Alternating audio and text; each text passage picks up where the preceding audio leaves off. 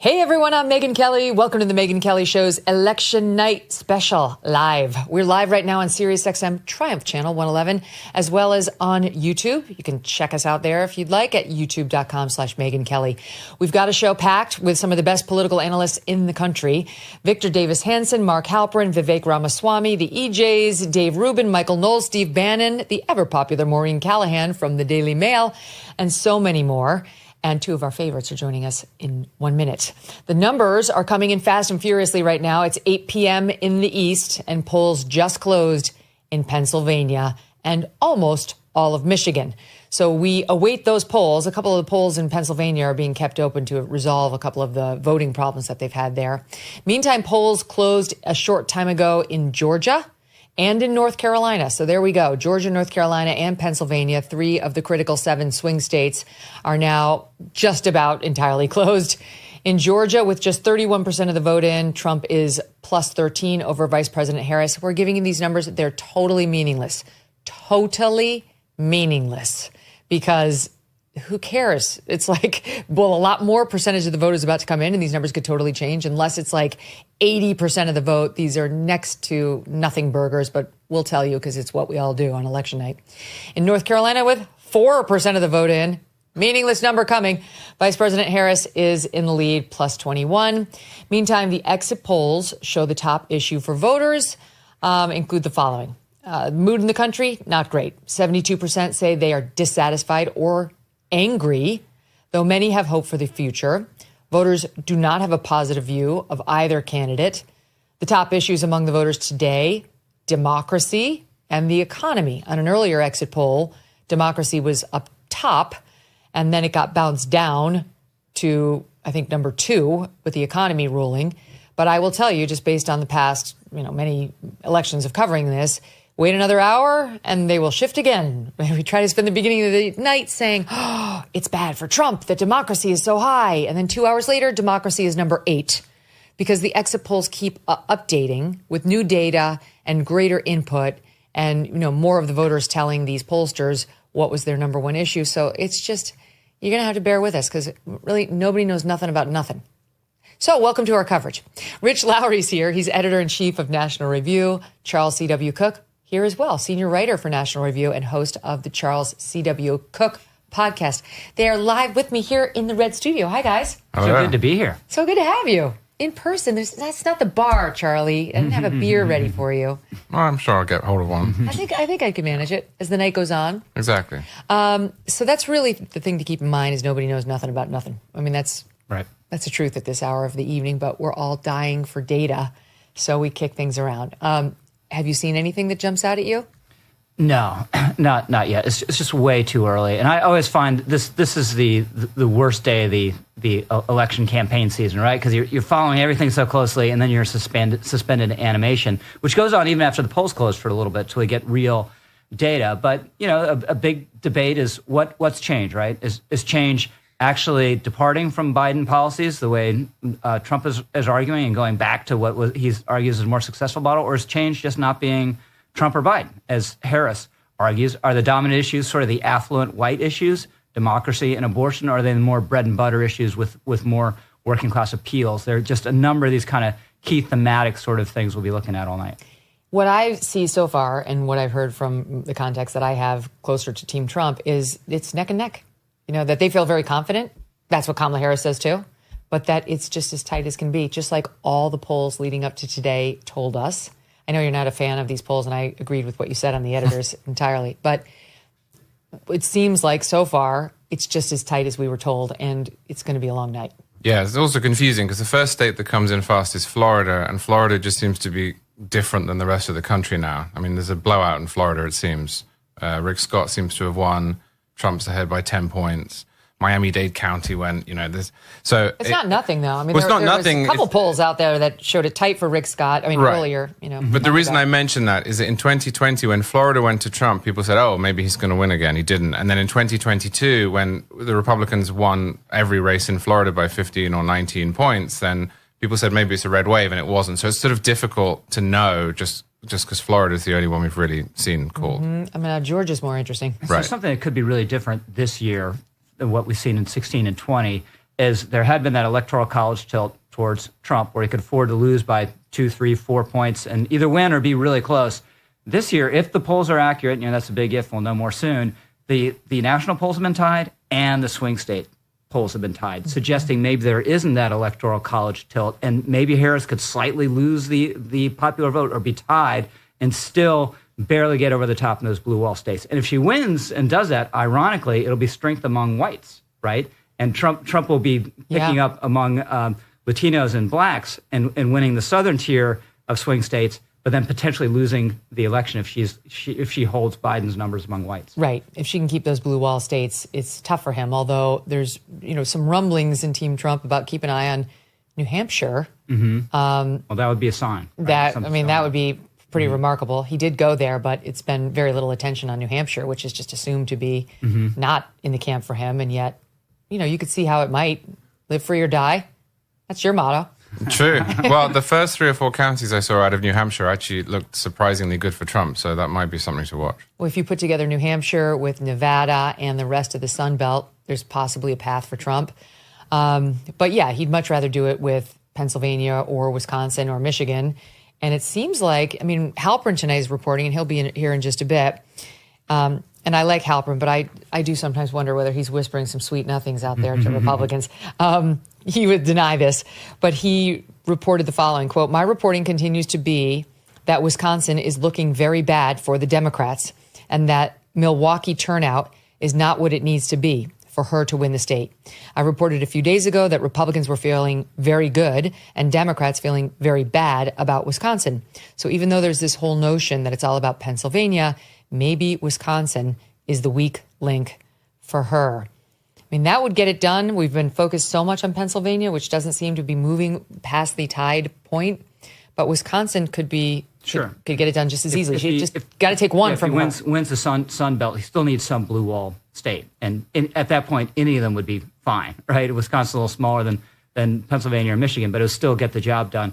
And who knows, all these kind of rumors, and I've really respected Mark's work this entire cycle. I think it's been great. He's been independent-minded. But all these kind of, it's not his reporting, it's where he's getting it from. It's like the old line about your advertising budget. I know you're wasting half of it. I just don't know what half. So I think all this stuff, half of it's true, but I don't know which half. Yeah.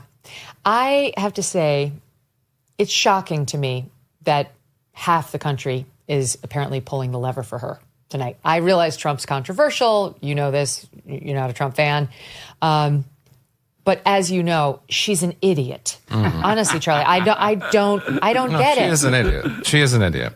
But a lot of politics is still about issues, which is good. And there are issues where the Democrats have an advantage. Abortion is one of them. It's really difficult to get past that. If you're a single issue abortion voter, which I'm not, I'm pro-life. Yeah. But then you're going to vote Democratic. And if you're in a union and you think that that's your ticket, then you're going to vote Democratic. So once you start adding that in, what I find more annoying is the pretense that she's not an idiot, as you say. If you just want to vote for her because you agree with her, fine. But let's not pretend we're not dealing with someone here who is substandard. Yeah. It'll be just like Biden, right? If she loses, just the way after Biden stumbled in that debate, then the scales will fall from everyone's eyes and they'll be honest about what she is in the way they aren't now. And if she wins, they won't be honest for another 4 years or maybe ever, right? But if she loses, everyone will admit she's a nullity. She wasn't up for this. She blew it. She wasn't any good in the first place. You saw later in the day, before these polls closed, increasingly alarmed messages from Charlie Kirk, from Elon Musk. Now, these are two of the main people responsible for Trump's get out the vote effort, saying, get to the polls, get to the polls. They don't share exactly why they needed people to get to the polls. And then Charlie sent out an update saying, okay, the polls, we're looking better now. Men have gotten out of work and are now going past 5 p.m. But clearly they saw something on their returns that they didn't much like. And that's alarming, too. The Trump get out the vote effort is the make or break piece of this entire campaign. He's got those two. He's got a young woman, I think, who's running herd on a lot of it, who's supposed to be very talented. Forgive me, I can't remember her name right now. But these guys seem to have been saying late in the day they weren't too keen on their numbers. So that's a little scary. Yeah, but they're never going to say, right, it's fine, stay at home, we'll sit on it. So you never know. But this is, I've always thought this is kind of a risk for Trump in this race, right? Because you have to rely on one group to get out. It would be women, especially suburban women. Plus, they're just naturally a little bit more of the electorate, 52% than the guys. So you got to be nervous about the guys showing up, and you got to be nervous whether you're going to get a little bit more of guys to make up for the fact that women are more the electorate. But maybe we'll know more. Maybe they've done it. If they have, Elon, RFK Jr., kind of these unorthodox voices, I think will have played a big role in reaching these disaffected males and getting them out. Yeah. And that's been a choice, right? That's been a choice Republicans have made, partly because Trump took over the party, partly because there were shifts that led to Trump taking over the party, that they wanted to shed some of their most reliable voters, middle-class white people in the suburbs who show up for every election, who voted Republican from 1968 onwards, and they said, no, we want different voters. Now, maybe that will work out. Maybe it'll work out tonight. Maybe it'll work out in the long run. But when you do that, you have to bring out people who are less likely to vote, less interested in politics, less reliable. And that's the challenge that Trump had last time. Last time he didn't do it, he did in 2016. And that's the question. Is this election closer to 16 or is it closer to 20? Trump's only done more controversial things since the 2020 vote. But, he's run a disciplined campaign. In the beginning, when he launched it, remember the long, long speech at Mar-a-Lago? I remember saying, I fell asleep, which I did. And it was kind of boring. But then he got out on the campaign trail a little. He started to leave Mar-a-Lago here and there. And it was all grievance. It was all, I didn't lose, worst elections, the machines suck.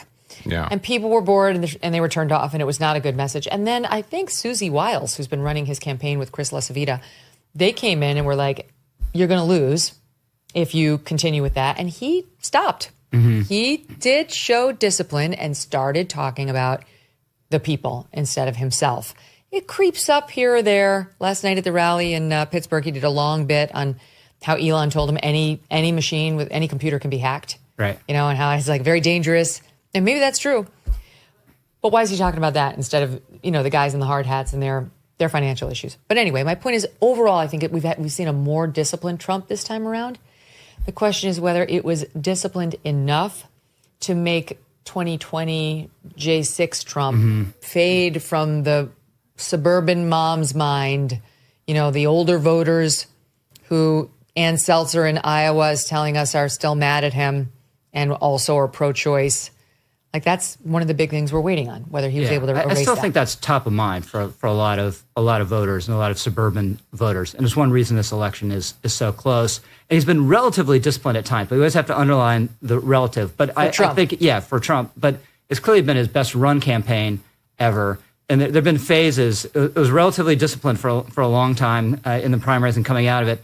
And then it got really discombobulated when the switcheroo happened, which is a little bit weird because Trump had been telling people for years, there's no way Biden's making it to the finish line. They're going to switch him out. He's not going to be the guy. And then when it happened, it just seemed as though it totally threw him for a loop. And then there was a phase where he didn't seem to be working that hard either. But now he's clearly, you've experienced it in person, right? This is one of his main political talents is just the sheer amount of energy, just these relentless rallies. Now, the downside is he wants to entertain himself as much as the other people at the rally, so he's not going to read just the prompter. And nothing makes him happier than when the prompter goes out. So he has no excuse for even following it. Last night he started ad-libbing, it was clearly an ad-lib, about how he wants to start a fighting league like UFC with the worst fighters that they have, meaning the best, the toughest, against the worst migrants who are here, the Venezuelan gang. He's talked about that one before. Yeah. It was fun. I was sitting here next to Sage Steele and I was like, thin ice.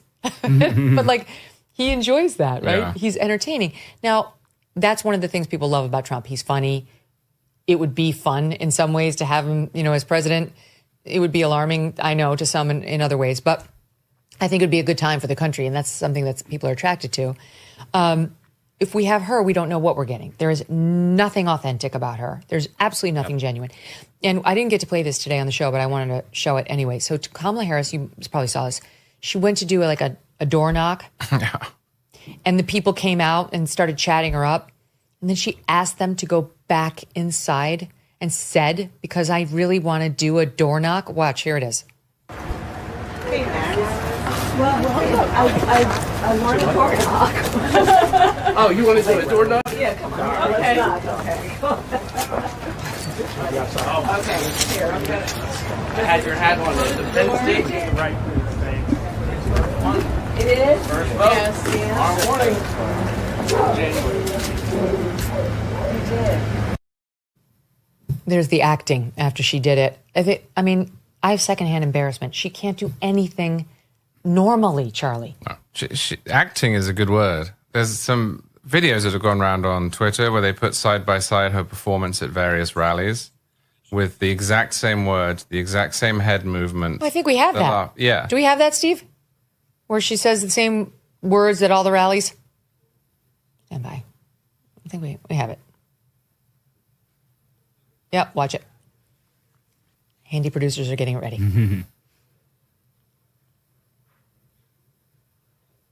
No, we'll play it later. Sorry. Well, the point I was making really was that everyone to some extent does that. I mean, if you make speeches, you know the jokes that work, and your timing is broadly the same when you tell them and so on. But this is too much. And that's all she is.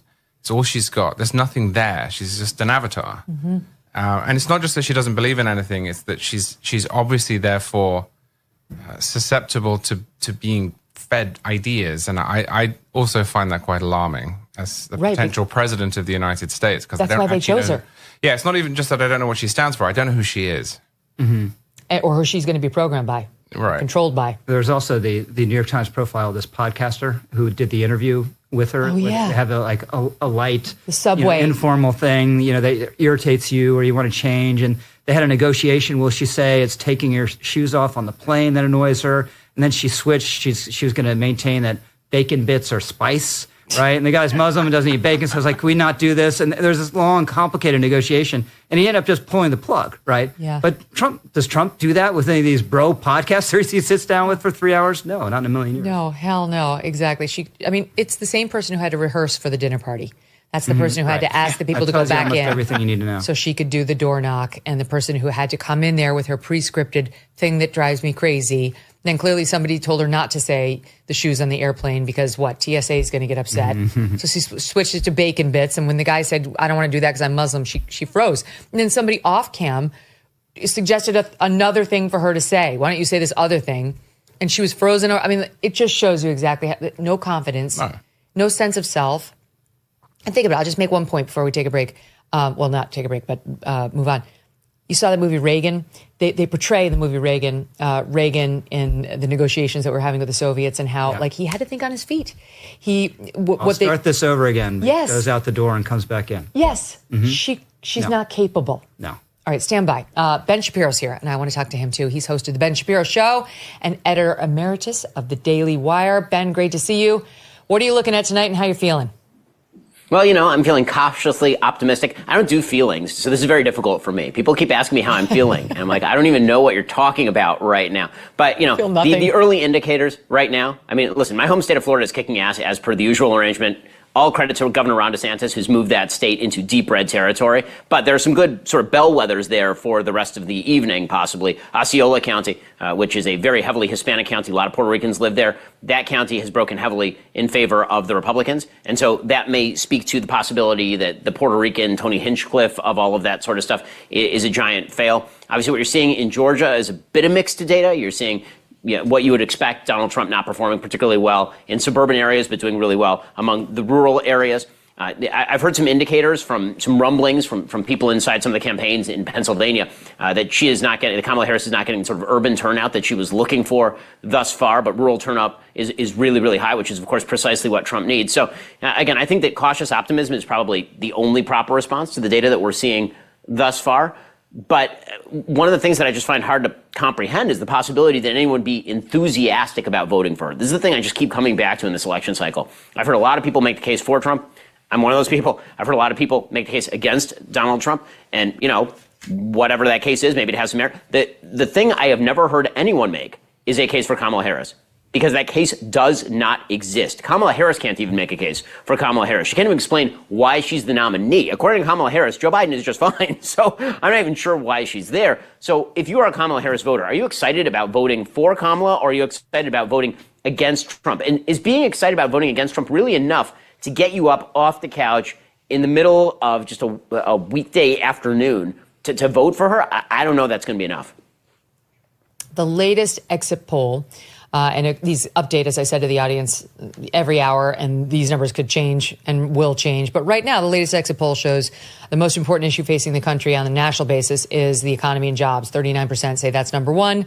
20% say immigration. 11% say abortion. That's good news. That is good news for Trump. If it's because earlier in earlier versions of the poll, you saw abortion up higher in state to state. We've seen it a little higher, but on a national level, if it's down that far behind economy and immigration, that's good. And that was definitely the Trump campaign closing message. Those two issues, economy, immigration, I mean, to a fault. That's all he talked about. Yeah, I believe you're talking there about the Fox News exit poll. The Fox News exit poll, one of the only issues there is that if you look at the CNN exit polls, which again, all exit poll data is basically chicken entrails. I mean, like it's all a mess. It's very difficult to read anything from it. And so I always, lead with that proviso when I'm talking about the exit polling data. The CNN exit polls had an option for democracy. Democracy under threat, which has, of course, been Kamala's message and Biden's message. That one ranked number one, narrowly over the economy in the CNN exit poll. I'm not sure that was an option on the Fox News exit poll. So, again, very, very difficult to tell what's going on. One thing is for sure, Donald Trump, his vote is showing up. I don't think there's a question of whether Donald Trump's vote is showing up. The real question is whether her vote is going to show up. The thing that's kind of boggling my mind a little bit is the number of voters who are showing up thus far. I mean, it really is astonishing. So 2020, you had this unbelievable increase in the number of people who actually voted, an increase of about 22 million people from 2016 to 2020, largely because, of course, everybody was voting early and voting by mail and COVID and all of this stuff. And so I had sort of supposed that there was the possibility that you'd actually see an absolute decline in the number of voters from 2020 to 2024, because usually it doesn't jump by 22 million. Usually it jumps by like 4 or 5 million.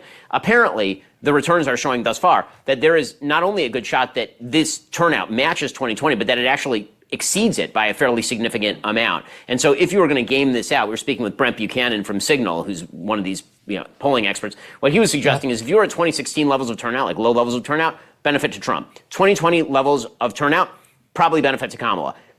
Above that, no one has any clue. That's true about everything. Right now, we're talking about it because it's the only story that anybody cares about. But honestly, I've been through this so many times. So have you been. You know that everything we're looking at right now, all this data, all these issues, all these numbers that are up on the board, they're meaningless until we get later into the evening and we actually know more. We see more raw vote come in. In a short amount of time, we're going to start to see more on the counties by counties that may portend something about how Trump's doing with Hispanics or how Kamala's doing with black voters. But, in the meantime, it's really not much more than that. There are a huge number of people who voted early, though. We've got some 84 million who voted early in this race, and it was disproportionately, for the first time, Republican. We have a greater percentage of Republicans, people who identify as Republicans in the country now than Democrat for the first time in decades, Ben. That doesn't mean they're Trump supporters. A lot of Republicans don't love Trump, but most are ready to vote for Trump. So what do you think that means for tonight? Because they're not enthusiastic about Trump on the GOP side, but in 2 elections, they have come home for him. The independents, last time, not so much. Yeah, no, I think that it would be shocking if Republicans did not come home for Trump. And in fact, you are seeing some early indicators of that really, really high voter turnout in the red states, obviously, for Donald Trump. But you're also seeing some indicators in like Loudoun County in Virginia. Loudoun County, you heard a lot of talk about that. You remember during the gubernatorial race between Glenn Youngkin and Terry McAuliffe. That county, the results are in there, and it moved right by about 9 points. So you are seeing a lot of Republicans who are coming home. How independents break, totally unclear at this point in time. I think that one thing that it's very hard to read what's going to happen tonight. One thing that I think is clearly happening nationally, and this is very good for Republicans over the long haul, is the movement of population from north to south, from blue areas to red areas, is shifting the demographic nature of voting in the country. And what that means is that when we do the next census, right, in 2030, you're going to see a radical shift in the map. So right now we're paying attention to Pennsylvania, Michigan, Wisconsin. All those states are getting redder. Virginia is getting bluer. But in terms of the absolute number of Electoral College votes for each state, that changes, obviously, with every census cycle. So by 2030, you're going to see more Electoral College votes actually shift to states like Florida, like Texas, like Georgia, like Arizona. And when that happens, there's a great possibility that by that point, maybe cold comfort, depending on how tonight goes, by that point, you might be able to see a Republican candidate without winning any of these so-called blue wall states. The entire map just changes. Wow. Wow, those are little sweet nothings you're whispering here on the show. Appreciate that. This just in, Ben. This is interesting. NBC. The headline is Harris loses ground with Latinos nationwide. Latino men are breaking for Trump plus 10, 54-44. Major reversal from 2020 when they backed Biden by 23. They backed Biden by 23. They're breaking for Trump by 10. Wow, so 33-point swing. Latino women are going for Harris plus 25, but they went for Biden plus 39. That is a lot closer to what we saw in the polls leading up to today, that she was not doing well with Latinos at all, and Trump was, and that's why they got so excited about that one comedian's joke about Puerto Rico, which she really did her best to make the most out of in the last week of the campaign. So far, it doesn't seem, notwithstanding what J-Lo told us, that they were all that offended. We'll see. Yeah, Trump's additional cutting into the Democrat lead among minority voters, that's real. I mean, there's a lot of talk about whether that was a mirage, whether that was sort of, just a sort of bizarre after effect of bad polling or whatever. That is obviously, as the results come in, becoming more and more real. We're not just talking here about Hispanic votes. Black men in Georgia, for example, seem to be voting at about a 25% clip for Donald Trump, which is a major, major change for Republicans. I mean, you can see these bellwether counties really moving in a serious way. I was down in the Rio Grande Valley campaigning with Ted Cruz just on Sunday night. Rio Grande Valley is completely Hispanic. And we were out there with like 1,000 people. Pretty much everybody there was Hispanic. And that county, that we were in, was a very deep blue county, and now it is no longer a deep blue county. It is trending toward red. A lot of Hispanics, it turns out that Hispanic Americans, that they want the American dream. And it turns out that pandering to Hispanic Americans by somehow thinking that what they actually want is just a wide open border, like that's such a bizarre supposition, and it's unrooted in reality. It turns out that just telling Hispanic voters that we're going to use terms like Latinx, which, by the way, Latino people absolutely hate because it's idiotic and it was made up on a college campus by a moron. That if you throw that out there, and then if you just say that Tony Hinchcliffe made a dumb joke about Puerto Ricans, that somehow Hispanic voters are going to abandon things like, family, upward economic mobility, the church, right? Things that actually matter to an enormous number of Hispanic voters across the country. It turns out that's a really, really bad strategy. And it may be that Hispanics across the country don't actually vote in quite the same way, that Hispanics in California don't quite vote like Hispanics in Texas, who don't quite vote like Hispanics from Florida, especially because Hispanic is such a broad category. I mean, you're lumping in there Cubans with Mexicans, with Venezuelans, with Argentinians. Not everybody thinks the same way. One of the things that Team Harris was saying leading into today was that they feel good about their, quote, late breakers, that they're seeing data suggesting a late breaking voters, people who decided at the last minute, are voting for or breaking for her. There is some support for that so far. CBS News reporting that in North Carolina, most of the voters decided on their candidate long ago. 5% say they made up their minds in the last week.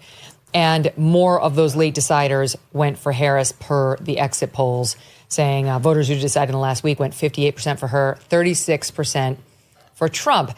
That's always a category to watch. I mean, I will say, I can think of a lot of nights I sat there on the set at Fox News and we'd be like, the late breakers.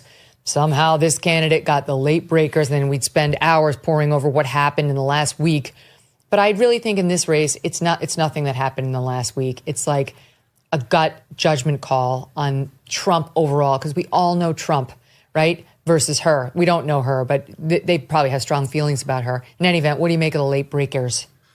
I mean, I think a couple things. I do think that there were some unforced errors at MSG. Right? I mean, I think the Madison Square Garden rally contained obvious campaign unforced errors, and I don't think there's really a way around that.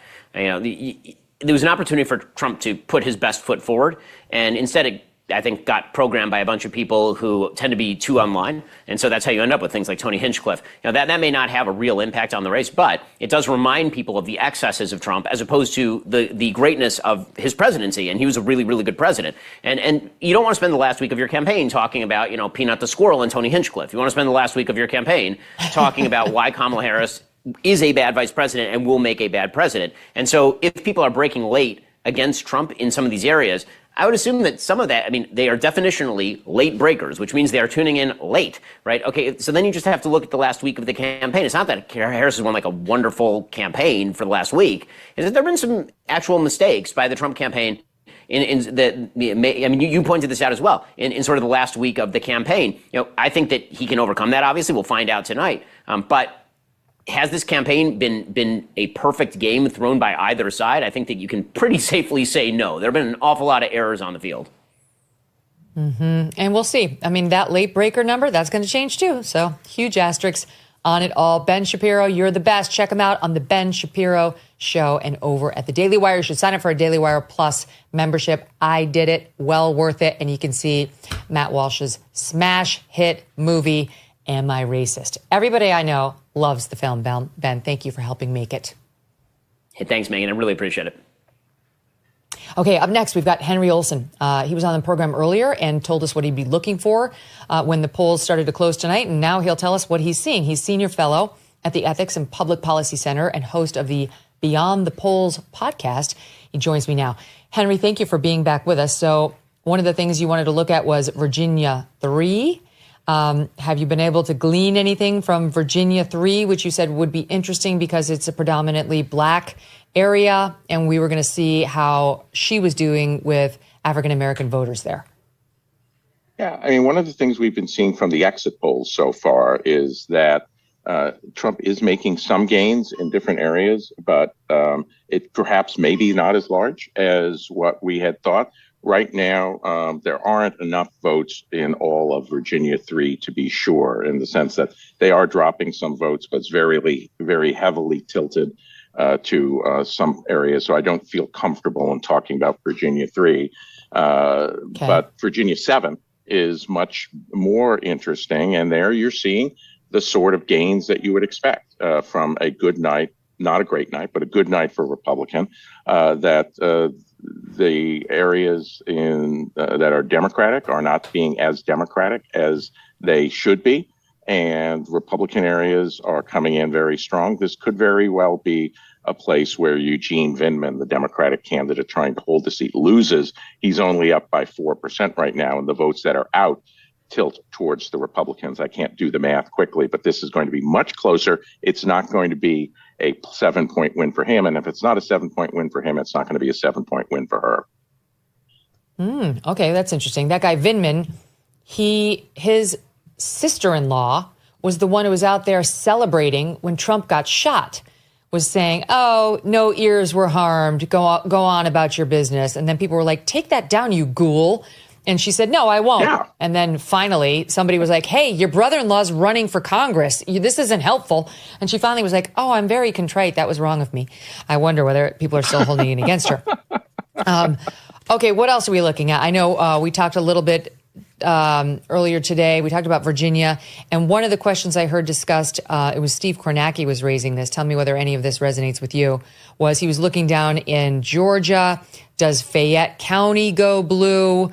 It's something that had predominantly gone for Republicans, like Mitt Romney by 30 points, and has been migrating a little bit more Democrat.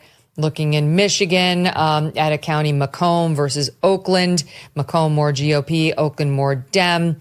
Wondering, how much those counties would go and whether it tells us anything. Are you seeing anything else in other counties besides Virginia 7? Yeah, well, Fayette County has 92% of the votes in, and Donald Trump is leading by 3 points. And I would expect on the election day vote that'll go up a little bit. So the expected or the hoped for, if you're a Democrat, blue switch has not happened there. The New York Times ticker or the needle says that Georgia leans to Trump. And if you take a look at the exit poll, it suggests a 2-point margin for Trump. Nate Cohn in the New York Times Needle now says a 2.8 margin for Trump. So Georgia is looking good for Trump. She's not hitting her marks there. And part of that is lower than expected margins with African Americans. But all of the exit poll data and where we can see it in Florida shows massive switches among Latinos. We heard a lot about the Puerto Ricans. Well, Osceola County in Florida is the only Latino plurality county in the country. And guess who's winning Osceola County? Donald John Trump by 0.2%. Wow. What's the other big storyline as you see it? So he's doing very well with Latinos. Maybe maybe he's doing better in Virginia 7 than, she would like to see. What else are we seeing in the overall trending?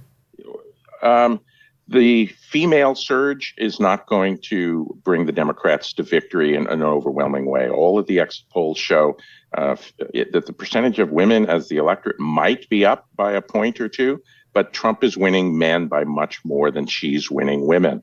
So what you've got in poll after poll after poll is Trump winning by 12 points, 14 points among men, losing women by 7, 8, 9 points.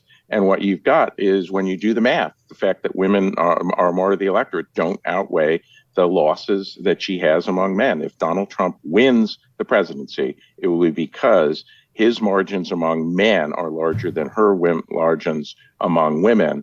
And you have to say that might be a cause and effect. They might like Trump and they might like what Trump is doing, but they might also be reacting negatively to a highly women-focused campaign in the last 2 weeks by Kamala Harris. Mm-hmm. Oh, Henry, you're so helpful. Please don't go far. Love having you. Thank you so much. Keep getting your data, and we'll go back to you for an update. I should tell the audience, the New York Times, he spoke of the needle. New York Times projecting needle is now projecting Trump will win 275 to Harris's 263. But I have to say, Henry, before you run, isn't that the same needle that told us Hillary Clinton was going to win 2016 by like 93% certainty?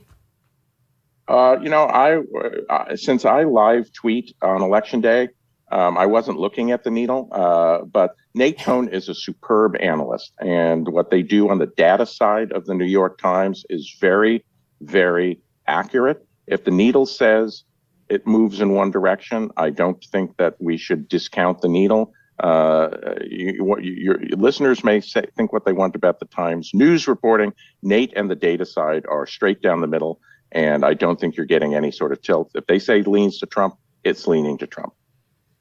Thread the needle. They're saying Trump 275, Harris 263. That's their best projection, according to the needle. We will be back to Henry in just a bit. Joining me now on set, Maureen Callahan, columnist for the Daily Mail and author of the new book, Ask Not, which is a must read on the Kennedy family. Takes you all through the JFK stuff and the JFK Jr. stuff. You will love it. I promise you. Maureen, great to have you. Great to be with you, Megyn. You look beautiful. So do you. Thank you. Congratulations, by the way, again, on your rally performance last night. Oh, thank you. Which was really something to behold. And I just have to say, you mentioned in your speech how the media wasn't prosecuting the Doug Emhoff question enough. Mm-hmm. Absolutely true.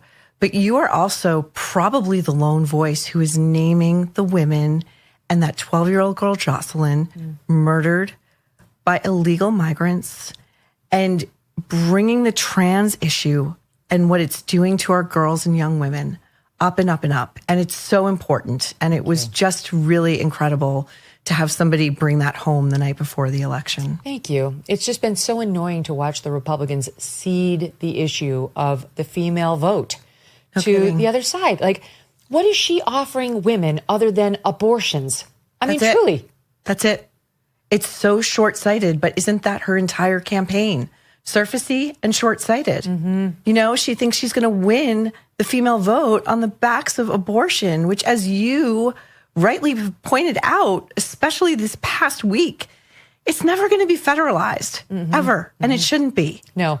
It won't be. They won't open that door. Once they open it for the Democrats to do it, it's open forever for the Republicans to issue a ban, a nationwide ban, if that's the way they go with it. So they're not that dumb.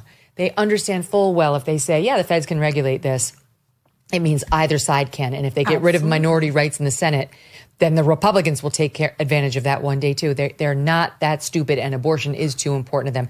It's just a lure to get young women and older to the polls. It's a lie. It's so dishonest. And meanwhile, women are being killed right now by these illegals, by criminals on our street, thanks to these soft on crime DAs, hurt in their sports, women being hurt in prisons by these trans people. It's just none of that. The media, total blackout. They treated it the same way they treated those Doug Emhoff allegations. 100%. 100%. And it makes me, as a female voter, so furious. And it's just, watching some of the coverage that's been going on just now watching them over on MSNBC. They're having a premature victory party, and it's just so disingenuous because they've just been nothing but a propaganda arm, admittedly, of the Harris campaign. And I have to say, speaking to Charlie earlier before your show, he said with certainty, I think it's going to be Kamala Harris. And I felt panic. I'm losing my voice, Megyn. I think this election is killing us. I just want it to be over in the worst way. I have to say, I too have had a pit in my stomach all day. And it's, it's just, I want data. And it's so hard to come by until longer. We have to wait longer. It's like when you're waiting for a great vacation or you're waiting for the results of an important test or something. Do you have cancer? Yeah. What? Maybe. No, not you. But like if you're in the doctor's office waiting to hear the result of a biopsy, I feel like that. Yeah. I feel like it's that consequential. Yes. All right, stand by. I know two ladies who would like to weigh in on this. They're here to join our discussion. Emily Jashinsky, she's DC correspondent for Unheard, and Eliana Johnson, editor-in-chief of the Washington Free Beacon. Ladies, welcome. Great to see you. Are you having the feeling? Do you guys have the pit, like in the stomach? I mean, right now what I feel like is for the next, 5+ hours, we are going to be hurtling towards, as you mentioned with Henry Olsen, Megyn, that needle, the New York Times needle, having it like that close, projecting a win for Donald Trump, but having it so close. There's 30,000 ballots that need to be recounted by hand in Milwaukee. We know already Pennsylvania is not expecting to get results until 2 or 3 in the morning. So we have some of these bellwethers that look pretty good for Donald Trump. Now, Kamala Harris has gained in some suburban counties, although not all of them, but she has made some significant gains in those suburban counties. But Donald Trump is making gains in rural counties, making big gains in Florida, as Henry mentioned. And so it just feels like we're going to be in a situation that 2, 3 in the morning comes around and we are still biting our nails about what's happening in Pennsylvania. Stop it right now. Stop it. I know. You are Unheard. No, it didn't happen. Didn't hear that. Stop it, Emily Jashinsky. But Eliana, listen to this. This is interesting. The New York Times, Nate Cohn, we were talking about his needle. Not his needle. Forgive me. You know what I'm saying? That sounded pornographic, Maureen. Gotta have some fun. The needle from the New York Times. The Times projecting Trump victory, Trump 275, Harris 263. And now another update from him. We now estimate Harris's lead in the national popular vote to be just over 1 percentage point. This is somewhat smaller than we opened the night with, and it's almost entirely attributable to Trump's strong results in Florida. Across all counties, precincts, and townships counted so far, Trump is running 0.3 points ahead of our expectations, and perhaps that's all Florida. So that's interesting. It's Florida, Eliana, but it's interesting because one of the big questions coming into tonight was, are the polls, the national polls, underestimating the Trump support? And what he seems to be saying here is we're getting some evidence that they were. And I think the other open question is, can you extrapolate some of the results in Florida to similar counties in Georgia where we still don't know the result? But I think one of the things we can say right now, while we're trying to fill time before we know anything really, is that we're absolutely seeing a continuing realignment of the political parties, with minorities coming increasingly into the Republican Party and the Democratic Party increasingly becoming more a party of white coastal elites. You mentioned and talked with Henry, Megyn, about exit polls showing that a 10-point shift in Latino men toward Donald Trump. And also exit points showing Trump performing as well as about winning about 25% of the African American vote. Those are numbers that would have made, George W. Bush or Mitt Romney faint if they had seen them. And it does right now. I think the question that everybody is grappling right now is, will Trump's gains with white men and, men of all colors, because his gains with men are extending to Latino men, African-American men, outweigh whatever gains she's been able to make with women. Emily, you're already hearing some grumbling from some on the left about, there's just people in this country who'll never vote for a woman. They're just never going to vote for a woman. And then there was the Jen Psaki line over on MSNBC suggesting whatever happens in this election, what we're really going to need to do is crack down on social media and insist that they be held to the same standards as those of us on cable news. Emily fell over. That's how shocking that statement was. She fell over. She's back. So what do you make of it's sexist that people aren't voting for her, and the problem is these internet provocateurs who aren't held to the same high standards as MSNBC? Yeah, it's going to be really frightening to see what happens in a scenario where Donald Trump wins. We sort of already saw what happened after 2016, which was the left kind of sprint in the other direction and actually get even more censorious. It wasn't really till Donald Trump hit the stage that we started outwardly seeing these sort of boastful calls and demands, actually, not just from elected officials, but from normal people on the left who identified as left-leaning in this country, demanding that they be protected from speech they don't like because they don't trust other voters to make their minds up, right? They think the people need to have their hands held by journalists and by pollsters and by the social media companies to put those, it's like, your bumper bowling, right? They need to put the bumpers on the bowling lane. And that accelerated after November of 2016, on another level. It didn't, nobody reckoned with it and said, okay, let's actually think about how we can persuade and respect the dignity of these voters. It was, we must be protected from the speech of these voters. These voters must be protected from the speech of other voters because they will have their minds changed in the direction we don't want. So I'm not surprised by this at all. I would expect that if Donald Trump wins, that will triple. We've seen it double down. I think we'll see it triple down, honestly. This reminds me, Maureen, while I have you here. Last night there was a Twitter fight between Josh of the Daily Mail. Forgive me, I'm blanking on his last name. The guy who broke the Emhoff stuff. Story. So he got into an argument with Bill Burton of the Obama administration, and I keep asking Tim Miller, who interviewed Doug Emhoff and did not ask about the allegations against him at all. No, neither did Molly Jong Fast. Nobody. Joe Scarborough didn't ask him. Anyway, I've been fighting with Tim Miller online. Why didn't you ask about the abuse allegations? And he won't answer.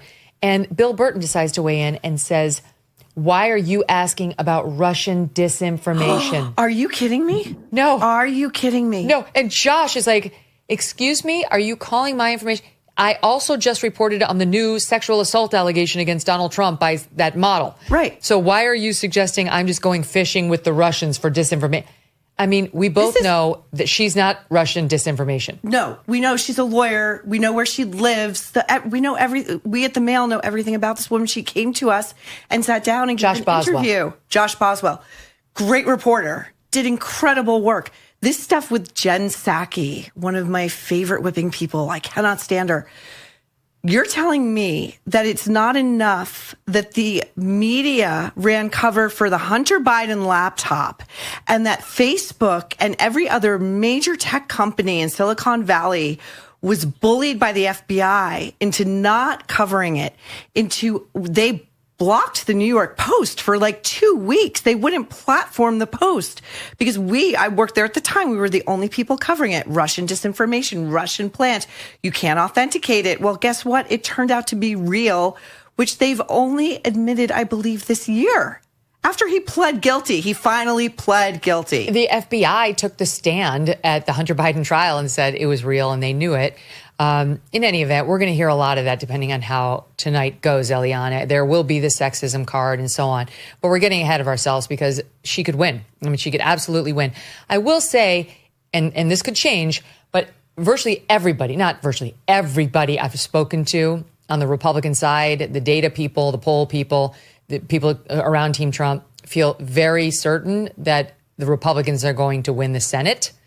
And so, maybe they're wrong about that. Who knows? But that's the rest of the races tonight are important for obvious reasons. If Kamala Harris goes in there and has control of the Senate and has control of the House, she actually might get rid of the filibuster, and the Senate and our government will have changed forever. Yeah, I want to address that, but before I get to that, one thought on sort of the blame game and the sexism bit. Sure, we're going to hear that Kamala lost because of sexism from predictable quarters, but I actually don't think that's going to be as prominent a narrative with her as it was after Hillary Clinton lost, for a couple of reasons. The first is that she, to her credit, hasn't made her gender or her race a central part of her campaign. She did campaign on the abortion issue, but I think any Democrat would have, because it has been proven to be a good issue for them. I actually think there's going to be so much bitterness and recrimination and finger pointing if she loses. I think Joe Biden is going to take a whole lot of the blame, and he'll be blamed. So no Mount Rushmore? Yeah, exactly. He'll be blamed for running for re-election, and he'll be blamed the Mount Rushmore of Denny's for playing identity politics with his choice of vice presidential pick, when he knew when he ran in 2020 that he was old and frail, and people saw cognitive decline during that bid. So my sense is that he's going to shoulder the host of the host of the blame if she loses, and we'll hear a little bit less. Yes, we're going to hear it, but we'll hear a little bit less. As to your point about the Senate and the rest of the important races, yes, that's absolutely true. There are many, many competitive Senate races across the country, and if Trump does win, this is one reason to watch his margins. One interesting thing is in 2020 and 2016, the conventional wisdom was that Donald Trump would be a drag on the ticket, and that Republican Senate candidates would outperform him. That is not what we've seen this year. We've seen Trump running ahead of conventional Republican Senate candidates, and the conventional wisdom is that Trump needs to run 1.5 points ahead of these Senate candidates to pull them over the finish line. So, for your viewers looking for what to watch in a state like Pennsylvania, Trump needs to win that state, is what I'm hearing from people, by 1.5, 2 points for somebody like Dave McCormick to cross the finish line and oust an incumbent, a longtime incumbent like Bob Casey. Yep, it could happen there. It could happen in Ohio with Bernie Moreno. I mean, we think that it's going to happen. Yeah, and we think it's going to happen in Montana with Sheehy. Although I have to tell you, I had a very weird interview with Sheehy on Thursday. You can go check our YouTube feed. But he's going to win, and that's good for the Republicans. EJs, it's a pleasure as always. Thank you for being here. Thank you, Megyn. Talk soon. Okay, Maureen's sticking around, and up next, Tom Bevan and Sean Trende from Real Clear Politics. Sean knows those counties like the back of his hands, and you know that Tom Bevan is a guru when it comes to reading polls and data. So we'll find out from them what the hell is going on, at least as we know it right now. Don't go away. There is no greater purpose in life than protecting those we love. And in our uncertain world today, that can make us all a little uneasy. Safety and comfort in our lives is so important, and this is why I want to tell you about Birch Gold Group. Gold has stood the test of time as one of the safest investments we can make. Maybe you're considering whether an IRA or 401k still fits your needs in today's environment. At Birch Gold, they will help you convert all or part of your IRA into physical gold, tax-free and penalty-free. And it doesn't cost you a thing out of pocket. Over the past 5 years, the price of gold is actually up about 80%. How about that? Get a free info kit to learn more about gold by texting MK to 989898. If you want safety and to protect your savings for your family and future generations, text MK to 989898 and see if Birch Gold Group is right for you and for the family that you love. Text the letters MK to 989898 for your free info kit from Birch Gold. Welcome back to the show at 9 p.m. Eastern, which is in about 6 minutes. Polls will close in the key battlegrounds of Arizona, Wisconsin. Arizona and Wisconsin are big. And the last 4 counties in Michigan that are in the central time zone. The Central Time Zone is also home to one of our next guests, Tom Bevan, who lives in Chicago, and Sean Trende from Real Clear Politics, and I don't know where Sean lives. Guys, great to see you. Tom, let me start with you. What's jumping out at you in the coverage and the data that we're seeing so far? Well, I mean, Florida's the big number. Trump is just blowing the doors off in Florida. And we saw that in 2022. It was the only place where the red wave happened, basically, with DeSantis and Rubio winning overwhelming victories. And so here you go again. Democrats thought with abortion on the ballot down there that was a state they would be competitive in. They looked at Rick Scott and thought, hey, maybe he's one of the opportunities to pick up in the Senate. It's clearly not happening. And so that's good news. But the question is, well, how much does that tell us about what's happening in the rest of the country? And you look, where Kamala Harris's best opportunity is that upper Midwest, right? Pennsylvania, Michigan, Wisconsin. She'd win the Electoral College, 270, 268. And there, we still don't have enough data to make a decision. Sean's from Ohio, and we were talking about the Ohio numbers earlier, and he can tell you about these, but they're a little, Trump's not running as strong in Ohio as the polls had suggested. And that might be a bit of a cause for concern. But in plenty of the other places around the South, in Georgia, Trump's running strong. But the upper Midwest is where this ball game is going to be won or lost. Okay, Sean, you go. Ohio, what? Yeah, the Ohio results right now are close. Now, there's still a lot of votes to be counted there, and a lot of this is going to be early vote, which is typically favorable to Democrats. But the question isn't whether or not Trump wins Ohio. He's going to win it. The question is, does he win it by just 8 points? If he does, that suggests there hasn't been the kind of swing in the upper Midwest that we've seen in places like Florida and Georgia. That, in turn, kind of gives us some concern for Republicans about Pennsylvania, Wisconsin, and Michigan. Incidentally, this is exactly what we saw in 2022, where Florida was big for Republicans. Georgia came home for Republicans not named Herschel Walker. Virginia swung. I mean, it's crazy right now. Trump's only losing Loudoun County by 15 points. He lost it by 25 in 2020. But it's that Rust Belt Virginia that didn't move. Yeah. If we're talking about Pennsylvania, we just get nervous. So what's the path for Trump if he loses all 3 states in the blue wall? Can he do it, Sean, if he wins all of the Sun Belt, including Nevada and New Hampshire? At that point, he really kind of has to pull a rabbit out of his hat. Maybe, I mean, Virginia is close right now. So maybe that doesn't come for Harris. It is a close state right now. It's almost certainly going to be low single digits. Maybe New Hampshire. One thing no one's really paid a lot of attention to is New Mexico. And if Trump really does bring it home with Hispanic voters, that's a place. But these are long shots. If he doesn't win one of the blue wall states, it is hard for him to win the presidency. Tom Bevan, I know how you. Yeah, go ahead. Yeah.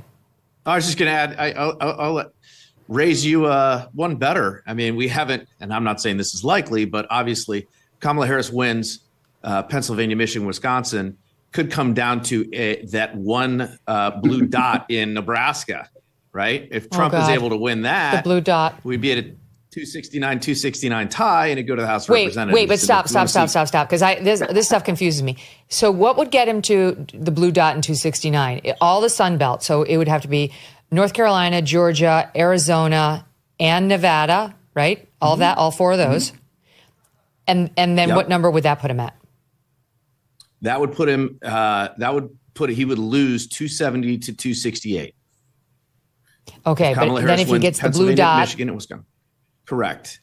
The congressional district in Nebraska, which is, we had a little bit of polling out there. Kamala Harris was ahead. This is right around Omaha. It's a pretty liberal area. It would be this would also be a sort of blue dot rabbit out of the hat. Well, he may have a better chance actually winning there than he does in a place like New Hampshire, but if he wins, what I said is correct, right, Tom? If he wins all the Sun Belt, those 4 states, including Nevada and New Hampshire, he's got it. He's over 270. If he won New Hampshire, he would, yeah. Yeah, and I realize New Hampshire basically is anything also at that point. kind of, if he wins New Hampshire, or if he wins Virginia, or if he wins New Mexico, but he would have to win one additional state to get over 270. And I'm kind of making up that New Hampshire is even a thing. I mean, I have heard people mention it. He did visit it. It's not entirely impossible, but it is not a swing state, and it is not expected to go Republican. He would be much happier if he could just win Wisconsin or Pennsylvania or Michigan. Go ahead, Tom. It is a state that Hillary Clinton only won by 2,700 votes in 2016. So it's not out of the, now it did swing pretty hard for Joe Biden in 2020, but in other ways, this map is looking a lot more like 2016. So it's not out of the question, but I think to your point, it might be a little bit of a reach. Sean Trende, Reuters reporter Jarrett Renshaw just reported as follows. Election night jitters are hitting Democrats hard. They don't like what they are seeing in exit polls, particularly support for Trump among Latinos and black men. Are you seeing those same trends? We are. Again, Loudoun County is a county that's in demographic flux, and Donald Trump doesn't shoot up 10 points just on the backs of white voters there. We can also see some softness for Harris in southwestern Georgia, where there's a lot of rural black voters. What I'm really excited about, just from a pure demographic nerd perspective, is what happens to those counties along the Rio Grande Valley. Those were counties that have voted for Democrats going back to LBJ. Donald Trump put a crack in the wall there. If he really does push it forward, we're talking about a whole new political chapter for that area of the country. And it's very much possible, given what we're seeing, especially in a place like Florida. One other thing for you, Sean. Harry Enton over at CNN reporting that in North Carolina, we now have 9 counties with 95% or more of the vote in. I don't know how many counties there are, saying Trump is matching his 2020 performance nearly exactly. That would be good news for Trump since he won that state. He won it by a little bit more than a point last time around. But it seems like so far his performance in North Carolina is strong. Yeah, there's 100 counties in the state, so it's about 9% of the counties in. But the fact that they're all the vote is in, and he's holding serve in a state that he won by a couple points, suggests that he's probably on his way to that Sun Belt sweep we were talking about. It's going to come down to Rust Belt. All right, Tom, this is the best news I've seen for Trump tonight. Oh, by the way, this just in. This is not great news for Trump. News Nation, Decision Desk HQ, they are projecting that Kamala Harris has won Virginia, which wouldn't come as a surprise, but it would remove one of the states that we just discussed as like Hail Mary path for Trump from that path. But listen to this, Tom, Bevan. The latest round of exit polling just hit at 9 p.m., and it's got data from 10 key states. White suburban women, and this is significant, but white suburban women here, let me see it. Hold on, I want to get it for you. Trump is beating Harris with them 51-47. This is the first look we're really getting at demographics from the 10 key states the exit polling is looking at. And so far, as of 9 p.m. Eastern, Trump is beating Harris 51-47 with white suburban women, Tom. Well, I mean, okay. They're exit polls.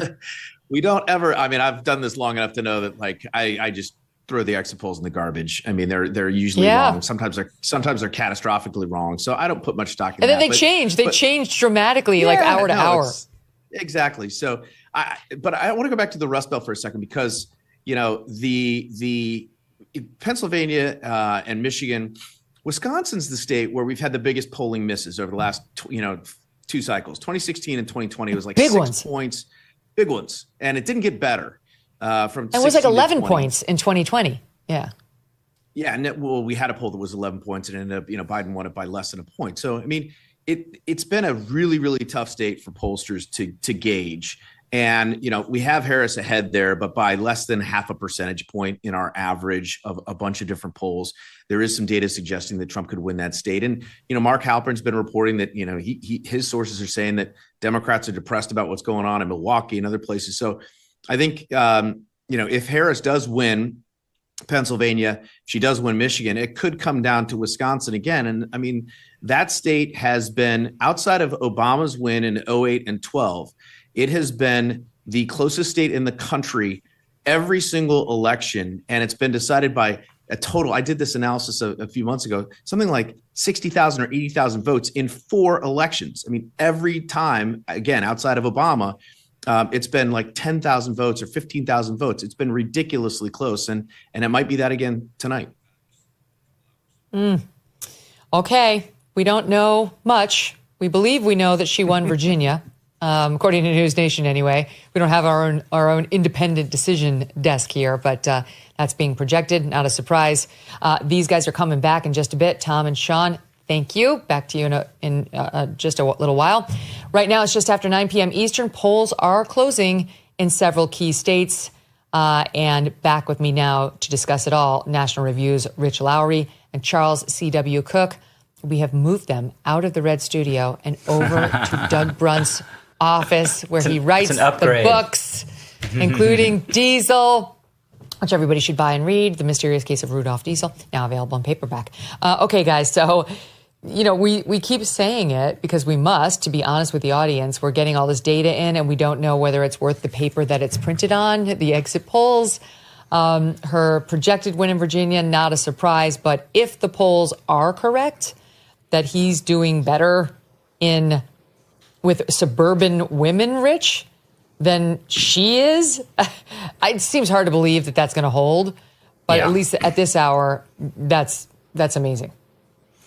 Yeah, I wouldn't believe it. I mean, if that's true, it's just that the election's over, right? We can shut it down now. He's going to win. So I'm very skeptical of that. And we have real results coming in now, so we don't need to rely on the exit polls necessarily. And we're looking at Georgia, a key swing state, where it looks as though Decision Desk and New York Times project based on results, and both of them have Trump about a 70% chance of winning Georgia. So that would be a key piece of the Southern Sun Belt strategy he needs to get to 270. Okay, so Charlie, I know one of the things you're looking at is what's happening down in Florida with this ballot initiative that got Trump tripped up a little. He was asked if he was going to vote for this ballot initiative that was going to enshrine the right to an abortion in the Florida Constitution, and they've come to a decision on it. Yeah, I mean, it's a tricky issue for Republicans because the country is not as pro-life as they'd like it to be, but the ballot failed. And that is the first time since the Dobbs decision that a state has put abortion up in a referendum and had the pro-life side prevail.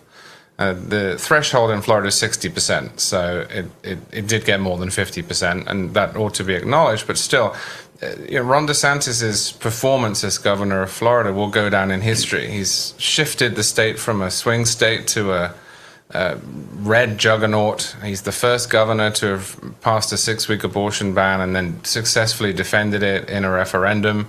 I mean, this is a big moment, and it's incredible when you think about Florida in 2016, which went to Trump in a shock, narrow victory.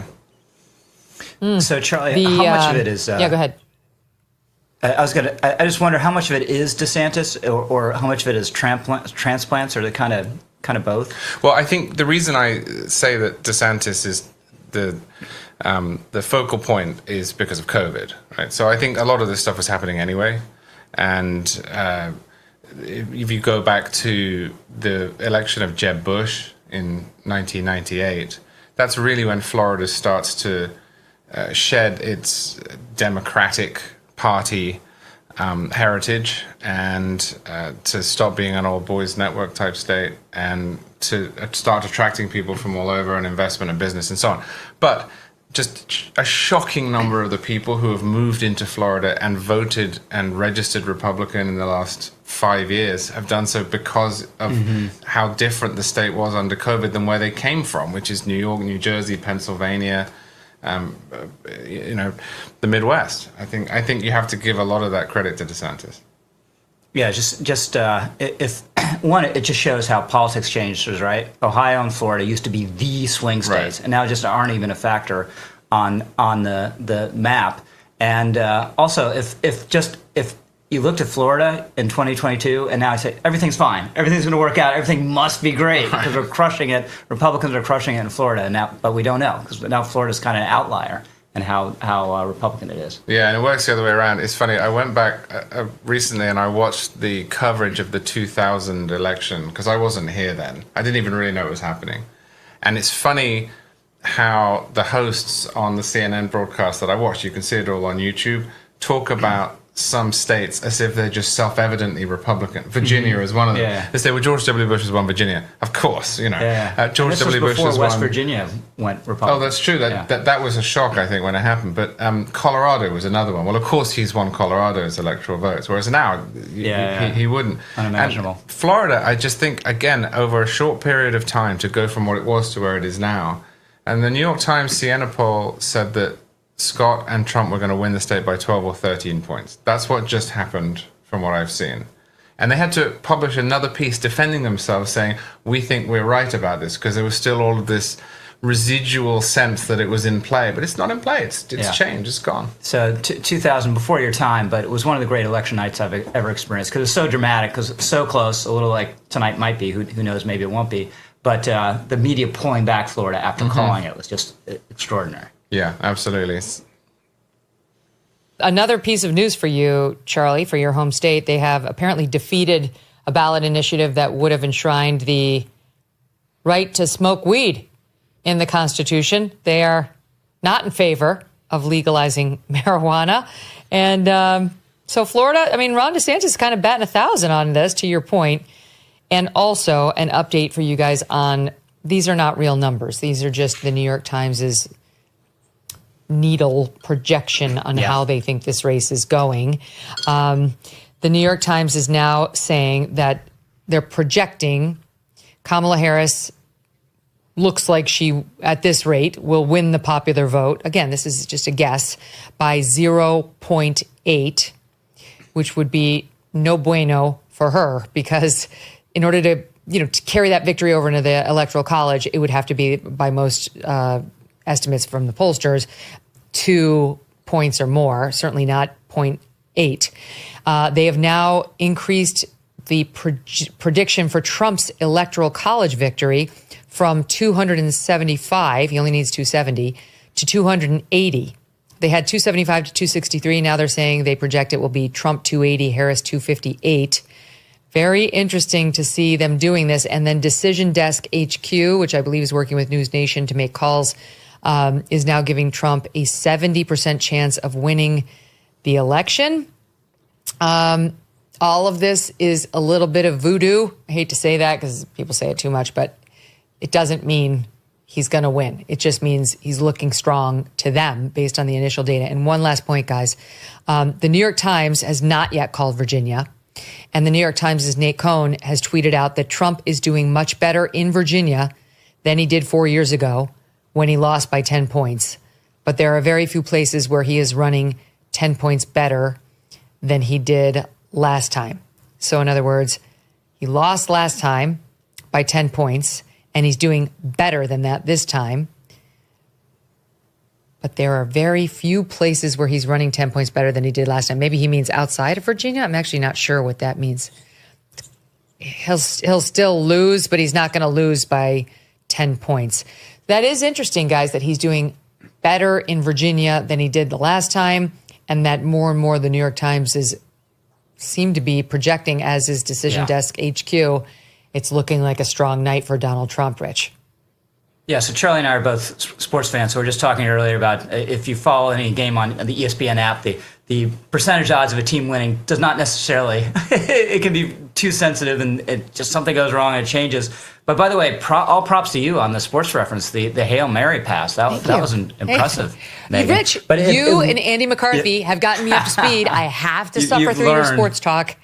Yeah, you've learned the argot. I do. But it seems as though, Megyn, still early, but with Harris perhaps overperforming some in Ohio and Trump seeming strong in Georgia and a little stronger than you would expect in Virginia, this may set up the emphasize that the likeliest scenario for Harris is just holding the blue wall by the skin of her teeth, barely winning the popular vote and just barely winning the blue wall states. while Trump sweeps the southern tier. And as you're talking about with Tom and Sean, unless, there's a miracle in New Hampshire where the last time I looked, he's behind by 10 points with about 30% of the vote in.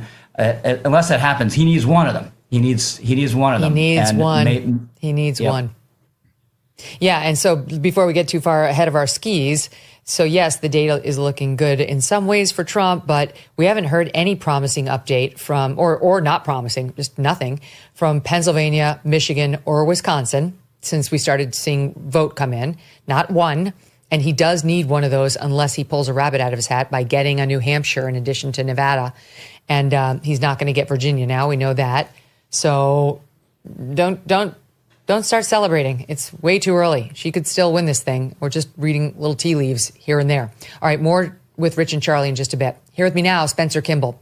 He's executive director of Emerson College Polling. Spencer, thank you for joining me. So tell us what's jumped out at you so far tonight.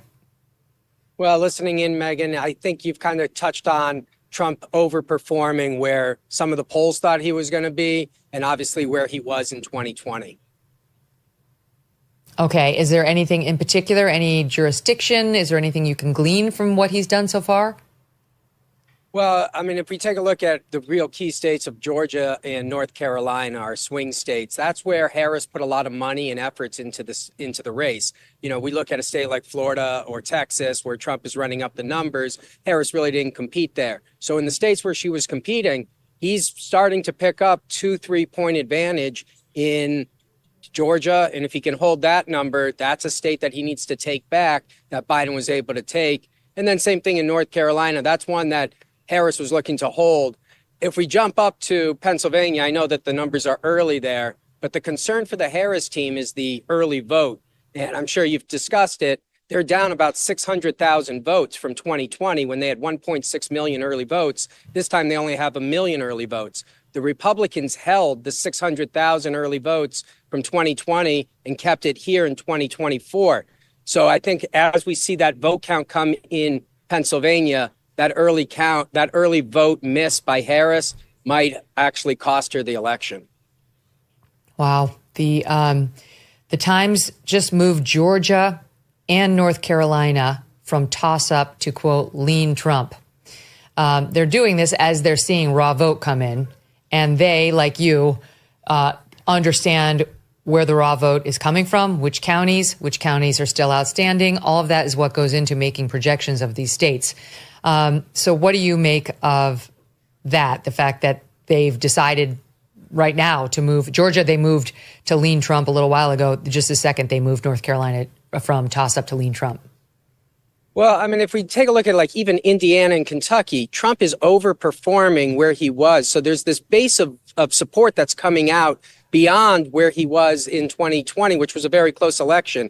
So as we see that in these other states, it's happening in the key swing states. And if they're happening in Georgia and in North Carolina, where he's picking up more, then what's to say Wisconsin, which was within a point, doesn't swing in his direction based on what we're seeing in these other states around the country. And even Ohio is up around 9-10% right now, which is in that Midwest to give us a little bit of a taste of where that might go. But Indiana, again, gives us a little flavor as well that he seems to be doing better than what was anticipated. And perhaps it's the rural vote that's coming out at a pretty strong rate and a very intense rate, not just 75%.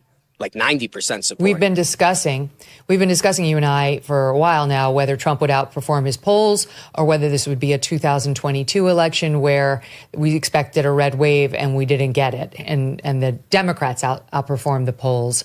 Does it look to you right now like Trump is outperforming his polls, or is it too early to say? Well, I mean, based on what we're seeing in the states that have counted their votes, he is outperforming those numbers, sometimes by a larger amount, 4 or 5 points, but at least by 2 or 3. And, Virginia, as case in point, he's cut that lead in half, where if the idea was that Harris had momentum and was going to carry it, you would think that she'd at least hold it by 9-10, and maybe she will. But right now, it's a tied race. And that's beyond the expectation, I think, of what was going to be in play tonight. So far, Spencer, do you see evidence of a surge of female voters turning out in greater numbers than expected, greater numbers than we saw in 2020 for Harris? No, not on the eastern seaboard. What we expected in Georgia is a 55-45 female to male split. That's what we traditionally see in Georgia, and that's what we're seeing right now. For Harris, you would want to see that number closer to 57-43, and we're just not seeing that, and that's why I guess Georgia has been moving over to the Trump column. Now, as we get up into Pennsylvania, remember, there's just 3 states we have to look at: Pennsylvania, Michigan, Wisconsin. And depending on how those play out in the next hour or so, we'll see where the election goes. But there could be an early call, particularly as those votes get counted in Wisconsin. I've got to ask you about the Ann Seltzer Des Moines Register poll. She had Trump down 3, Kamala Harris up 3, leading him by 3 in the red state of Iowa. You guys did a similar poll like the same time and showed Trump beating her by 10. So diametrically opposed results. You guys are gold. They say she's gold. So what did you make of her poll? It was a great opportunity for, iron against iron, steel against steel. We see how it matches up. Probably at the end of the day, when you see 2 numbers that are so out like that, you add them together and it's going to land in the middle. So I would expect Trump to win by 6-7 points in Iowa. But that's how polling works. You sometimes get an outlier on one side or the other. And obviously, we'll see what the votes look like tonight. But the early indication is that it's tracking more like 2020 and not some different turnout than what her numbers were looking like. And what happened in 2020 in Iowa? Trump won by 8. Oh, that's right. That's right. And she had projected 7. So she got pretty close on that one. Spencer, thank you so much. Great to speak with you. Thank you, Megyn, for having me as always. All right, joining me now, the 3 hosts of The Morning Meeting, a fast-growing interactive show on the Two-Way YouTube channel. Mark Halperin is editor-in-chief of Two-Way. Dan Turrentine is a former Democratic strategist, and Sean Spicer is host of The Sean Spicer Show. Guys, welcome back. I mean, I started the show by saying we know nothing about nothing until we know something about something. We're starting to glean little bits of information. I'll start with you on it, Mark. What have you learned that you think is real? Well, there's nothing fully real. I think Donald Trump is in a position to win and maybe win by dawn. And the boiler room in Mar-a-Lago is very confident about 3 states, which would put him 1 state away. They're very confident about Georgia. They're very confident about North Carolina. And they're very confident about Wisconsin. There's going to be a delay in Wisconsin because of some counting problems in Milwaukee. But if they're right, and there's not a lot of pushback from Wilmington on those 3 states, if Mar-a-Lago's right, Trump will be 1 state away, and he's likely to get that state in Arizona, if not Pennsylvania or Michigan. Wait, I had somebody in my ear. Which state do you think he's going to get? You think he's going to get Wisconsin? Is that what you said? Mar-a-Lago believes he's going to get Wisconsin. Okay. This just in, speaking of Mar-a-Lago, where Trump is tonight with his viewing party, this is New York Times, with more than 95% of the vote reported, Donald Trump appears to have flipped Miami-Dade County in Florida, home to a large Cuban-American population and one of the state's largest counties. The county has typically voted for Democrats, with Biden winning there by 7 points in 2020. And Sean Spicer, it looks like Trump has flipped it from blue to red, pretty significant margin. Cuban-American. Cubans are more conservative, Hispanic Americans, but, so it's not a huge surprise that they might be among the first to switch over to Team Trump, but it doesn't appear that they were offended by the Puerto Rico thing, and a pretty significant accomplishment for Donald Trump. Huge significant accomplishment. I mean, look, we're seeing some signs here. I said this earlier today. We've talked about it in the morning meeting. You look at Rhode Island, Joe Biden got about 60% of the vote in Rhode Island last time. Right now, she's at 52% with 70% of the precincts reporting. That's not good. You look at Virginia, where I live in Virginia, there was a 10-point spread in 2020. Right now, she's at 50%, 56% in Loudoun County. Loudoun County, very voter rich for the Dems, home to a lot of federal workers, political activists. Biden got 61%. She's at 56 with almost every precinct reporting. That's not good for the Democrats. Right now, Donald Trump is ahead in the Commonwealth of Virginia. I don't know that that's going to hold, but right now that's not a good sign for them. So we're seeing a lot of movement, whether it's Miami-Dade, in Florida, Rhode Island, Virginia, that's not where they want to be. And all of my texts back and forth with the Trump campaign tonight, they're looking at outside of Philadelphia. She's not performing where she needs to in some of those key precincts. They're overperforming. They're very happy with how their early vote operation went, and they feel bullish on Pennsylvania as well. So look, right now, this is looking very, very good for Donald Trump. And also, by the way, for a Republican Senate that could be anywhere from 53, 54, 55 right now, they've already secured basically a majority. All right, let me ask you another follow-up, Sean. Back in 2020, when Trump lost, were you getting the same yay messaging from Team Trump at this point? Like, were you getting spun, or were they being honest, like, rough night? It's a lot of excuses. You know, we're not seeing this now, but we still think there's hope, or we haven't seen the 18th precinct in the West Side come through. I mean, they were buying hope. They were spinning as to just stay with us, stay with us. Right now, the texts that I'm getting are all like happy emoji, right? We're killing it here. We're overperforming there. You don't do this. You don't set those kind of expectations if you don't feel like you're on a good track, right? You buy time, you make excuses. We're seeing a team all over the reports coming out of Mar-a-Lago that they feel very good about where they are. And I would also say from folks that I'm hearing in the Senate races as well, this could potentially be a very, very big night for the Republican side. Megyn, it's I'm taking it those emojis. I'm taking those emojis are not coming from Dan. By the way, Megyn, go ahead, Mark Halperin. I will just tell you, I'm sitting here now 3 flights above an election party at the Heritage Foundation, and whatever they just put on television, the screams basically vibrated through the floor 3 floors above where I am right now. So something's going on. I don't see anything. Well, why don't you tell them to go work on Project 2025 and stop celebrating, because they were not particularly helpful in this election. Go ahead, Mark. You were going to make a point. Just to back up what Sean said, you know, being a reporter means understanding your sources and when they're spinning and when they're credible. What's coming out of Mar-a-Lago, maybe they'll turn out to be wrong, but it's supreme confidence. It's macro confidence. It's not let us convince you of this or here's what we're looking at that. It's we've won these states. Right. Okay. Yeah. All right, Dan, what are you hearing from Team Blue?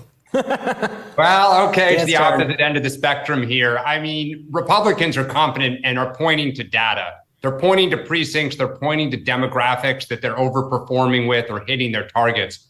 The other side is my side is hope, and hope is not a strategy. There is really no, in none of the swing states right now are they saying, hey, just wait. Like in 2020 and even in 2012, the campaign would say, look, just wait. This precinct's about to come in. We've hit this voter target. And this goes back to the early vote, right? Democrats have just been saying like, oh, it's apples to oranges. It was COVID. It was a COVID year. Like, you know, you shouldn't pay too much attention. But all the things we've talked about, and including on your show in previous installments, it looks like Trump is overperforming with Black men. He's overperforming with Latinos. Harris is struggling with working class voters. He's running up huge margins in the rural areas and urban centers. Mark mentioned Wisconsin. By all accounts, turnout, specifically Black turnout in Milwaukee, did not hit the desired target for Democrats. And given the big surge in rural parts of Wisconsin, Harris would have to really, really run up the suburbs. And there is nothing pointing that she's done that. So, you know, you keep hope alive, but it is not looking good at this hour if you're a Democrat. Megyn, I think we have the first projection anyone has made in a battleground states. Decision Desk HQ is projecting Trump victory in North Carolina. North Carolina. That's big. That's very big. Yeah, Fox News Decision Desk. Georgia soon, and yep. There are the pieces in place. Fox News Decision Desk is projecting now that Senator Ted Cruz will win a third term, defeating Democratic Congressman Colin Allred. Thank God. Thank God.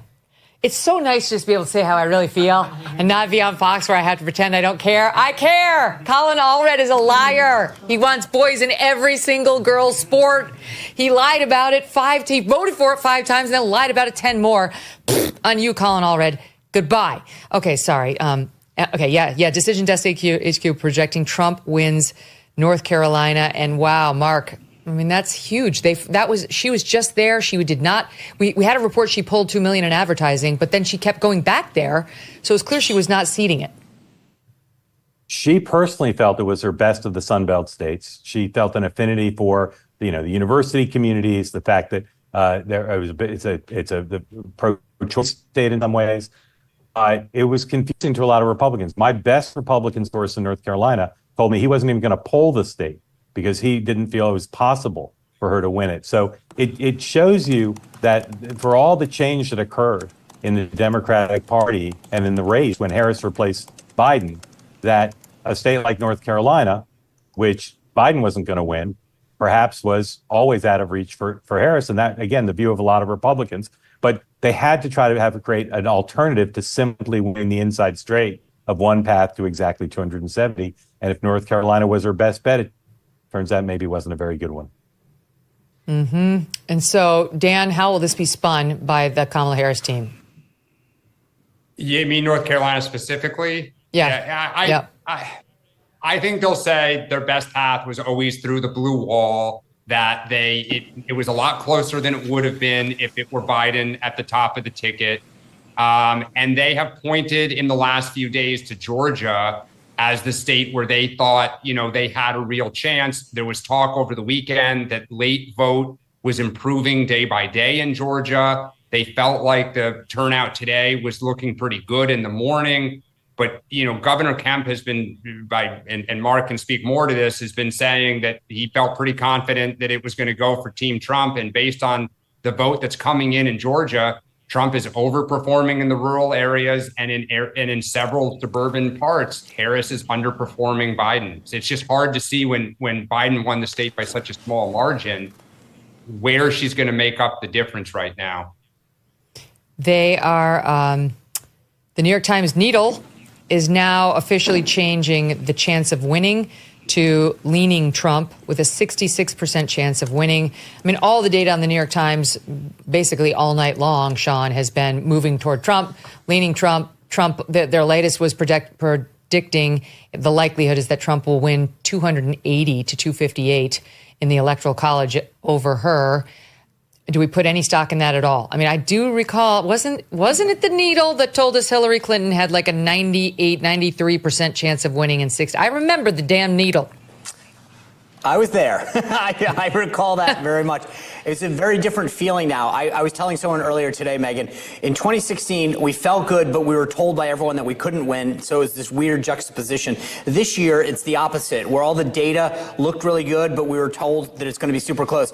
You brought up the Iowa poll a moment ago that came out over the weekend. I will tell you that if Trump does win, I have this pegged at 306 electoral votes for Trump on my Road to 270 map. If this is that kind of a night for Donald Trump, 306, 312, somewhere in there. And the Iowa result is somewhere in the 8 to 10 Trump margin. The media is going to have even more egg on their face. I mean, the idea that they ran with some of these narratives really shows that they didn't take the time to understand the electorate. After the 2016 election, I sat down with the most senior people at NBC News at right days afterwards, and the direct quote was, "We missed it. We didn't get you folks." And as a result, their sort of resolve was to put up pop-up bureaus in, quote, flyover country to understand the Trump voter. I think we're going to have the whole same conversation over again, which is, how did you guys miss this? And the answer is they ignored key signs that they didn't want to pay attention to. And then as soon as they tried to understand it, they started writing books about white rage and how terrible the flyover country is and how we shouldn't be listening to those people ever again. I saw them all over on MSNBC pushing these books. Go ahead, Mark. Two things. One, over on MSNBC, both Lawrence O'Donnell and Jen Psaki are now ruminating on the evils of the Electoral College. That doesn't sound like a game that thinks that they're going to win the election under the rules of the Electoral College. The other is, just to clarify, the New York Times needle is exactly as accurate as a broken Ouija board. That's That's how you should consider its rigor. Why are we looking at the needle? We have nothing else to look at. That's why. Go ahead. Keep going. It's funny to look at. I think that what you're seeing in the exit polls, and the exit polls aren't necessarily going to be right, and even the final versions are, treated like stone tablets. They're really not. But what you're seeing is Trump doing well with all the groups that he's been doing well with, and that the Democrats said wasn't going to happen. He's doing well with black voters, including black men. He's doing well with Hispanic men. He's doing well with independents. And this whole notion, it's one of the biggest mistakes Democrats have made and the media have made about Donald Trump since 2015. This whole notion that he's all about the quote unquote extreme MAGA base is just not true, because the reason he's on the precipice of being reelected is because he's found a way to appeal on issues, not on personality, not on style, but on issues to a lot of people who are not normally thought of as the extreme MAGA base. Yeah, and Megyn, these signs have been apparent. These signs started appearing in the beginning of this calendar year. I mean, they were present during Biden's run and when Harris got the nomination, which is the groups that Mark just mentioned aren't just dissatisfied with the Democratic Party. They affirmatively like Donald Trump on policy. And that is such a harder thing to break a voter away from somebody who likes someone than if they're just sitting out and thinking like, I won't vote. And that, it's been plain as day, a lot of these problems, and it's playing out. And I'll just add that, I tip my hat to David Plouffe and the Harris campaign. In the last week and a half, they really did kind of turn the public tide, the Titanic maybe might be a better way to put it as this night goes on, that they had a chance. And they kind of threw out like different shiny red balls that both within the party and the media latched onto that, we're seeing late breakers are going 2-1 to us. And, we like what we see with who's left. But they were not talking about the problem with black men, the problem in the suburb, like all these areas that they were having problems. And it is amazing how many Democrats came into today feeling optimistic, even though there was no concrete data that backed that up. I mean, I do tip my cap to them. They recognize the problem with black men. They sent Barack Obama out to shame them. That didn't seem to work well. Shockingly, that doesn't actually move the needle. But Dan, let me ask you this. Is there anything good on the Democratic side? Like, is there, because I don't want to get ahead of ourselves and start assuming Trump's got this when it's only 9:36.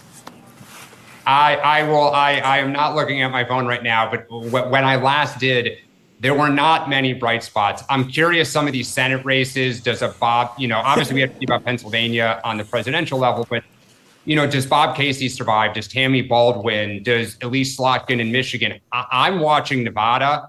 Does Jackie Rosen hold on out there? The NRSC pumped a lot of money in the last week. The House, we've talked about it on the morning meeting. We started this year, the calendar year, saying that the Democrats were going to potentially get the House back because it was a presidential year. Harris was going to do or Biden, were going to do really well in the New York and California suburbs. And this was the secret to taking the House back. Now we're ending this election cycle talking about how strong Trump is on Long Island, how strong he is in blue suburbs. And there's pessimism. I mean, the House is going to be close, but the optimism that was there a couple months ago has slowly dissipated. And House races trickle in later, often over a week or two, but not looking good right now on Team Blue. Go ahead. Megyn, go ahead, Sean. Yeah, real quick. I'm sorry. I'm going to have to go in a second, but just real quick. Trump continued to grow his lead in Virginia. It's not huge, but he's continued to grow it in Rhode Island. Almost 80% of the precincts, and Kamala Harris stuck at 53%. Again, that's down from 60 where Biden was. But Dan, I did have a source in Wilmington that I just checked with some good news for you. If you're at the headquarters in Wilmington, there's a bar in the back with a shorter line. That's the good news for Team Harris tonight. We have water here tonight. Yes. We got booze here in the red studio. You guys will come the next time. Mark, Dan, Sean, we will see you in just a bit. They're coming back to join us after a short time. Don't go too far. Back with me now on set are Rich Lowry and Charlie Cooke of National Review. I'm starting to feel less of the pit in the stomach. I'm starting to feel better. I don't want to count chickens. It's scary, right? Because we've seen these things flip. Remember 2020, right? You go to bed, you think Trump has won. You wake up, the wave.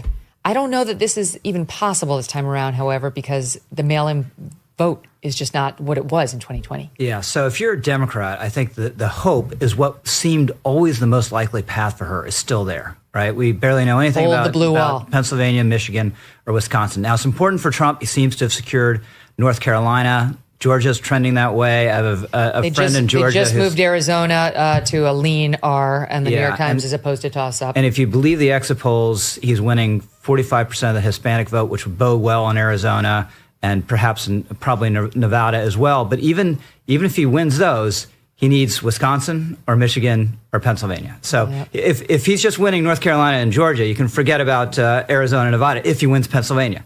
But he's going to need one of those. And we just don't have any data what's happening there. So this seemed the stronger states for her, and we don't have the returns yet. That would be my big note of caution. These are just harbingers, possibly though, of Trump's strength, and that he's running better with certain groups, and those groups also exist in these other states, and also that she's not running away with it with women in particular. They don't seem to be getting her over the hump in North Carolina, or now again, Georgia has moved to lean R, Arizona has moved to lean R.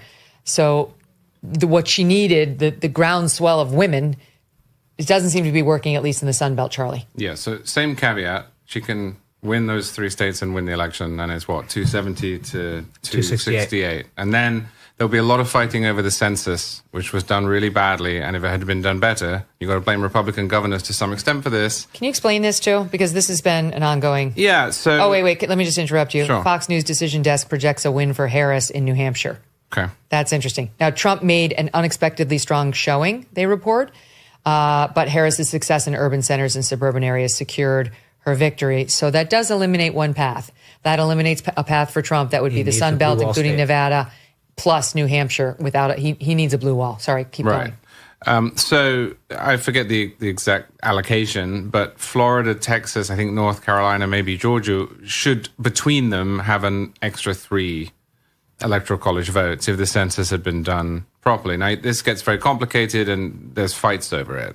And from what I understand, there was not enough attention paid to this by the governors of those states.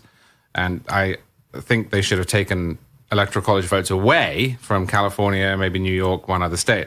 The point is that if she ends up winning 270 to 268, it's totally fine. Those are the rules we have. It's a legitimate win. But a lot of people are going to say, why didn't you fight to get that extra vote for Florida? Because if she had lost Georgia and North Carolina and Arizona right now under that proper apportionment, then Trump would have won. Wow. So then he wouldn't need a blue wall. Right. So that's at least by 2030, that the blue wall strategy is going away because those Sunbelt states have just gained so many people. So I just want to be very clear. I'm not saying she won't have won legitimately. She will. But you're going to see a lot of complaining about that. So that caveat aside, I mean, if it is true that Trump is doing really well with women relative to expectations, better in the suburbs than expectations, and better among Hispanics, then a lot of people, myself included, are just going to have to reevaluate how he interacted with the electorate, right? Because one of the arguments, I have many arguments against Trump. I've made them on the show. I didn't vote for him as a result. But one of the analytical arguments that I've made is that he is very weak around suburban women, and there was an aversion there. If that's not true, well, then you've got to reimagine it, right? It's hard to believe it's not true, net. I mean, it really is. Like, all the polls showed this gender gap. It was the main story of this entire election. But, of course, we've gotten the main stories wrong before, Rich, so I suppose. Yeah, to Charlie's point, Russ Douthat in the New York Times had an arresting formulation about this. He was talking to some Never Trump colleagues. Of course, they're all Never Trump there, so that's I'm not defining it very narrowly. But he said, what if I told you in 2016, when you're against Trump, and he thought you'd go away in an aberration, that there'd be a Republican nominee in 2024 who'd be overperforming among Hispanics, probably overperforming among black men, have the most exciting, adventurous entrepreneur on his side, have a Kennedy on his side, a former Democratic congressman on his side, winning on the 3 most important issues in the election. Wouldn't you have thought, well, we won. But that's all happened, right, with Trump. So it goes to just the extraordinary quality he has to say, like any of these last things that have been controversial the last week and a half, probably would have sunk most people just in a week and a half, right? And then you go 10 years of that, and he's stronger than he's ever been and on the cusp of the presidency. It's just an extraordinary political and personal achievement. I really think part of it goes back to the fact that people feel like they know Donald Trump. They forgive all of these things because they feel they know his heart, his character, and they're just quick to overlook all of that in the same way that, I liken it to sort of, my relationship with my husband. I always have the most generous lens on him. I don't jump to, oh, he did that evilly or because he wanted to hurt me. I always jump to, he loves me and we're good. And I think they have the same lens on him. Stand by, guys. Joining me now, former 2024 presidential candidate Vivek Ramaswamy. He's live from Mar-a-Lago, where the president is right now, the former president. Vivek's also the host of his own podcast called The Truth Podcast. Vivek, welcome back to the show. What do you make of what we've seen so far? Look, I'm in Mar-a-Lago, so I got to make sure I'm not subject to my own algorithmic or even now physical echo chamber. But I do think that it's going not well, but very well, actually, for Donald Trump, for Republicans. Typically, even if you're looking at counties where historically this haven't been contested in contested states, these things still didn't have correlations for how it's going across the board. And so the atmosphere here is, I stepped down to this dinner I'm in, but just given to you in kind of real time, very positive, and I think very positive for a good reason. And I think we could be looking at a thick majority in the Senate. And I think we're going to be looking at potentially an earlier than even expected call for Donald Trump, where we're not going to be waiting days for this to play out. That's where we are right now.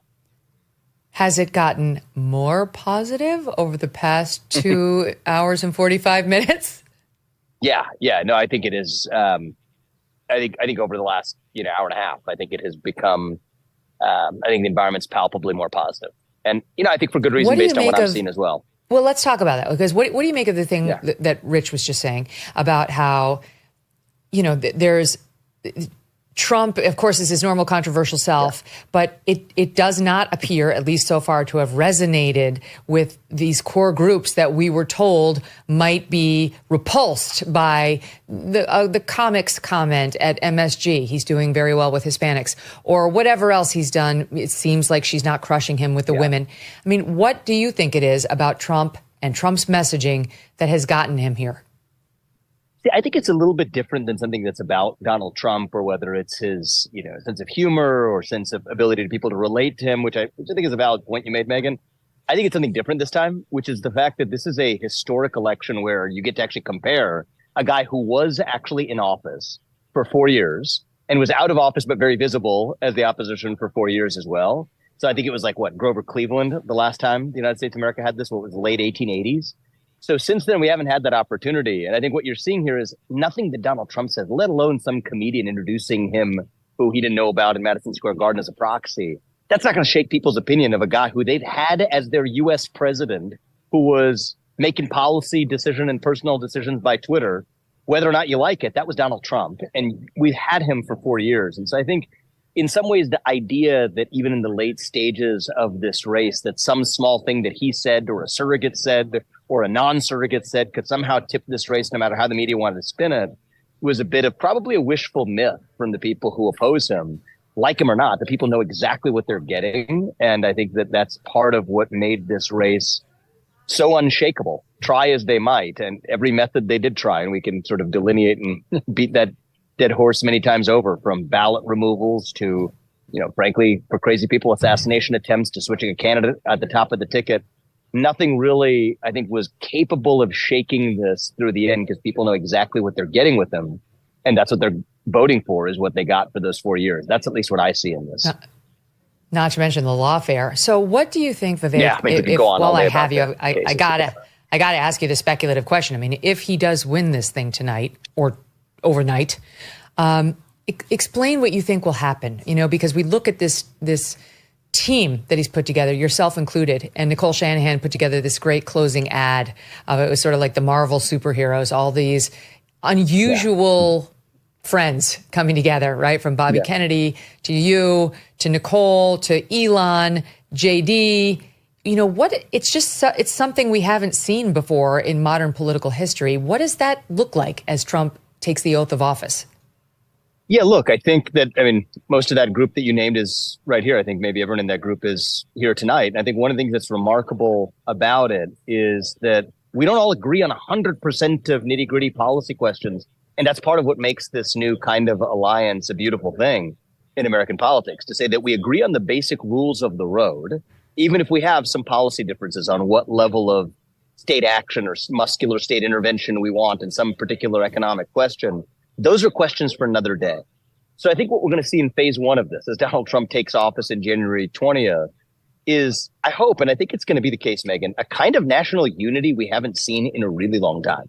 Multiple former Democrats involved in some way, multiple independents, multiple of us who ran against Donald Trump, multiple people who are outsiders coming from the world of business to go in and shake up the government. And I don't think we're going to go incrementally. I think we're going to go big, go early. And I think that that's good for the benefit of the country. And I think that's going to be a phase of uniting the country against the bureaucracy, against the unelected managerial class and three-letter agencies that have for too long been making policy. I think that's going to be phase one of this. I think necessarily because of the fact that, this was not people who are 100% policy aligned on every micro question. I think if you roll this forward 2, 3, 4 years, you're going to see healthy then debates emerge within the America First movement itself about the level of state interventionism we want. Do we want to use the regulatory state to accomplish our objectives? Or do we want to get in there and actually finish the job of just shutting it down all the way? Where are we on questions of declaring economic independence from China versus, trade that's required to enhance that or make that happen? Where are we on the question of legal immigration? We're all vehemently opposed to illegal immigration, but where are we on legal immigration? So I think it's going to come in two phases, where in the first phase of this, we're going to see a kind of unity that goes beyond just unity in the Republican Party, but frankly, unity for the country by bringing together this truly diverse, and not in the democratic identity politics sense of diverse, but an actually diverse coalition that revives and infuses, I think, a kind of spirit we've been missing in our national character for a long time. And then I think that will lay the groundwork for what I think can be some healthy, constructive debates on some of the smaller but still more important policy questions in the long run for the Republican Party. And I think the America First movement will be stronger for having that debate, but I think that's not going to come in year one. I think in year one, we're going to see a level of unity around the basic rules of the road, from free speech, meritocracy, self-governance, shutting down the managerial administrative state. I think those things, that diverse coalition you described, is rock solid on. And then I think we move this movement forward from there. Wow. This is a vision into what could be if Donald Trump actually wins this thing tonight and possibly maintains control of the House as the Republican Party and wins over control of the Senate. Vivek, all the best. Great to see you. Thank you. We'll talk soon. Thank you, guys. Bye. Wow. I just want to tell you one story about Vivek before I bring on my next guest. Years ago, I had a woman on the show who got fired over some BS cancel culture nonsense because she stood up against the DEI stuff being shoved down her throat. And I've never told this story before, but I got a call after the show from a friend of Vivek's, and I didn't know Vivek. And he said he wants to help her. And he volunteered to pay her legal fees in going after. And that, he wasn't even on the national scene yet.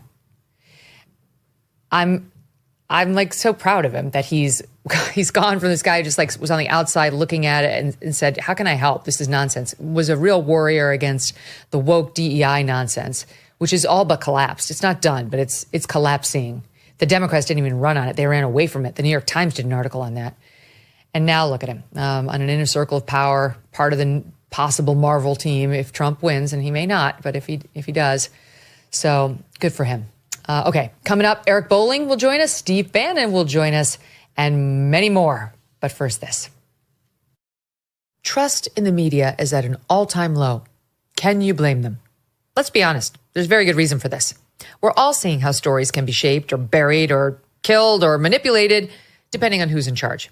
And this is why I want to tell you about a platform that does not play by those rules, one that prioritizes transparency above all else. Listen to this. The platform's called Ground News, an app and website that gathers related articles from around the world in one place, highlighting each source's political bias and corporate influence. And they show you stories that are underreported by one side of the political spectrum. A recent Gallup survey showed declining trust in mass media, and guess who didn't cover it? Left-leaning media. On Ground News, more than 80% of the coverage of this story is coming from right-leaning sources. Ground News has an entire blind spot feed with stories like this that are receiving lopsided coverage. And my viewers get 50% off their Vantage plan, which gives you unlimited access to their website and to their app. They are independent. They are supported by subscribers, not corporate interests. Check them out at groundnews.com/Megyn. That's ground, GROUND, news.com/Megyn to take back control of the news you consume. You're happy? Well, while we were in break, look what Charlie Cooke did. Check it out. Hold on. Yes, he's enjoying himself on election night. Talk about premature celebrations. Well, you don't know what to root for. You don't like Trump and you don't like Harris. I'm very much rooting for a Republican Senate. Okay, so good. This is my that's what I want. Celebratory. And the House. I'm a Congress guy. I want a Republican Congress, and this is also Florida. Amendment 4 went down. Yes, that's right. So there's things to celebrate. I mean, you may not like Trump, but you will like that shrinking of government that Vivek was talking about. Elon with his big scissors cutting, right? If that happens, that would be terrific. Yes, Charlie's got a strong libertarian streak in it. Yeah, and also, I mean, look, this is the thing, is that whichever one of them loses, one of them's lost, right? So there's... So that there's comfort to you in that? Is that what you're saying? A 50% chance of comfort, right? There's the only person he can't stand more than Trump is Kamala Harris. True. Okay, joining me now is Eric Bolling. He's host of the newly launched podcast, Bolling. Eric, welcome back. How are you feeling? I'm feeling great, Megyn. How are you? Thanks for having me back. I'm a little jealous of the martinis, to be honest with you, but some of us have to work tonight. Next time you come up here, and we'll pop them open early. So, I mean, it's like we're all feeling kind of like, oh my gosh, is he winning? Is he winning? And yet there's been absolutely no data to suggest he's winning in Pennsylvania, Wisconsin, or Michigan yet. So, I crunch these numbers, Megyn. It's what I do. It's almost like Rain Man. I don't know what there's a sense. I get this gut in 2016. I felt it was going to happen leading into the election night. I'll never forget. We were on set together at some point. And North Carolina flipped, and we called it. Fox called it for Trump, and I said that's it. And it was so clear to me. 2020 was a different story. I never felt confident. I haven't felt as confident in Trump winning since 2016 until about 2 days ago. And there were so many things that were falling in line. I believe now it's going to be a landslide. I don't think it's going to be eked out. I don't even listen. Pennsylvania can fall either. This is going to be a Trump red wave, and I've not said that really too much this whole election cycle. Maybe not in 6 or 7 years since 2016, or 8 years since 2016. It's all going his way. It's like. It's like a football game, Megyn, or a basketball, any sporting event where the momentum shifts and you can feel it shifting. You're in the stands watching or you're playing. You can feel the momentum going your way or the other way. She came out of the box. She raised $500 million in a month. She had the momentum. She was African-American, a female. Everyone loved it. It was something different. They loved it until one thing happened. I will tell you that the inflection point for Kamala Harris from going from the leader to where she is right now, I think it's going to be a bad loss for her, was when that local Philadelphia reporter, a local reporter, not NBC, I don't even know which affiliate it was, asked Kamala Harris off to the side of one of her rallies. He says, "How will you fix inflation?" And then she gave her, I come from the middle class and I had my lawn. Rich is nodding his head, yes. How will you fix inflation? And she had nothing. She was a deer in the headlights. And I think the rest of the media realized, wow, we've really been pumping up someone that's not the candidate we thought she was going to be. And then the media started to jump on her a little bit. The View asked her what she would do differently. She said absolutely nothing. And then that NBC interview, I can't remember who it was. It wasn't Kirsten Welker. It was another female MSNBC Stephanie host, Rule, I believe. Well, no, even before Stephanie, or maybe after Stephanie. Hallie Jackson. Yes, Hallie Jackson, who really laid into her, and she had nothing. She had an airball. So the momentum went towards Trump. And again, momentum is everything in presidential elections. She almost got the momentum back on Madison Square Garden night when the roast comic made a joke about Puerto Ricans being garbage, which I think was an absolute misstep by the Trump campaign. They messed up. They should have vetted that joke and pulled it. I don't care. They're going to get mad at me for saying this. But this is what you do when you're in PR and you're in campaigns. Yeah, you let people be themselves, but that should never have been uttered there. Now, it could have been much worse, but Joe Biden bailed Trump out by calling every Trump supporter or half the country garbage as well. In fact, I saw your Halloween costume so appropriately and well worn, Megyn. So the momentum was trying to go back to Kamala Harris. It was that, and then when they finally said only dumb and unintelligent women follow Trump, wow, when Cuban said that, you lit up, you lit him up, and then you go into Pennsylvania. I think they never were able to get the momentum back, and they're just, the fat lady's singing, Megyn. It's probably that they're eating the dogs, they're eating the cats song right now.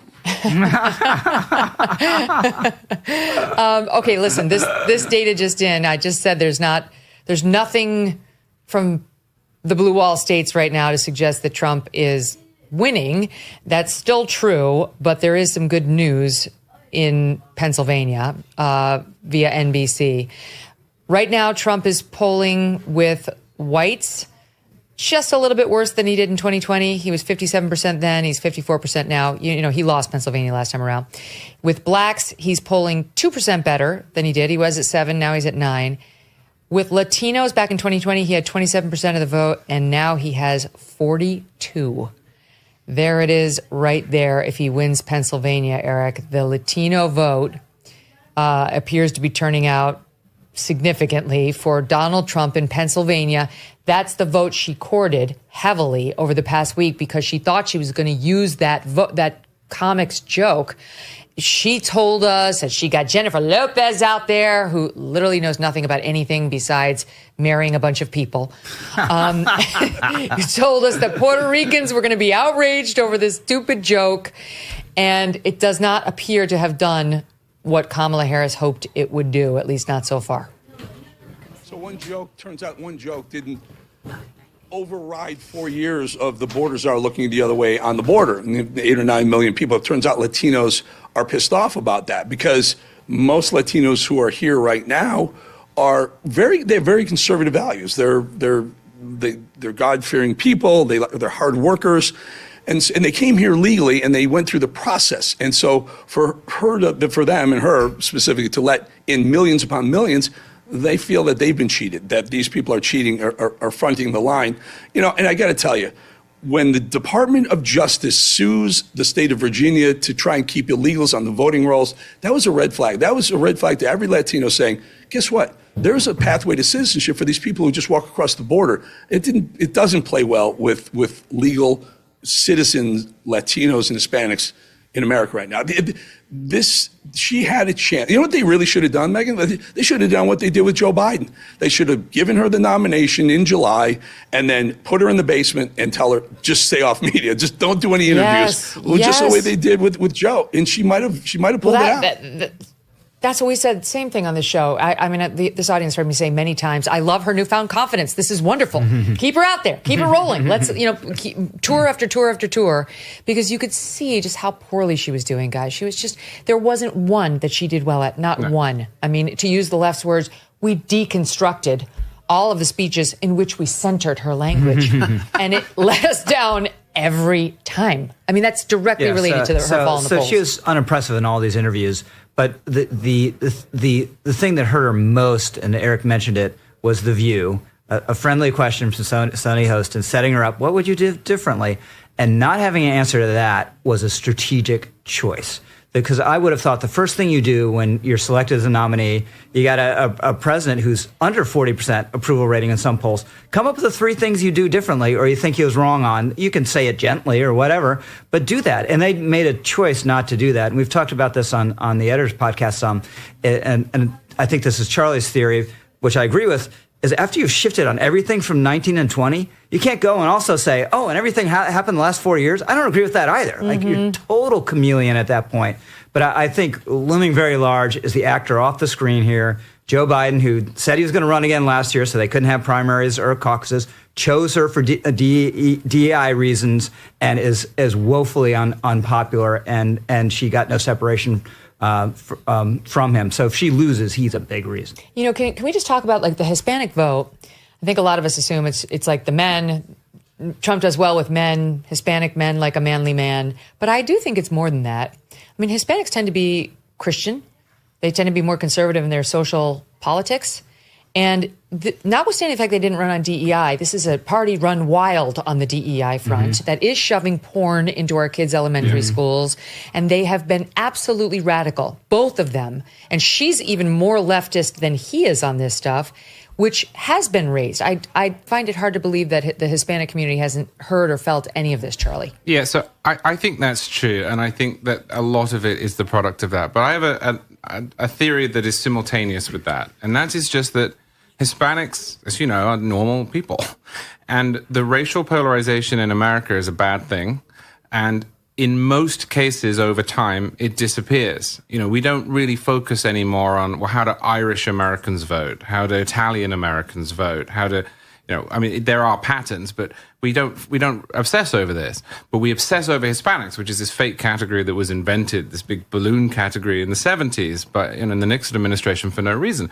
And it just seems to me that, there are very good reasons why historically African Americans have had a different identity, partly because they were oppressed for 200 years institutionally. But that hasn't happened to Hispanics. And so I think some of what you're seeing is just, rather than the way the left slices and dices up the electorate, if you talk to Hispanics about politics, they say, well, I'm worried about my kids' school and inflation and gas prices. And they sound like everyone else. And there's no historical and justifiable reason for them to consider themselves as sort of the other. And I think the left almost has got into this bad habit of patting Hispanics on the head and sort of saying, well, as a Hispanic, you must think this. And I just think there's a backlash against it where they say, no, I'm just a normal person. They don't want to be a victimized minority. They just want to be Americans like everyone else. And I think if you said, as Republicans did, for a very long time, to the average Hispanic voter, hi, I'm a Republican, I want to reform entitlements and cut taxes for the wealthy. Like, I'm not sure I'm for that. But if you say, hi, I'm a Republican, I'm patriotic, I'm a Christian, and I don't think men should be competing in women's sports like these other nuts do who want to call you Latinx and all the rest of the stuff. They're like, oh, maybe I can get on board. I think it's Latinx, but I'll let it slide. Eric Bolling, we found that soundbite to which you referred with the Philly anchor. Let's watch it. You talked about creating an opportunity economy.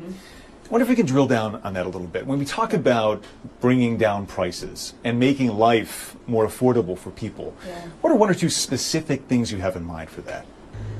Well, I'll start with this. I grew up a middle-class kid. My mother raised my sister and me. She worked very hard. I grew up in a neighborhood of folks who were very proud of their lawn, And I was raised to believe and to know that all people deserve dignity. And that we as Americans have a beautiful character. So when I talk about building an opportunity economy, it is very much with the mind of investing in the ambitions and aspirations and the incredible work ethic of the American people and creating opportunity for people, for example, to start a small business. All right, we get it. Eric, you nailed it. I mean, that was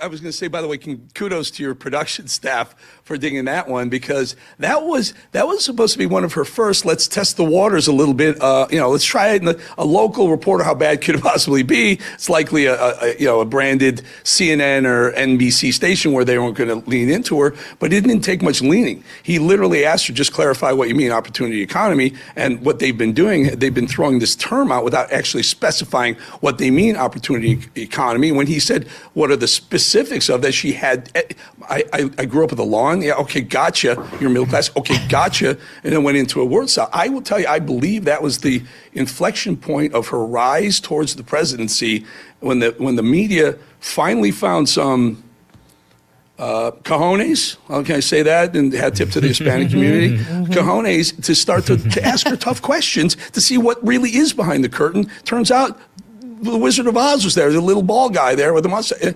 And listen, Donald Trump's stock was $14 a share a couple of weeks ago. It's now 300% higher than that. Bitcoin just made a new high tonight, Megyn, brand new high tonight, $73,000. People in the crypto world believe Donald Trump is pro-crypto. It's brand new high, all-time high in crypto. And then there's a betting site, a trading site, really. It's not even a betting site, it's a trading site. I have my stock account there, you can actually trade on who you think the president's going to be. It's not betting. It's actually you're buying a share of Donald Trump or a share of Kamala Harris. Now, it had been running Trump by a little bit right up until this afternoon. It's now 80 to 22, and it's not exactly 100 because there's some commission in there. But Donald Trump is an 80% chance of winning. So big money, smart money are seeing the same thing we are. Eric Bolling, thank you very much. Wow. 10:08 right now, and the polls have just closed in the final battleground state, Nevada. Let's hear from Steve Bannon. He's the host of War Room, which you can watch on Real America's Voice, Rumble, X, and all podcast platforms. He's also a former chief strategist for President Trump. Steve, welcome back. How's it looking to you so far? I think with North Carolina decision desk calling it for President Trump, it's really cut off her oxygen. She's got to run the tables right now, Megyn, essentially in Wisconsin, Michigan, and Pennsylvania. I think that's way too heavy a lift. You can't call this yet. She's in trouble in Wisconsin. She's in trouble in Pennsylvania. Michigan, I think she's in trouble when you see the numbers coming out of Wayne County. Look, it's quite simple. The Hispanic population throughout the country did not buy what she was selling. And most importantly, African-American men have understood what she's been doing with this illegal alien invasion, how she fails to support the First Step Act of President Trump. They detest her, as I've been saying since my time in Danbury. They did not turn out, and I think 25% of African-Americans, and I think it was in Georgia, are voting for President Trump. So right now, she's got a massive problem. What caused it, Steve? As you look back on her closing message, she was only running for 107 days. What caused this? Well, you see, David Brooks, you can tell this from the media because they're all saying, David Brooks had a big column in the Sunday Times, and as you know, he's one of the smartest guys around. He says she needed this campaign to be longer. Remember, she was very ill-defined to the American people. She's not a particularly high-profile VP. She hasn't accomplished a lot. She dropped out of her presidential primary, the first one, even before Iowa. She had to define herself to the American people. And the way to do that is you've got to, like Donald Trump, make America great again, America first, build the wall, take one or two things that you really believe. And for authenticity, make sure it's something you can believe and sell. She didn't do that. She had this very ephemeral, the politics of joy. She kind of drifted along in those couple of weeks when they were so glad that somebody besides Biden was there. She didn't really define herself on any topic. She wouldn't take interviews. She never interviewed with you. She wouldn't take hard interviews when she was even doing interviews. It was so almost infantile and juvenile what she was saying. Brett Baer asked her, what's the number one geopolitical threat to the United States? Who's our number one, geopolitical, the biggest national security problem we have in the world? What country? And she said, Iran. And Brett Baer goes, well, a lot of people say China. And she didn't. She says, no, Iran. She's as ill-prepared for the office, and that came through. And I think that's what buried her. She never defined herself. Now in MSNBC, we're doing a good job here, Megyn, when before 10 o'clock at night, Lawrence O'Donnell, Rachel Maddow, the entire crew are bitching and moaning about the Electoral College. When they're down, they got the sad faces and the big tears coming down for the Electoral College. I think it's going well for the populist nationalist movement of President Trump tonight. That's for sure. Here's another one for you. Joy Reid, who's upset, I'm sure, about the Electoral College as well, which, by the way, for whatever it's worth, the New York Times is suggesting now their projection is that Trump will win it. This is just a guess. This isn't their actual prediction. Suggesting that Trump will win it 295 to 243, which is the highest they've had him. But here's Joy Reid, who's really, really mad that Trump crushed Florida. Take a listen. It's a pure Project 2025 in miniature in Florida. And that kind of extreme, sort of extremist, right-wing, fascist-type government in Florida, does that make it a more attractive place?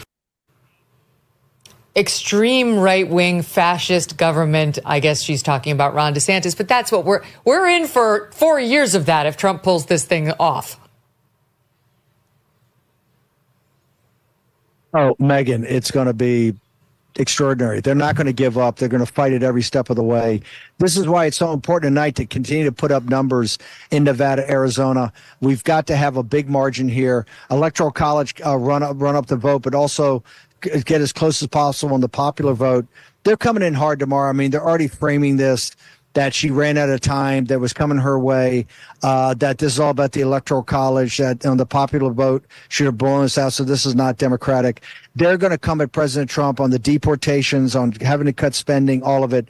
People just have to understand today could potentially, it's not there, could potentially be a big win, because if she runs the table on the blue wall with Nebraska too, she's president. So we got to win. We got to pick up one of those states right now. I think that will happen, but it's going to be tough. People have to understand between now and Inauguration Day, it's going to be brutal. The first 100 days of President Trump's second term is going to be brutal. So people cannot rest on their laurels here. If you want to save your country, understand it's a fight. Right now is looking at Wisconsin, Michigan, and Pennsylvania. I'm not so sure she can take all three. I think what's happening to her in Philadelphia and Detroit could be a kill shot, but we got to play this out. Oh my gosh, Steve, speaking of that, the latest round of exit polls of the key states shows right now, this could change, Trump is getting 20% of black men and 54% of Latino men. Wow. If that's true, if he maintains that margin in the blue wall, it's done. Done. We're seeing this in Wayne County. She has to outperform right now on game day vote in Philadelphia, higher than Obama, higher than Hillary Clinton, higher than Joe Biden. I think 700,000 votes. I think that's a heavy lift. I think that's why you're seeing the long faces. Wayne County, with Detroit, the same situation you see right there. He's getting 20% of the black vote. I also think when we get to be able to deconstruct this in the next couple of days, there's also a certain segment of the black male vote that just didn't vote. So this is what I think is killing her. The 54%, Megyn, of Hispanic men is literally a game changer. And I think we're seeing a new coalition come together, as you and I have talked about a couple of times, a new coalition coming together around these kind of populist, nationalist policies of President Trump. Those numbers are incredible. Again, if they hold, wow. Steve Bannon, thank you. Thank you for everything. Great to see you. Back with me now, Henry Olsen, Senior Fellow at the Ethics and Public Policy Center and host of the Beyond the Polls podcast. All right, Henry, so it's been about 2 hours since we last spoke. What is jumping out at you as the most relevant couple of storylines? The likely but not yet callable victory of Donald John Trump for the presidency of the United States. Whoa. Why? Why? It's because as all of these places come in, what we see is stronger than expected Trump showings. The supposed election day swift movement towards Kamala Harris is not materializing. One of the patterns of the night, if you follow the New York Times needle, is that the more votes that come in, the more they move their estimate towards Trump, which means that they keep showing stronger and stronger returns than they had expected. You take a look, every exit poll, I do the math, the ones that have them within tenths of a point, the only one she's ahead in is Michigan.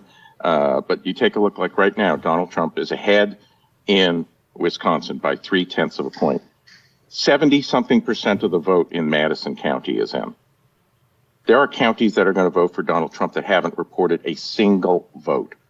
He's not losing votes in the suburbs of Milwaukee. He's picking up votes in the suburbs of Milwaukee. The two swing counties in the state, Sauk and Dorr, are voting for him.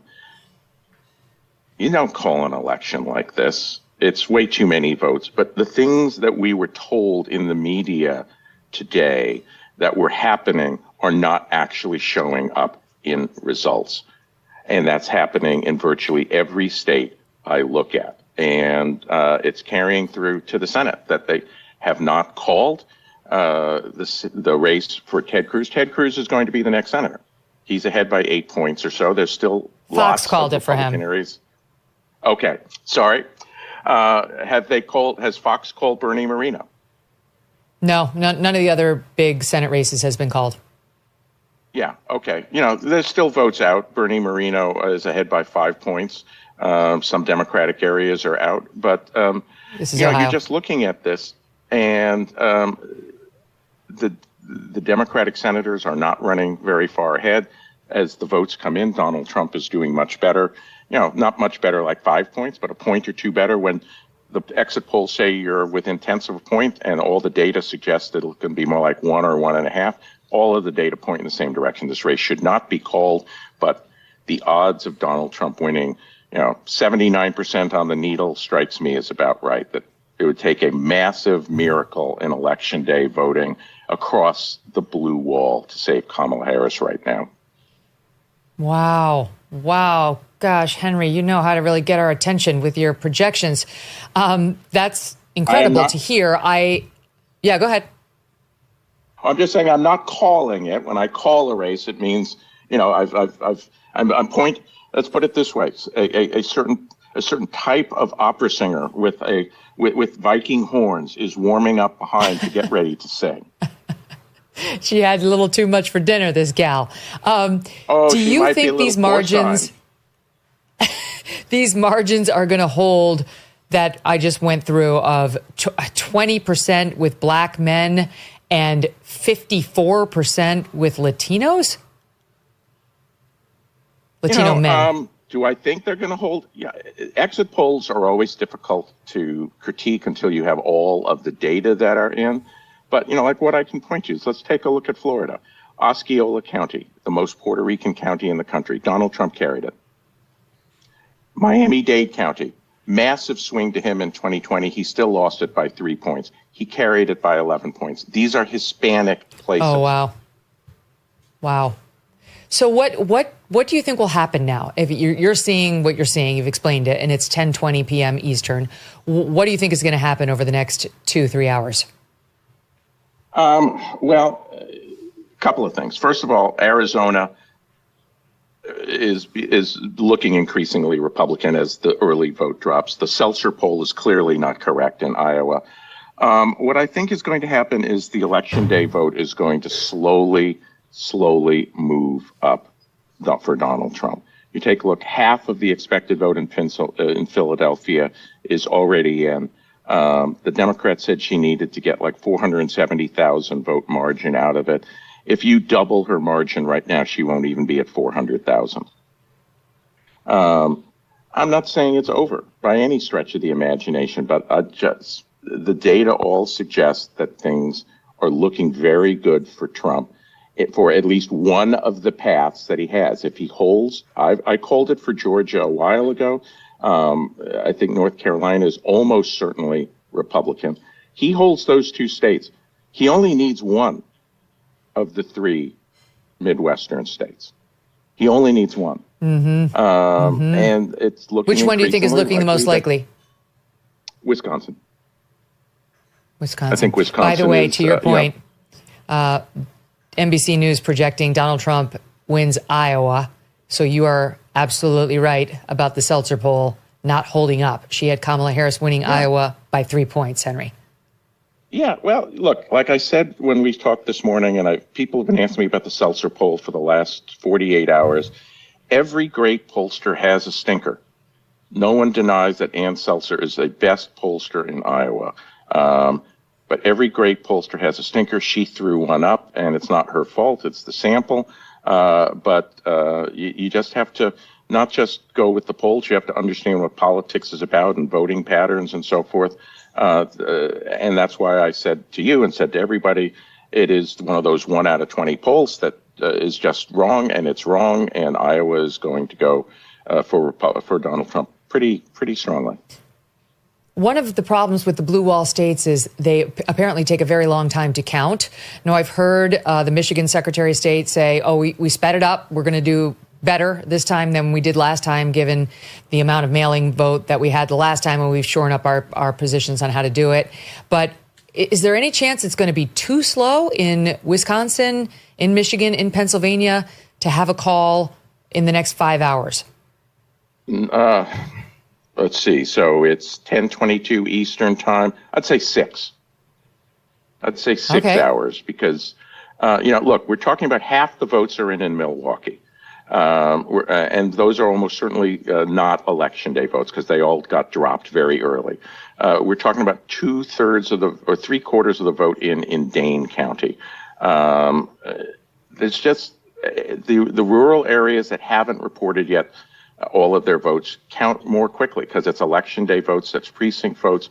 I think Wisconsin will have the bulk of its votes in 4 to 5 hours and will be able to call the state. Unless something that I don't expect happens, which is that the last quarter of the vote in Dane and the last 30% of the vote in Milwaukee are significantly more Democrat than what we've seen so far. If the current trends play out, Donald Trump will win Wisconsin. Not a call, just a direction. Henry, we're coming back to you. Please raise your hand as you get more data and have some more thoughts on it. So helpful. Thank you. Stand by. Joining me now, Victor Davis Hanson, senior fellow at the Hoover Institution. He's also the author of The End of Everything. Victor, great to see you. Wow, what a night. We're trying not to get ahead of our skis, but you heard Henry, very bullish, very sober, serious pollster, respected, and has a great record saying he believes this race is Donald Trump's. Yeah, I can see why he says that. I mean, if you take a state like Pennsylvania, we've been hearing, Megyn, you and I have talked about it, that the Jewish vote was going to be problematic, that black males were going to be problematic, getting the percentages they needed in Philadelphia and Pittsburgh. We were told that there was 600,000 more Republican voters. We were told the Amish were going to come out.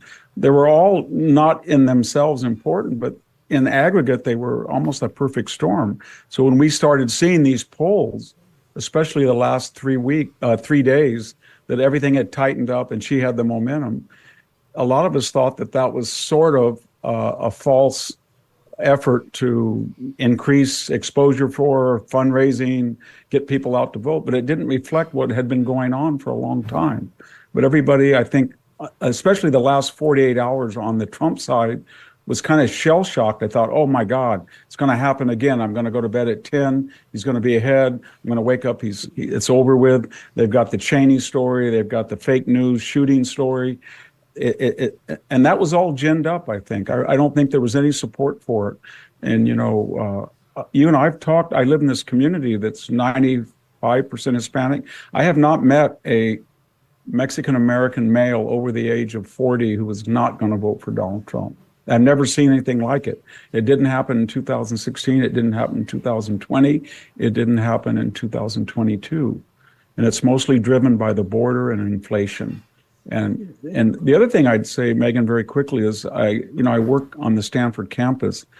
If this trend holds true, these people are going to have a complete mental breakdown. They really are. I mean, they have been convinced that Kamala Harris is winning, that the New York Times poll or the Washington Post was absolutely accurate, that Inside, Intel, and Trafalgar and Rasmussen were just crazy. It was a sure thing, and Trump was R.I.P., rest in peace. And I don't think they'll psychologically, I don't think we have no idea about the mental confusion if Trump should win, because they were convinced that he was, in the last 48 hours, had lost his momentum and she was a shoo-in. I've heard that from 20, 30 people today on campus. Well, here's the other thing to your point. If Trump pulls this off, the meltdown will be, yes, he's evil and he's been reelected and they're going to have to deal with all of that. But it's also the loss of their power and control. They will have to come to grips with, like the 2016 thing was a fluke. They didn't take him seriously. He shocked the world. That's one thing. But this time they pulled out all the stops, from the lawfare to the nonstop actual media reporting that he's Hitler. I mean, there's not another stop to pull. And if he manages to do it anyway, Victor. There is one, Megyn. They've been talking, as you know, about Jack Smith's sentencing coming up. Not that would affect his ability, but they really do. I think they really do believe that if they lose this election, they will think that Jack Smith will put him in jail, and that will be something to watch. Well, you mean not Jack Smith? You mean the Alvin Bragg DA in New York? Yes, Alvin Bragg. but also Jack Smith later on. But Alvin Bragg. Yeah, Jack Smith still got an open prosecution against him, and he's appealing the one that got thrown out. So he's got two avenues against Trump still potentially viable. I think you've mentioned that too. Alvin Bragg could put him in jail this month. I mean, I don't think that they will be able to do that. Hold on 1 second. Let's see. This is Pennsylvania. Hold on. We don't actually have a projection, but it's the New York Times reporting Pennsylvania right now, Trump +3 with 56% reporting. In Lackawanna, it's Harris +3. That's one of the counties. That's where Scranton is, with 95% reporting. Wait a minute. What did Biden get? Biden won Lackawanna +8, 8.5 in 2020.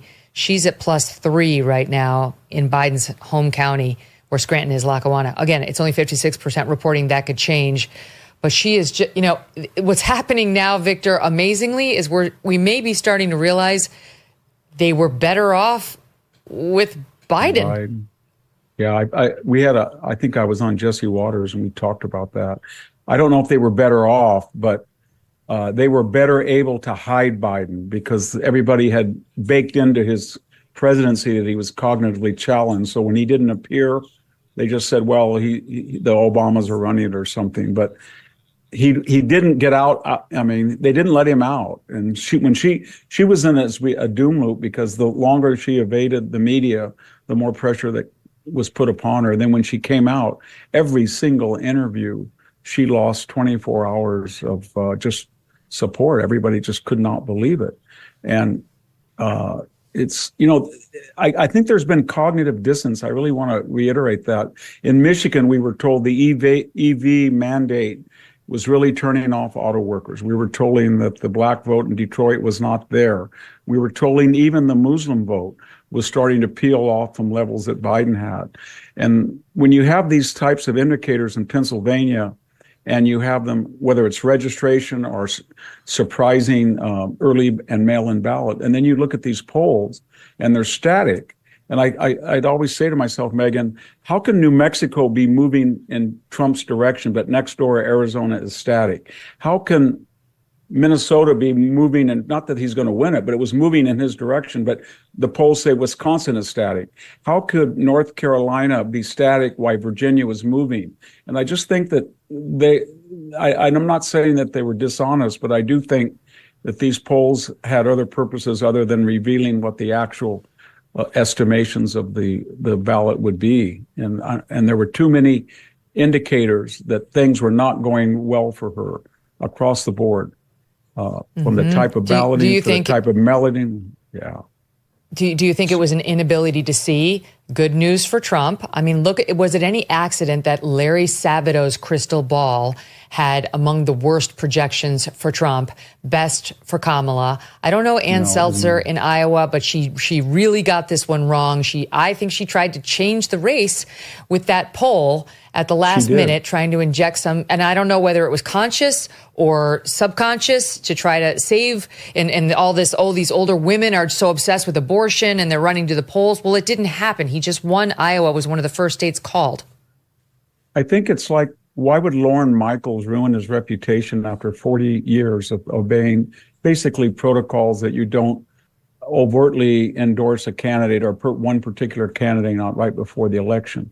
And it's analogous to the pollsters. I think they felt that the ends were so important that you had this noble, better, superior candidate and you had this awful Trump. And if you were going to risk your reputation just a little bit, it would be worth it because you could create momentum, or you could get a late surge in donations, or you could get more exposure, or you could get greater turnout. And I do think that, I don't know whether it's overtly conscious or subconscious, but I do think there was an intent behind it, and it was not empirical because there was too many Victor, indicators. I want to tell you this. The New York Times, not calling anything, but now moving Georgia from toss-up. First, they moved it to lean Trump, and now they just moved Georgia to very likely Trump, and they just moved Michigan to lean Trump. Yeah. Michigan. Michigan. I mean, you heard Henry was saying Wisconsin looks like it's Trump's at this point. He didn't call it, but he's saying Wisconsin is very strong for Trump. This is Michigan and also North Carolina, likely Trump. Yeah. I go there every year to teach at Hillsdale for 2 or 3 weeks. And I could tell there was something different in the news coverage. Trump didn't have as many commercials, but they were far better. And when you were reading about the Michigan demography, you look at that triad of special interest voters, the United Auto Workers, the Dearborn Muslim vote, and the Detroit and maybe Ann Arbor or Lansing or Grand Rapids African-American vote. And all three of those indicators were not there in the way they had been for Biden. And yet you would see these polls again and again giving Biden 2, 3, 4%. I don't think that was possible. I think they knew that was impossible. And I think they're really going to take a hit, Megyn. They're back to their reputation is kind of improved after the 2022 midterm, but I think they're going to go back to the status they had in 2016 and even worse in 2020 if this holds up. I have to wonder, having just left Pittsburgh last night, where, we had all these guys with the hard hats, men who work with their hands. Cheering on their feet all night long for Donald Trump. That looks a lot like Michigan. Michigan's full of guys like that. Auto workers, as you point out, suffering from these EV mandates that Biden Harris crammed down our throats. They want to eliminate these guys' industry. And I do wonder whether, just this ongoing problem with the Democrats, their messaging around what a real man is, what a real job is, what do we drive, what do we cook with? What will the government tell us? Or will men and women, for that matter, be able to make up their own minds and live peacefully without the government trying to micromanage us? I just wonder how much that strain of the election argument is driving these Michiganders and others in the Midwest to say no. I noticed that the gender gap that she would, in the case of males, actually went up the more that Emhoff and Walt started talking about the new empathetic male, the new masculinity, those white dudes for Harris, those crazy actors that were in those commercials. Nobody's ever seen a person act like that in the real world. And this idea that then the stories come out that, Waltz is kind of temperamental and Emhoff slapped his girlfriend or he got his nanny. That was a whole disaster on their part, this idea that they were going to create an image of a new masculine male who was feminine almost. And I think it really turned a lot of independent men off. I really do. And especially in terms of foreign policy, I think a lot of women and men both were very worried that after listening to Kamala Harris, especially when she talks out of both sides of her mouth to different audiences and how she was going to deal with Ukraine when Putin is now threatening to use tactical nuclear weapons or putting incendiary devices allegedly on planes. And we're looking at something's going to happen with Iran very soon. And the idea that she would be the commander in chief just terrifies people, I think. Mm-hmm. And that came across. Right, we'll see how the night goes. Exactly. I'm going to stand you by. One piece of good news for Kamala. The New York Times just moved Michigan back into toss-up. So Michigan goes to lean Trump right back to toss-up moments later. So they're not feeling as confident now that it may be getting redder as more and more raw vote comes in and they get it tallied up. Stand by, Victor. We're going to come back to you. Great to have you tonight. Love hearing from you. Back with me now here on set is Maureen Callahan. And also joining our discussion is Amala Ekpunobi, host of the Amala Ekpunobi podcast, and Link Lauren, a former senior advisor to RFKJ's presidential campaign. Thanks to you, Amala and Link, for joining the conversation. Link, let me start with you, since you actually worked for RFKJ for a while, Bobby, as he's known. Your reaction to the returns we're seeing so far tonight? Well, I just heard that Xanax and boxed wine are being delivered to the MSNBC studios. They are melting down. I'm happy to be back with you, Megyn. Maureen, we got to get some of that here just for fun. I'm coming in with a drink next time. I'm not kidding. Yes. Why should they have all the fun? Go ahead, Link.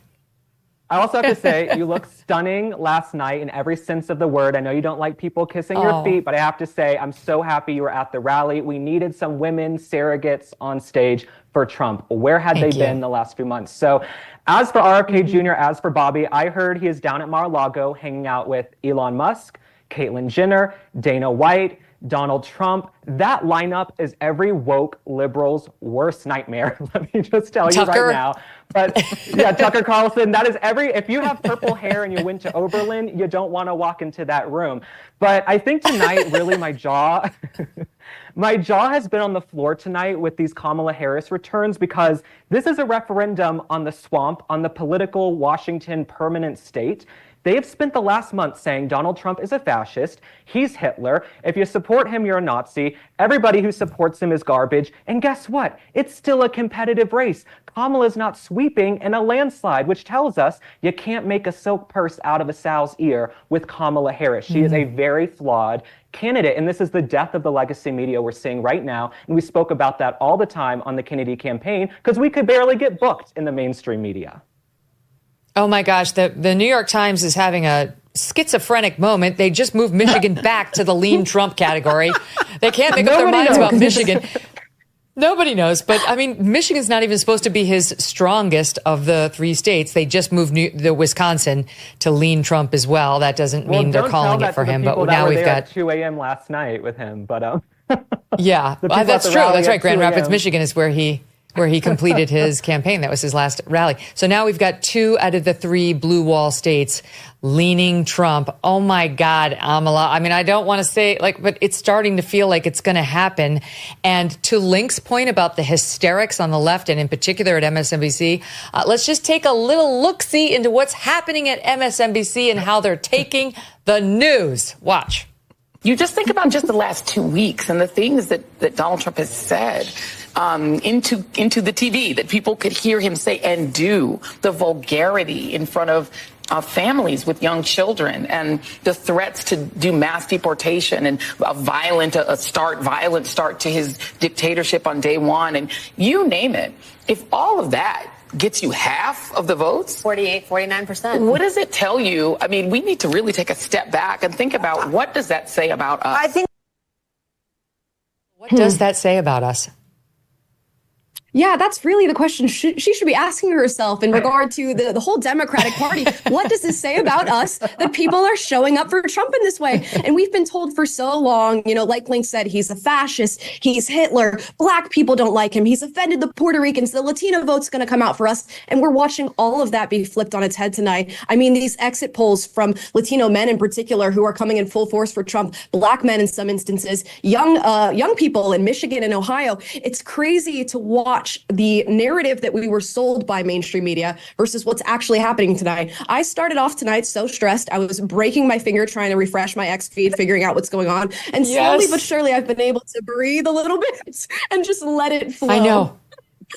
Same. Our guest earlier was suggesting, I think it was Sean Spicer was suggesting we might be looking at 54 Senate seats. That's getting the cart before the horse. But I mean, if we're even talking about that, it's got to be a great potential night for Republicans. Go ahead, Link. Can I just say, if Joy Reid needs a colorist, I think we could recommend one to her. What is going on with Joy Reid on MSNBC right now? If you need a bleach and a toner, Joy Reid, what's happening? You make 7 figures a year, I'm guessing, and you can't get a hairdresser. She definitely on does. Set? What the hell is going on? Maureen Callahan, you guys need to hire Link at the Daily Mail. You are amazing. You are amazing. This color commentary is just, yes, I can breathe a little bit. I know. Are you losing the pit in the stomach? I don't want to jinx it. I know. A little bit. It's just so wild. Also, may I just say, breaking news out of the Daily Mail. This is how much the Bidens hate Kamala. Naomi Biden just announced her pregnancy. Oh, no way. Yeah. Shades of Meghan Markle at Princess Beatrice's wedding. Yes. Oh, I'm just happen to be wearing a car coat that's covering a 6-month bump. Don't look at me. Anyway, sorry, Link. Please, I'm sorry. You're great. Well, also, all right, so speaking we of are some Daily Mail reporting. I was just going to say, Joe Biden, not at Kamala's event last night in Philadelphia. He's not going to her event tonight in D.C. Joe Biden, I think he will feel so vindicated if Kamala Harris loses tonight. He is going to be so happy and smitten that he's the only person to go down in history who ever defeated Donald Trump. Well, what do you, on that front, Amala, what do you think is causing this? She has not lost. He has not won. We've been surprised before. Hello, 2020. We went to bed thinking Trump had won, and we woke up being told he had lost. So let's not get ahead of ourselves. But what do you think explains what we can safely say, at least, is her struggles to win this thing tonight?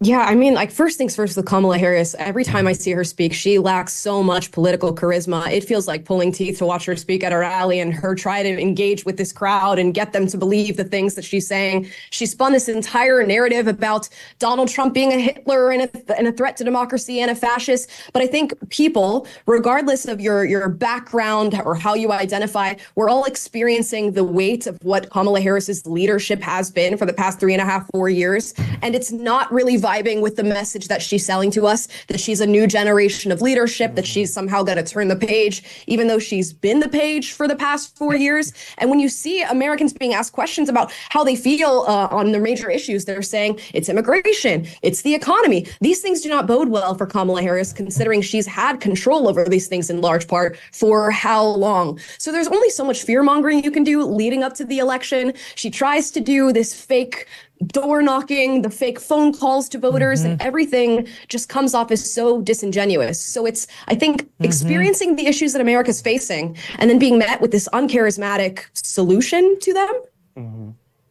She's dying to be inspirational, and she just isn't. She can rehearse the lines. We played that soundbite earlier when she spoke to the Philadelphia news anchor. And for those who are watching us on YouTube, she did the thing with the hands. Like, I grew up in a middle-class family, like putting the hands together. But they just circulated this. We actually cut it for today's show. We didn't get to it, showing how she delivers the same canned lines every time. And she thinks she's Oprah. Even Oprah's not Oprah anymore, Kamala. I hate to break it to you. But just look at this, to your point. It's SOT 7. Do we have that from earlier today, you guys? Let's see. Watch it. You talked about creating an opportunity. Are you ready to make your voices heard? Do we believe in freedom? Do we believe in opportunity? Do we believe in the promise of America? And are we ready to fight for it? And when we fight, we win. Do you? It's just painfully AstroTurf.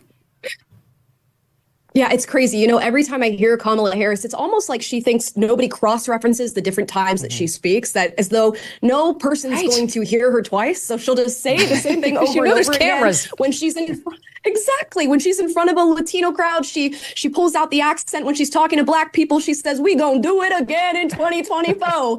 It's not working anymore. I promise. We see you more than once. We hear you more than once. We know what you're really like, and we know what you're trying to come off as. And it almost comes off to me of like, who is the real Kamala Harris? I don't know that we've really even seen a glimmer of who she really is as a person, and that's deeply concerning. My favorite accent was the pastor accent. Joy cometh in the morning. It cometh in the morning. So bad. Have you know everything, man? I was just going to say that was a good one too. I know she changes her accent every single day. I feel like the biggest mistake the Harris campaign made was keeping her so bubble wrapped. I mean, people forget they pushed Biden out in a coup, threw him out like the garbage, get the reference, on July 21st. Kamala went 40 days without a sit-down interview, and then her first interview was with Tim Walz and Dana Bash on CNN in a diner. So I feel like if they had her doing press and getting to know people and showing who she was, people would feel more comfortable with her. But the fact that she hid out from the press for 40 days at a really crucial time, nobody feels like they know Kamala Harris. Well, the real Kamala Harris, please stand up. For real. Just FYI, CNN is calling the Senate race in Maryland for the Democrat, not for Larry Hogan, which isn't a huge surprise, but that's at least one Senate race that's being called. I do want to You know what? Look at my team put this little gem together. We put this montage together about a week or 10 days ago. This is Kamala in all her many iterations. Watch. Have empathy, man. For the suffering of other people. Have sense of purpose. You better thank a union member for sick leave. You better thank a union member for paid leave. You better thank a union member for vacation time. Oh, goodness. I love you back. We're going to beat them in November. We'll beat them in November. And you all helped us win in 2020, and we're going to do it again in 2024. Hello to all my divine nine brothers and sisters. And my sorors.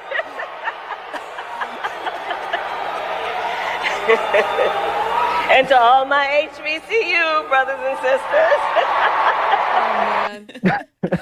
That was amazing, but didn't have my favorite one. Which was? Joy cometh in the morning. Oh, yes, her Obama moment. She's channeling Barack. Yeah.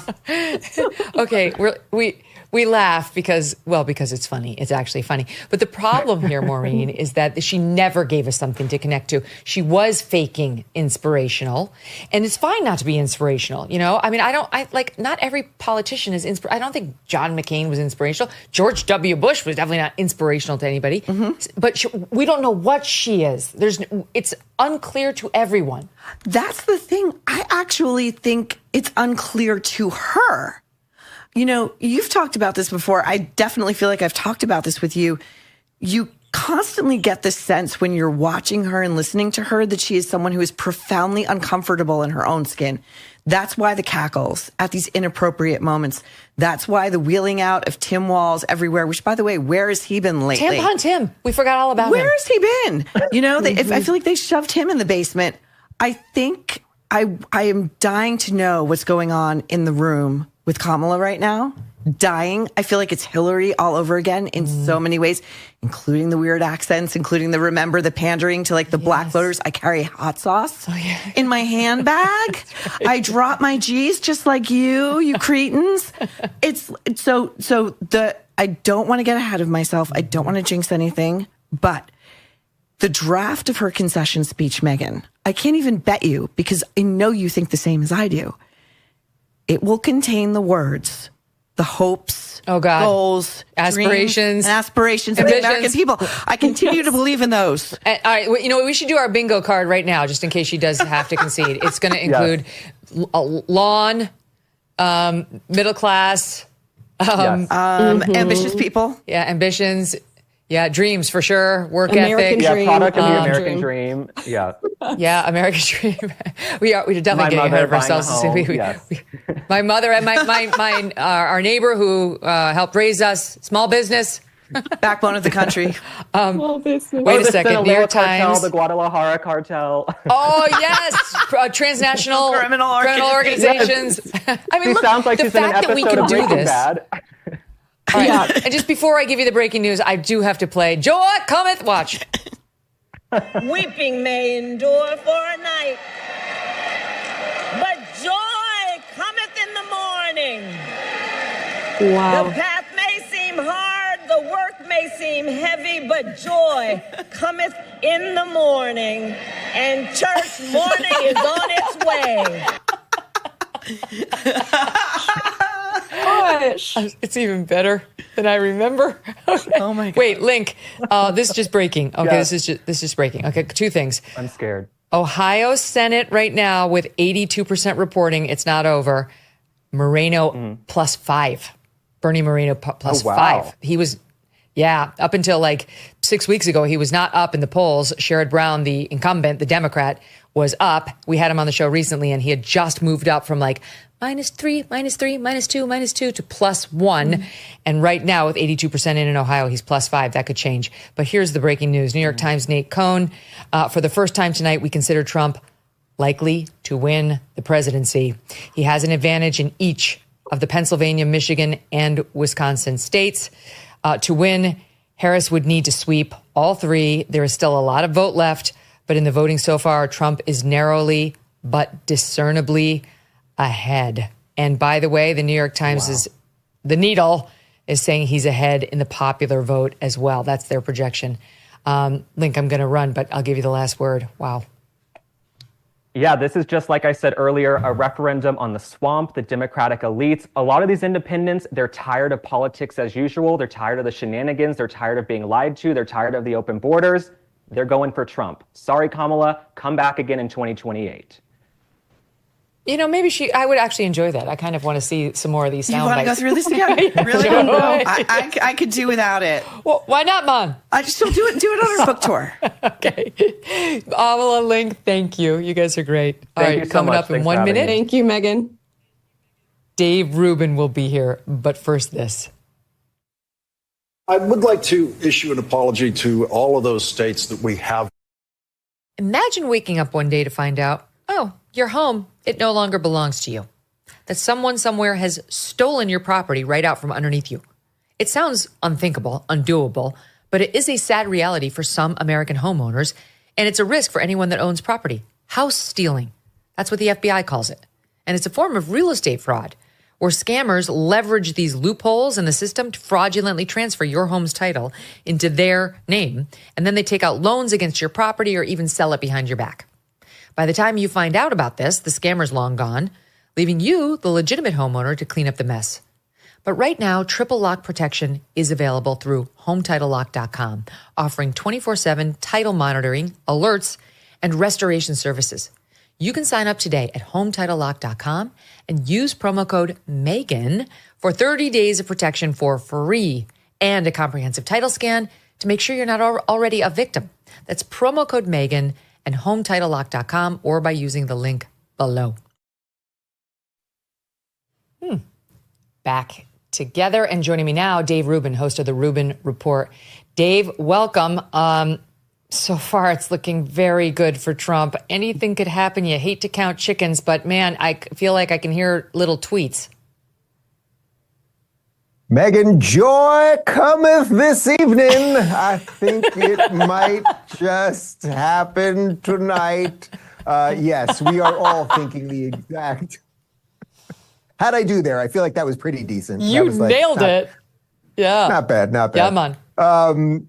Look, we're all thinking the exact same thing, and this is exactly what we've all been thinking, not just tonight since this all started, but for weeks, which is that clearly things were trending in Trump's way. We see the new alliance. We see all the disaffected Dems. We see this really wide tent Republican thing that so many of us have wanted for so long. But what would happen late night on election night? So we are exactly, I think, where we all kind of thought we were going to be. So I am feeling as good as you are.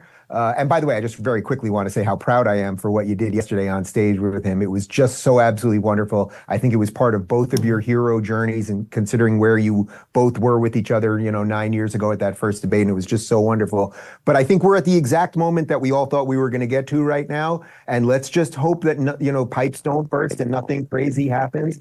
Because I think the American people have just had enough of the nonsense, and we are about to reset the thing, and it would be so freaking wonderful and so overdue, and we can have it all back again if we can just stay on this path right now. I mean, think about this. Okay, the New York Times Electoral College estimate, just updating now, suggesting Trump looking likely to hit 300 to Harris's 238. We're getting down now to about the Biden-Trump margin of victory, if that's actually where it lands. If Trump wins this, it needs to be by a healthy, substantial margin, because I don't know, Dave, unless it's big and indisputable, I don't think the Democrats are going to go quietly into the night. I don't even know if Kamala Harris will concede. It's a tricky question, given all the criticism of Trump for not doing it, but they don't want this guy to take office. Well, look, I don't think there's any rule that they wouldn't break. I don't think there's any norm that they wouldn't gladly blow past, and God knows what shenanigans could happen over the next couple months. But I do know or a couple hours. I mean, I'm a little worried about couple hours. Yeah, Keep sure. Right. So let's get through a couple hours, but let's say it does continue to trend in the way it's going. So we get through the couple hours. Let's say we get an actual acceptance speech tonight and it really looks legit. I mean, we still have months and months of craziness ahead of us. I don't even want to think about it too much, but we really do. I mean, it doesn't get certified till the 6th. He doesn't get, put into the office until the 20th of January, obviously, I'm talking about in 2025.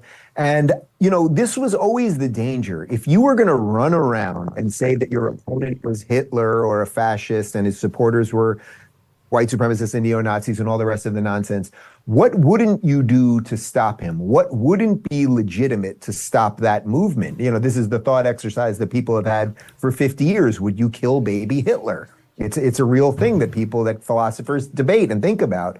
And that really is the problem right now. And it's so unfortunate because it did not have to be this way.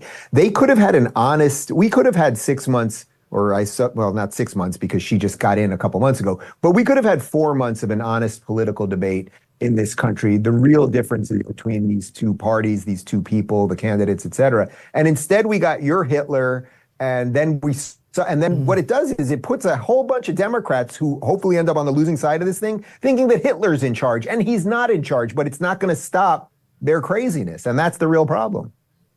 Mm-hmm. No, but her messaging from the moment she was anointed was absolutely all over the place. She launched with he's a sexual predator and a criminal fraudster, and I know the type because I'm a former prosecutor.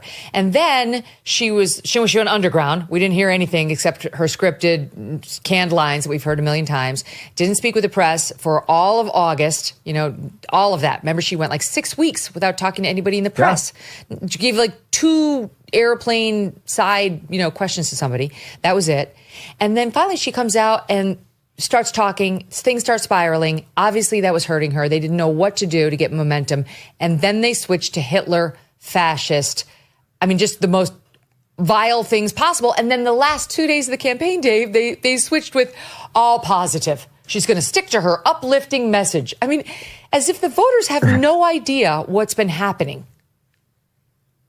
I mean, to some extent, unfortunately, their voters do have no idea what's been happening because their voters mostly apparently watch mainstream media. And I think the other thing that's happening here tonight is we are seeing a wholesale shift in the media landscape. People watching your show, people watching my show, whatever the guys at the Daily Wire are doing, et cetera, that's something, and there's lefty versions of all of us, of course, that people are tuning out of the lies. And the machine has lied to so many of us for so long, and just way too many of us have now woke up. I mean, think about, to me, the craziest thing that happened in this last week was that Barack Obama, 2 days before the election, so on Sunday, goes up in Wisconsin, gives a speech, and says, very fine people again. This thing has been debunked into oblivion. Yeah. But he thought he could go up and lie. First off, he called it a white supremacist rally, which it wasn't. Obviously, it was a debate about statues, Robert E. Lee in this case.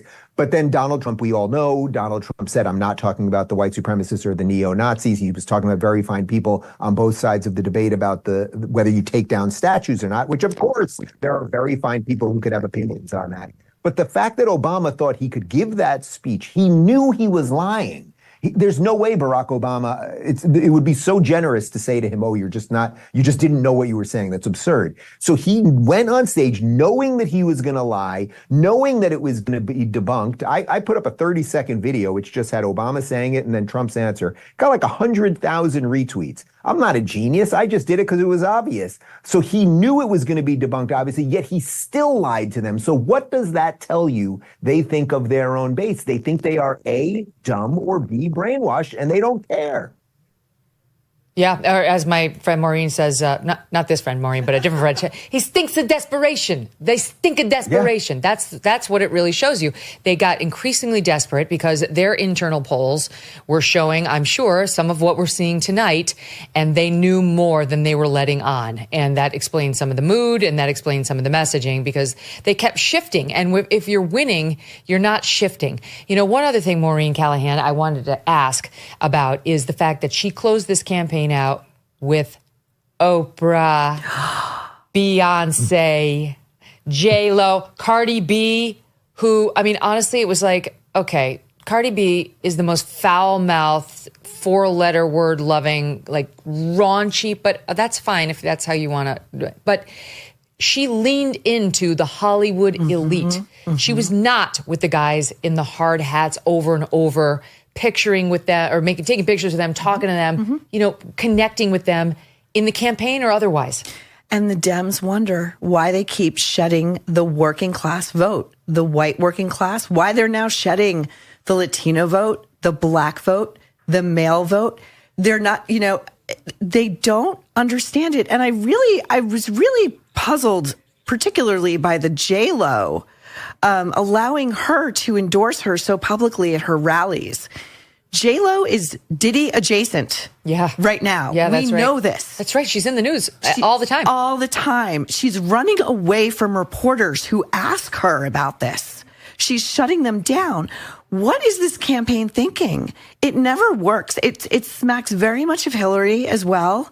When we talked about the Oprah interview right after it happened, and Meryl Streep and Julia Roberts, I know you're going to win. I just know you. Oh, remember Madam President Harris. Oh, whoops. Oh, me. Oh, yes. Me. Just the greatest actress in the world. We knew how alienating that would come across to regular people. They do this every time. They do it every time. It doesn't move the needle. In fact, it turns people off. And Oprah, how she could, if you watched it the way I watched it, you knew Oprah was like, this woman is full of shit. Yeah. Like, how do I spin this? I'm in it now. I'm in for a penny. I'm in for a pound, But wait, here's the theory, Dave Rubin, on the Oprahs of the world, the power brokers of the left of the world, and Kamala. It's that, Tucker said this to me, they're thrilled she's an empty vessel. They don't give two shits. They just want someone they can control. Of course. They want interchangeable parts, and she's just an interchangeable part who lives in service to the system. And the reason, and by the way, if I was Kamala, I would live in service to the system because she's done nothing to deserve to be the nominee and certainly done nothing to be the president of the United States. So you would just give the system what it wants. So when you ask the question about the actors, I think you know what the answer is. The answer is actors that do this, that just go all in. And by the way, the what's her name? Who's the with the bucket and the girl? Cardi B. Sorry, I know she has a bucket in the song and the whole bucket, thing. Yeah, it's a lovely song. Great song, great song. This is a woman who just weeks ago was railing against Kamala, but then clearly got some sort of call like, you're going to have to do it. Same thing as Usher. Remember, Usher was on The View about 2 months ago saying, I'm not going to get political, and then suddenly is on stage with her. The reason they all do it is actors and musicians and everything else, for as talented as some of them might be, they're all interchangeable. Why is it that the entire cast of the Avengers, every single one of them, as good as of an actor as Robert Downey Jr. is, or whoever you like there, Scarlett Johansson, how did they all come out on the exact same side of the political issue? Well, it's because they're in service to the Hollywood system. Actors can be replaced. You might think Robert Downey Jr. is the greatest Iron Man of all time, but someone else can do it. And so because their talent is actually not that rare and very interchangeable, they are very easily put into any system to do whatever the system wants. And I think we're seeing the end of that now, which is absolutely extraordinary. It's wonderful. It's long overdue. And hopefully more and more people will realize this is what it was for a long time. Mm-hmm. Oh, Dave Rubin, great to see you. Thanks for coming on. Good to see you, Megyn. I want to tell the audience this just in via NBC. Trump has an edge with the late-breaking voters, 49-42. Now we're getting pretty late in the evening. It could still change, but we're getting pretty late in the evening, so we can start paying a little bit more attention to these exit polls, but still huge asterisks because they change a lot. But that's amazing to me, Maureen. That suggests, not surprisingly, but absolutely nothing that she said in the past week or 10 days made it different. They did not buy Hitler. They did not buy fascist. They did not buy he hates Puerto Ricans. They did not buy any of it. And this is why I really had this gut feeling he was going to win, because that is the messaging of a panicked candidate, a panicked campaign, a panicked party. They were constantly, especially in the real lead up to today, they were running in opposition to him. They could never define her. She could never define herself. Even the Obamas, who know way better, yelling and hectoring at people at their own rallies. That is a room that is welcoming. They want to hear from you. They don't want to be yelled at by you.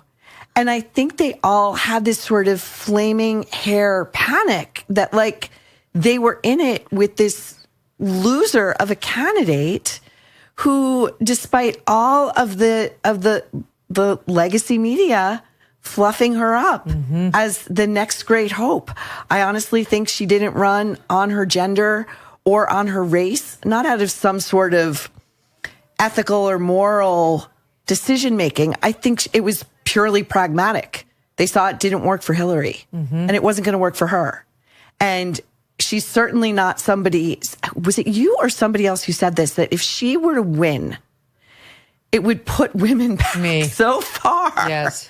And that's such a great point. This is not the one. No. This is not the one. We can do a lot better than this. No, because all of her ineptitudes will be chalked up to her femaleness. 100%. And then the people coming up behind her will be tagged with it. We'll have to wear that around them like an albatross. Like it's all women who sound like this or who are empty-headed or not deep thinkers. That was one of my main objections to her. We cannot have this Nimrod become the next president, and certainly not the first female president. Absolutely not. And the other thing that I thought was so telling about her campaign, she was running 2 different ads on the same major issue. In Michigan, she was running sort of pro-Gaza, right? Yep.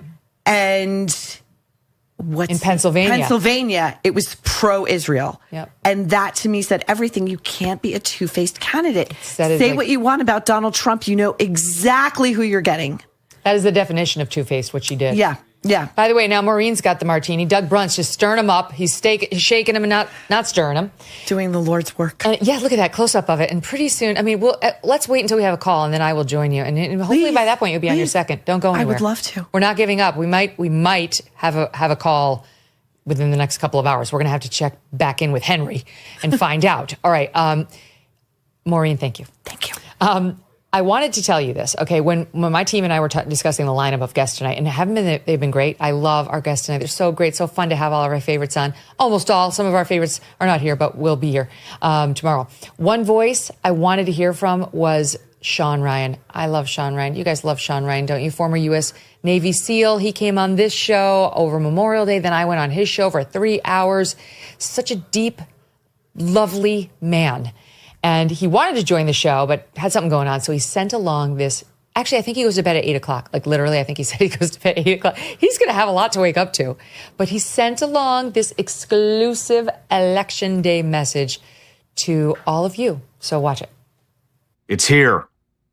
Election night 2024. What many consider to be the most toxic, divisive, yet most important presidential election of our entire lifetime. And I tend to agree. Each side thinks that if the other side wins, that it will be the end of the world as we know it. But the U.S. is like a massive ship, the most powerful, biggest ship in the entire world. And a big ship doesn't turn on a dime. It turns in increments. And somebody at the end of tonight is going to take that wheel. Now, even though nobody's been on that wheel for the past 4 years, somebody's going to take it. And life is going to go on no matter who that is. And everybody wants to know, how do we get this country on the right track? Well, I'm going to tell you 3 things that I think are most important, most influential, and that's going to steer this ship by increments that will last forever. First being, you need to stay true to your word. Now, what does that mean? That means that if you don't like the way a store is catering to kids, that means you actually have to sacrifice your time and your money and go the extra 5 minutes down the road to the store that does have your values and does carry your beliefs. If you're banking at a bank that sold all your information to the federal government and you don't think that was good for your privacy, that means you need to switch banks. And when you switch, you tell them why you switched. Number 2, we're going to have to open up the conversation. As Americans, we don't agree on much anymore. And the conversation has been extremely divisive if we've even had the conversation at all. But I still think there are a lot of commonalities that we share, and we need to find those commonalities and start the discussion there to build the relationship, to have the harder discussions down the road that are going to really change things. And number 3, parents, leaders of the future generation, you are your kids' biggest impact. It means you need to lead by example, and you also need to take the time to monitor what your kids are watching on the phone, what they're watching on TV, what they're taught in schools, and just be a good influence for them. Life's going to go on. It's up to us. Sean Ryan. Oh, we got to get him back on now after we get results tonight, the official results. Thank you, Sean, so much for that video. Rich and Charlie are back with me. And also joining me, Tom Bevan and Sean Trende from Real Clear Politics.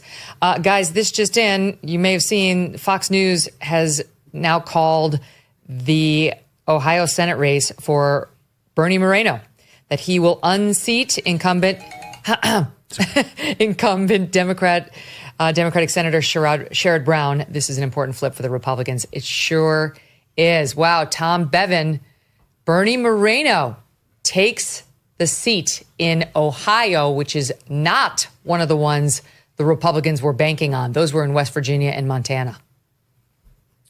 No, but this was definitely a race that Republicans had their eye on because they knew Trump was going to perform well in the state. And there hasn't been a lot of ticket splitting at the national level over the last 2 cycles. And so, Sherrod Brown got a great reputation in the state, well known, all of that. But at the end of the day, you saw, I think the last 4 polls that were in our average had Bernie Moreno leading. He sort of surged through the tape at the end of this race as Republican voters came home to him. And so, it was a tough environment for Sherrod Brown and one he just couldn't overcome. I feel like your affect does not match the news. I mean, this is like very analytical, impressively analytical. The Republicans are. I just asked my team, have they called West Virginia? Like they called West Virginia, right? Mm-hmm. Okay. How about Montana? Yeah. Has she officially? Not yet, but not yet. That would be a shocker if you lost. Okay, that's only because maybe the lateness of the hour because they're Mountain Time.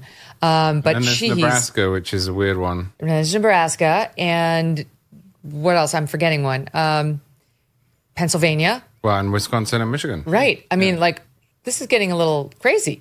Like that's where you can look up those states, Pennsylvania, Michigan, and Wisconsin. That's where you run up the margin. So a month ago, Ohio seemed a little bit of a stretch. Doable, but a little of a stretch. But it's steadily come online in recent weeks and seemed more likely. So now they're at 50, 52, and they could go 53, 54, 55 if the blue wall's falling Trump's way. And with a margin big enough, so far it's been looking as though the Senate candidates are underperforming Trump a little bit. So you need Trump to win by more than the hair in those places. Mm-hmm. Charlie, what were you saying about why you think it's important to win the Senate by a lot? Well, because I think that there's going to be a backlash against whoever wins this election. And there usually is anyway. But I think particularly given the 2 candidates. And I think if you want to get as many Senate seats as you can, have a 6-year time frame, so that if the country goes the other way in 4 years, then you create some stability. You still have control of the Senate, even though maybe not by the same margin. Right, or at least your losses aren't so great that you give the other side a mandate. Okay. I'm a huge Congress guy, as you know, Megyn. Yeah. I don't like executive power. So no. I like to see some sort of stability in Congress, and I like the filibuster. And Having come from England, it makes sense. Yeah. Rebel. You rebel against your queen, exactly. your king. Okay, so I'm just trying to figure out what's happening here. Okay, Montana Senate here. Okay, yeah, they called West Virginia for the Republican as expected. Montana Senate, 6% of the vote in. Okay, so it's too early to call. Right now, Sheehy's 55.9, Tester's 42.4. This will wind up going for Sheehy, we think, Sean. But let me ask you about your reaction to where we are so far. I mean, I don't know. I didn't expect to be quite this far along toward potential good news for Trump at 11:16 p.m. But are you seeing anything in the county-by-county analysis in the blue wall states that would give Kamala Harris some strong hope? I think the best hope she has is that a lot of Philadelphia, Detroit, Milwaukee are still outstanding. And so there's some very deep blue areas of those states, but there's also a lot of rurals. I mean, I got to be honest.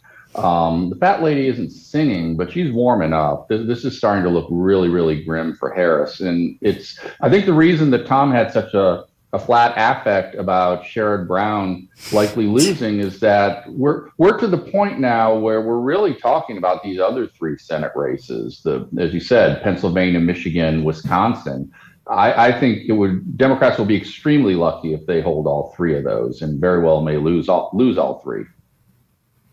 Wow. I mean, that would be just absolutely stunning. It's Nebraska.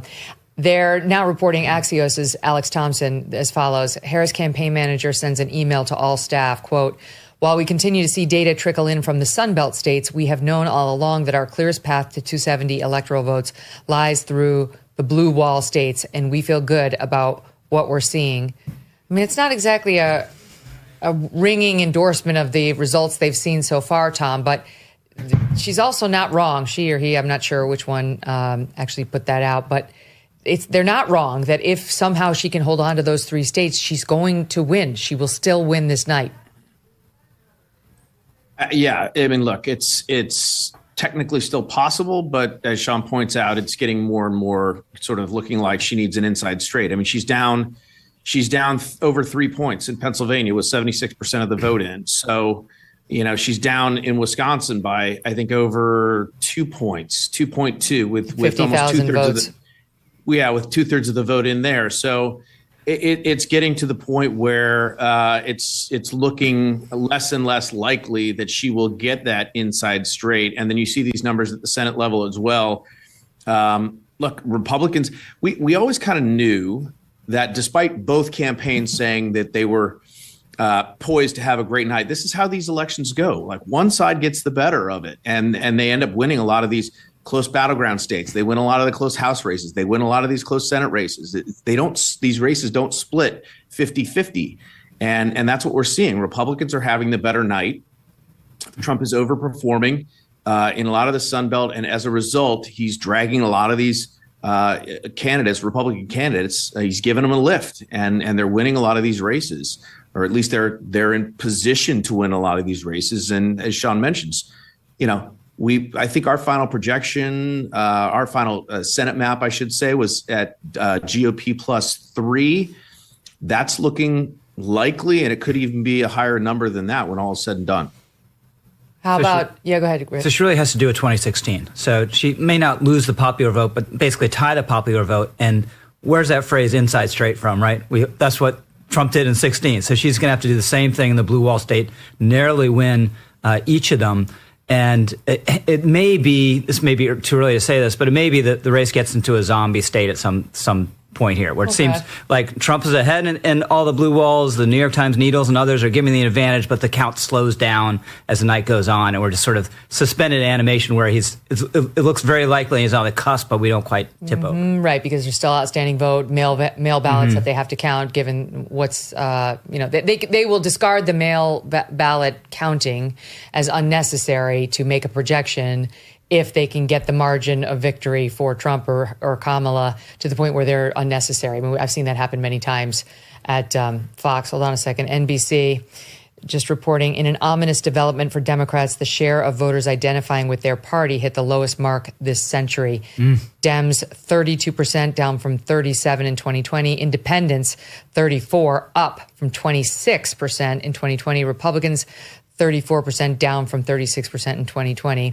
Look back to that in 1 second. Sean, did we lose Sean? Can you hear me? Did we lost him? I'm here. We lost him. Oh, no, he can hear me. Sean, what do we know about the House races? Because that was the body that the Democrats were most likely to take control of. How are they looking? It's kind of fascinating. They are looking very status quo right now. There haven't been many flips. I don't even know if there have been any so far. So I'd say the safest bet right now is a slight Republican majority, but there are a lot of House races that are very, very close. House races tend to lag for a variety of reasons. So that'll probably be the last one that we have a firm answer to. Okay. All right, guys. Thank you both so much. Great to see you, Sean. You as well, Tom. Appreciate it. Thanks, Megyn. What do you make of that, guys? This, in an ominous development again from NBC. Share of voters identifying with their party hit the lowest mark this century. And to what do we owe that? Well, so I said this on your show a few weeks ago. The phenomenon culturally that is Donald Trump and the media's dominance of the narrative have hidden the fact that the Democratic Party is crazy. Mm-hmm. I offer many criticisms of the right week in, week out, but the Democratic Party is crazy.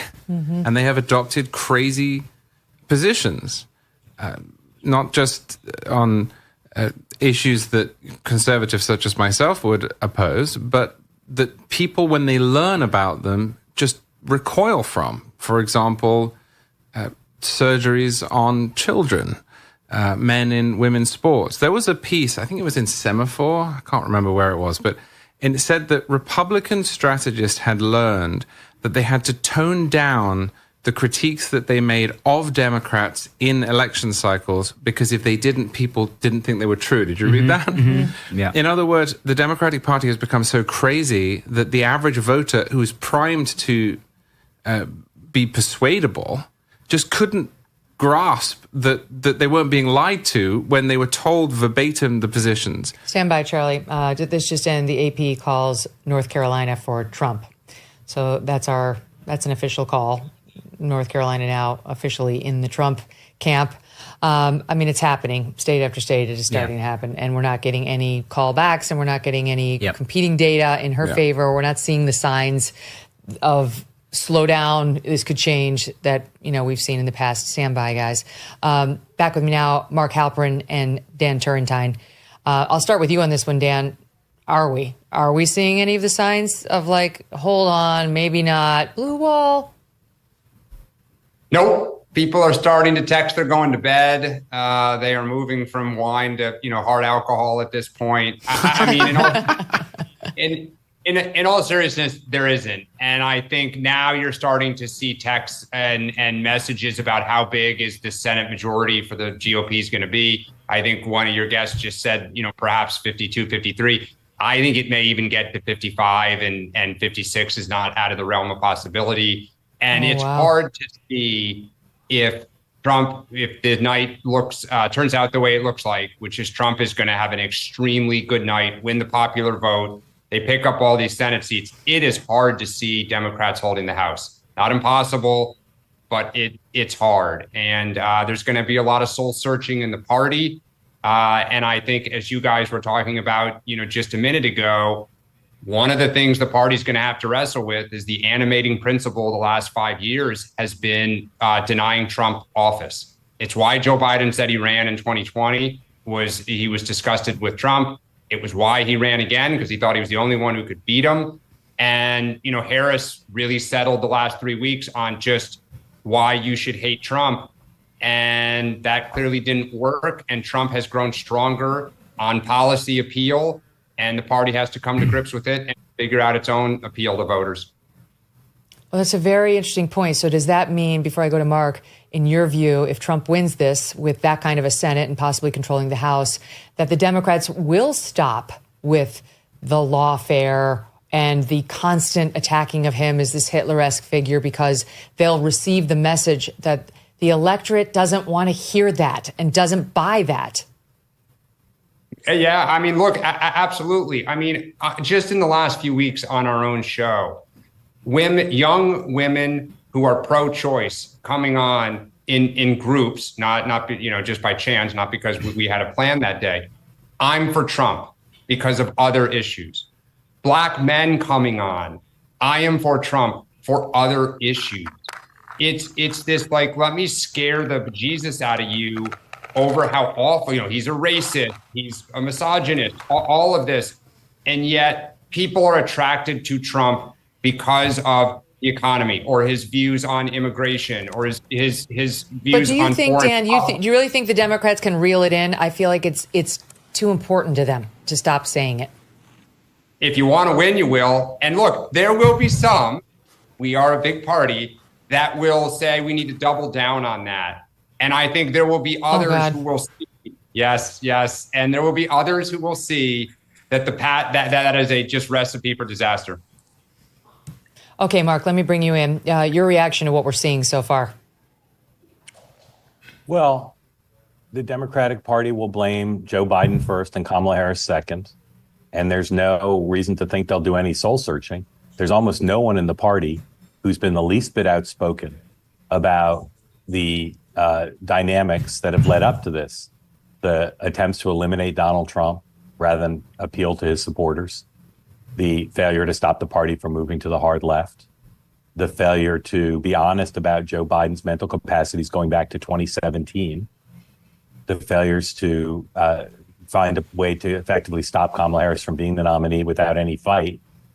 And I think most profoundly, the failure to see that the party is on so many issues out of step with the country, while they accuse Donald Trump of solely appealing to the quote unquote extreme MAGA base, when immigration, inflation, the forever wars, some of the cultural issues are not about the extreme MAGA base. They're about 70% plus of the country.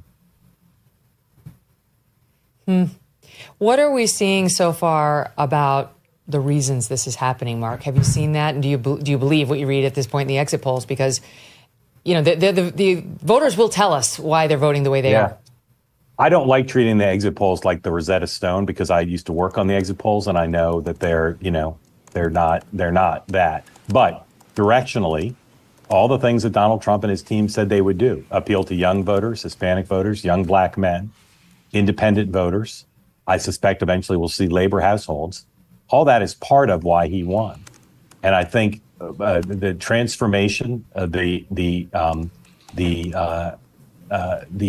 realignment of this election, if the exit polls are even close to correct, is much more profound than what happened in 2016 when he turned the Republican Party into the party of the white working class.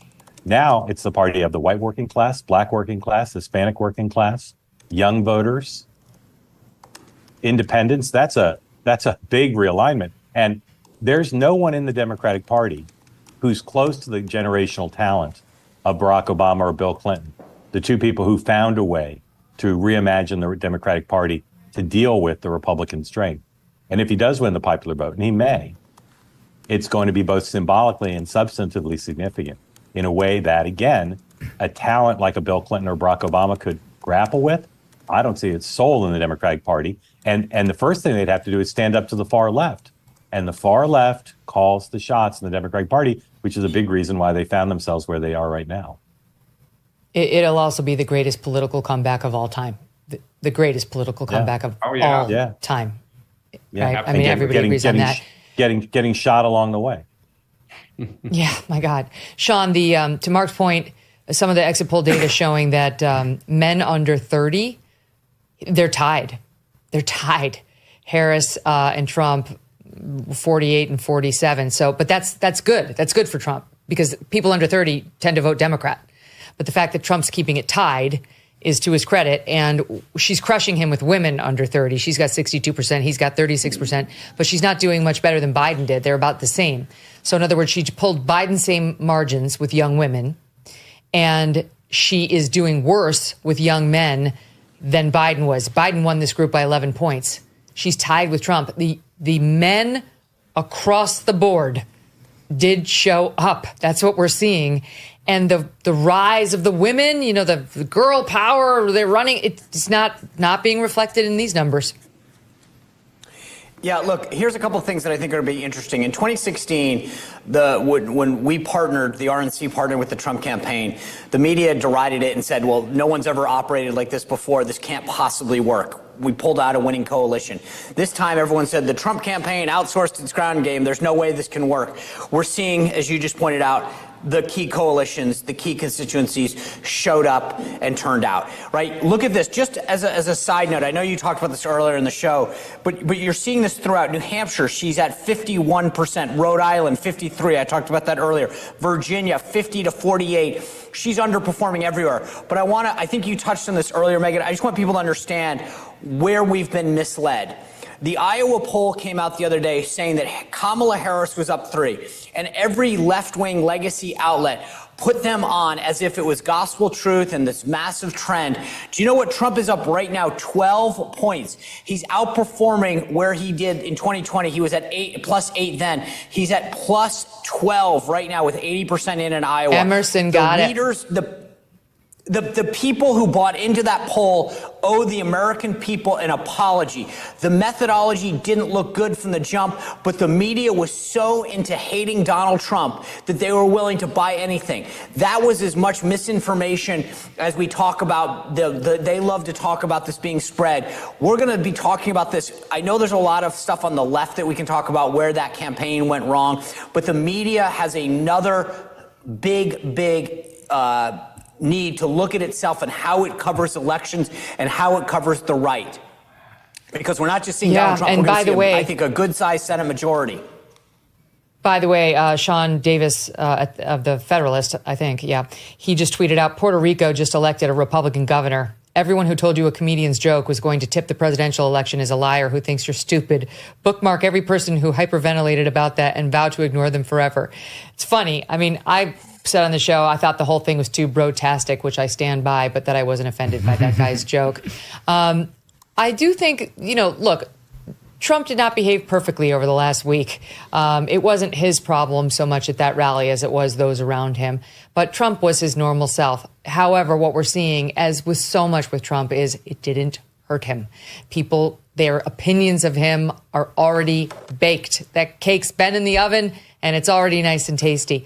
So what's going to happen, Dan? If Trump wins this and the Republicans have 55 Senate seats and take the House, what does the left start saying? What are we going to hear on MSNBC? Well, I think you've already heard a little bit of this in the last few weeks when Bernie Sanders went public, that he was a little upset that Harris was spending time with Liz Cheney. And he argued that what Harris needed to be doing was focusing on working class voters. And I think you're going to hear part of the left say that part of the Democratic base has left for Donald Trump. Mark alluded to it. This realignment, people of color in the working class are now, in Trump's camp, and that the party was not left enough. And you will have people like AOC and others who are thinking about the president who are going to come out and say that Harris has moved to the middle, her willingness to not take a stand, even on the trans rights issues and this issue of the surgeries. There were Democrats who were like, she needs to come out and proudly plant the flag, right? And she said kind of nothing, like, I'll just enforce the law. And she tried to kind of have it both ways. So I think the left, there will definitely be a segment that said that she was not proudly progressive enough. And that is why the base of the party has left for Trump. I don't agree with that. Yes. I mean, given the amount of millions that Trump spent on those NFL ads, I mean, that he hurt her for sure. Those ads hurt her. And the great thing about those ads was they were 100% true. She did exactly what they said she did. Then she later said, oh, well, Trump did it too. I mean, we did a deep fact check on that. The listeners know I'm very, very on to this subject. But what happened was Barack Obama changed the prison policy to require that taxpayers pay for sex change operations and procedures. Trump got in there and his administration said, what? And tried to limit the existing policy while they challenged it in court. No one received such a surgery under Trump. One guy who murdered two people by tying them to an anchor and throwing them overboard of their boat, who was in California prison awaiting the death penalty, I think, got the surgery after Trump left office. And she tried to say, he did it too. He did it too. Meanwhile, she actively worked to change the policy in California to provide these taxpayer-funded sex change operations. She did it. That's why she couldn't effectively deny it. And people can smell it. When you tell a lie, when you try to dodge, when you try to do he did it too, without being straight, they can smell it. Guys from Two-Way, thank you all very much. So interesting. See you guys later. You guys stand by 1 second because we're going to bring in our legal panel to dive into what the next few months are going to look like. You guys know these guys very well. Georgia's own Phil Holloway, host of Inside the Law, his YouTube show. Dave Aronberg, state attorney for Palm Beach County, Florida, where Mar-a-Lago is located. And Mike Davis, founder and president of the Article 3 Project. What a night, guys. Thank you all so much for being here. Can I just ask you before we get to the lawfare and what's going to happen next? Mike, you'd be hard-pressed to find somebody who's a bigger booster and more loyal to the president than you. What's your reaction to what we're seeing so far? I would say that it's going to be a very good night for President Trump. I think he's going to win. He's got the dark MAGA cap on, everybody. Go ahead. I think President Trump's going to win pretty handily. He may sweep all the swing states. We've already won the Senate for Republicans. It's a very, very good night. Dave, how are you feeling?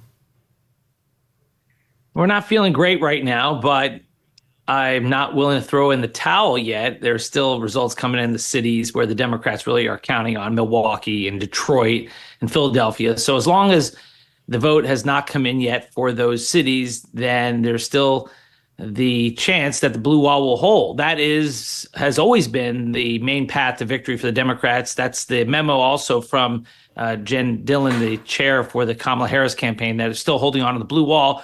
We shall see. It's very true. But right it's now, important to note. It's not one yet. Yeah. Correct. And that's why there's still time. It's not over yet. We're not throwing in the towel. There's a lot of hand wringing and bedwetting, but that's what we Democrats do. So we'll see as the votes are counted. Phil, while we were all focused on the electoral map, we got some news on our old pal Fani Willis. Seems the voters down in Atlanta are not done with her yet. No, and look, this is Fulton County after all, and it looks like Trump only took about 27% of the vote. And of course, she being a Democrat, it just makes common sense that she's going to sort of ride this blue wave that's forever and ever going to exist in Fulton County. I'm just glad that our state in Georgia appears to have not become a national embarrassment, because we had some questions about whether another metro Atlanta County and Gwinnett County might have some voting irregularities, or at least some issues with how those machines counted the ballots in Gwinnett County. But it looks like we've dodged perhaps a national embarrassment bullet on that one. Okay, so let's talk about lawfare, guys, because I think we all know that really, regardless of who wins, there's going to be lawfare after the fact. Do we think that? I mean, I think we think that. Don't we think that? Depends who wins. Yeah. Does it? I don't know if that's true. Yeah. Go ahead, Phil. I do. Well, I do think, as far as Trump is concerned, that no matter what happens, he has that sentencing in New York on November, I think it's 17th, that's coming up, and that's going to be very interesting. If we'll get to that. We'll get to that in a second. We'll get to the criminal case against Trump in 1 second. I'm talking about the lawfare around this election. I feel like it's going to come either way. The reason I think that is, I think if he wins, they're going to be calling him an insurrectionist again, trying to get him not installed, trying to get the vote not certified, maybe trying to push faithless electors. I think all of that's coming our way. Do you think Jamie Raskin is going to roll over and just accept Donald Trump's victory? Do you think that, Dave? I do, actually. Yes. Democrats could grumble, but no, I don't think that they're going to try to do an insurrection or do alternate electors or any of the things that happened 4 years ago. No, Democrats, they can grumble, but they don't play the same game. So no, I don't think that's going to happen. All right. How about you, Mike Davis? What do you think? Well, it depends on how much President Trump wins by tonight. And it also depends on whether Republicans keep the House of Representatives. Look, they tried to bankrupt Trump. They tried to throw him in prison for the rest of his life for non-crimes. They're still trying to do that with that sentencing hearing in front of Judge Merchan in Manhattan on, I think it's November 26th. They've tried to take him off the ballot, and they underfunded his Secret Service protection. So they've tried to take off his head. That all didn't work. The American people, it looks like, have put President Trump back in the White House. And as you said, Megyn, that Jamie Raskin seems pretty determined to try to block that on January 6th. I would not bet that guy's going to go quietly into the night if Trump wins this. I'd be shocked. I know that they have said, we hate election deniers, we hate everything that Trump did, but they hate Trump more than the charge of hypocrisy. So that's what I think. I think they will fight. They'll fight legally. But now, if Kamala Harris manages to eke this out, and we do need to discuss this, if she does somehow manage to win these blue wall states, you guys, and it happens with the mail-in ballots late in the game, the way we saw in 2020, Mike, you tell me what's going to happen.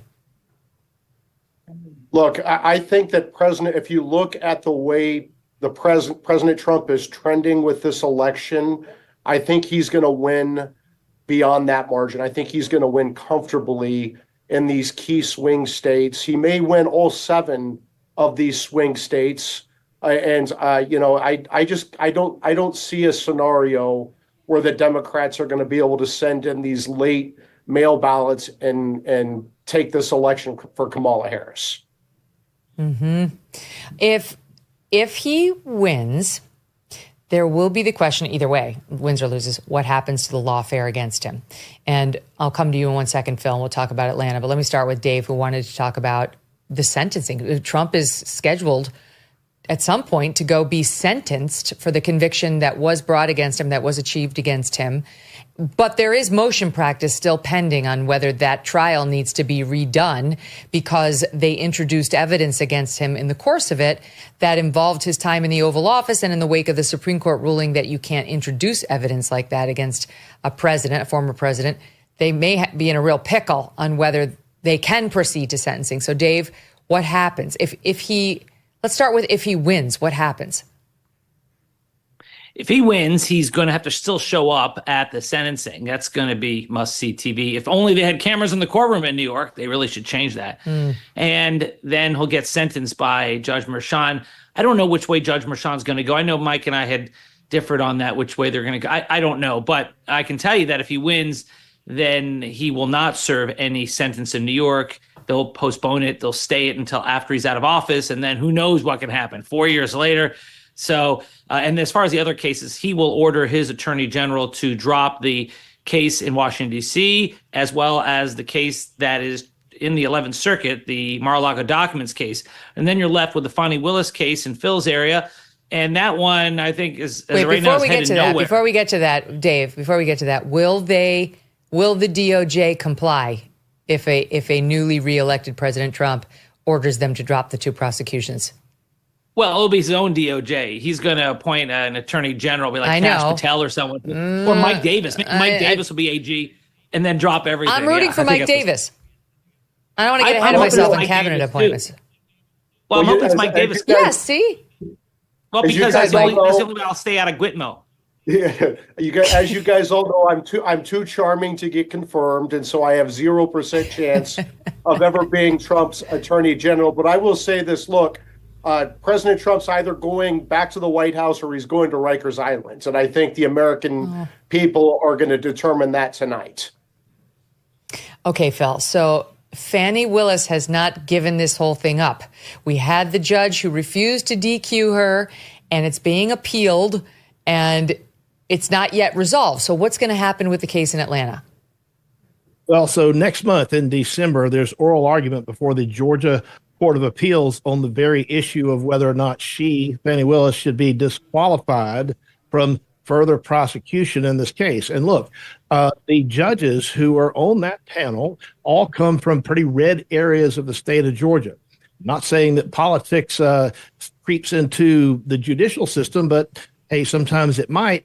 And I think, particularly that if he wins this election, and it looks like he will tonight, I think that the Court of Appeals in Georgia is just going to have all the more reason to go ahead and disqualify Willis. And if that happens, this becomes an indictment without a prosecutor, because the Georgia, they have a state agency called the Prosecuting Attorneys Council. They would be tasked with potentially assigning it to another prosecutor, and no other prosecutor in their right mind in the state of Georgia is going to want to pick up the mantle and try to carry this prosecution across the finish line. They would have to start over from the very beginning, probably anyway, to clean up the mess that's been made by Willis. On the other hand, if I'm wrong and she's not recused from the case or dismissed from the case, I think that it's stayed pretty much indefinitely. I don't think the trial judge is going to want to proceed with any kind of active litigation against a potential sitting president of the United States. So one way or another, I am convinced that the Georgia case is dead in the water. I'm convinced of that too. Dave, if he does lose, and the audience should be reminded, it is still possible. We don't have a call in one of those 3 blue wall states. And if she wins them all, she's going to be the next president. So if he loses, what happens with the New York case? That one did proceed to verdict. If the judge says, I'm not worried about that evidence we let in, I don't think that it would have affected the verdict, and I'm going to go ahead and proceed with sentencing, then what happens? Yeah, then he'll sentence him, and then he'll go on appeal on the grounds you just said. And then I suspect an appellate court may rule that it's harmless error, or they may reverse it and send it back. I think it's probably harmless error. And then Trump will get sentenced in New York, and he'll have to go through with the sentence. He can only have so many delays. And then he'll also be put on trial in Washington, D.C. That's the next one to go, the election interference case. And then the 11th Circuit at some point soon is going to, I think, overturn Judge Cannon and reinstate the Mar-a-Lago documents case.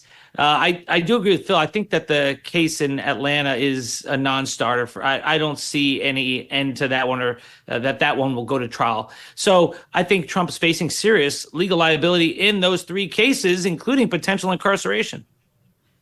You, Phil, you're shaking your head no on the 11th Circuit reversing. Just to keep the audience up to speed, we were talking about the Mar-a-Lago documents case where Trump took all those documents and then didn't give them over to the feds when they were demanded, and then the FBI raided his house. And the judge in that case threw out the case, saying Jack Smith, the special prosecutor, had not been properly appointed, that it could have been cured if they had just gone to a sitting U.S. attorney and said, would you please bring these charges? But they didn't. They really wanted to stick with Jack Smith.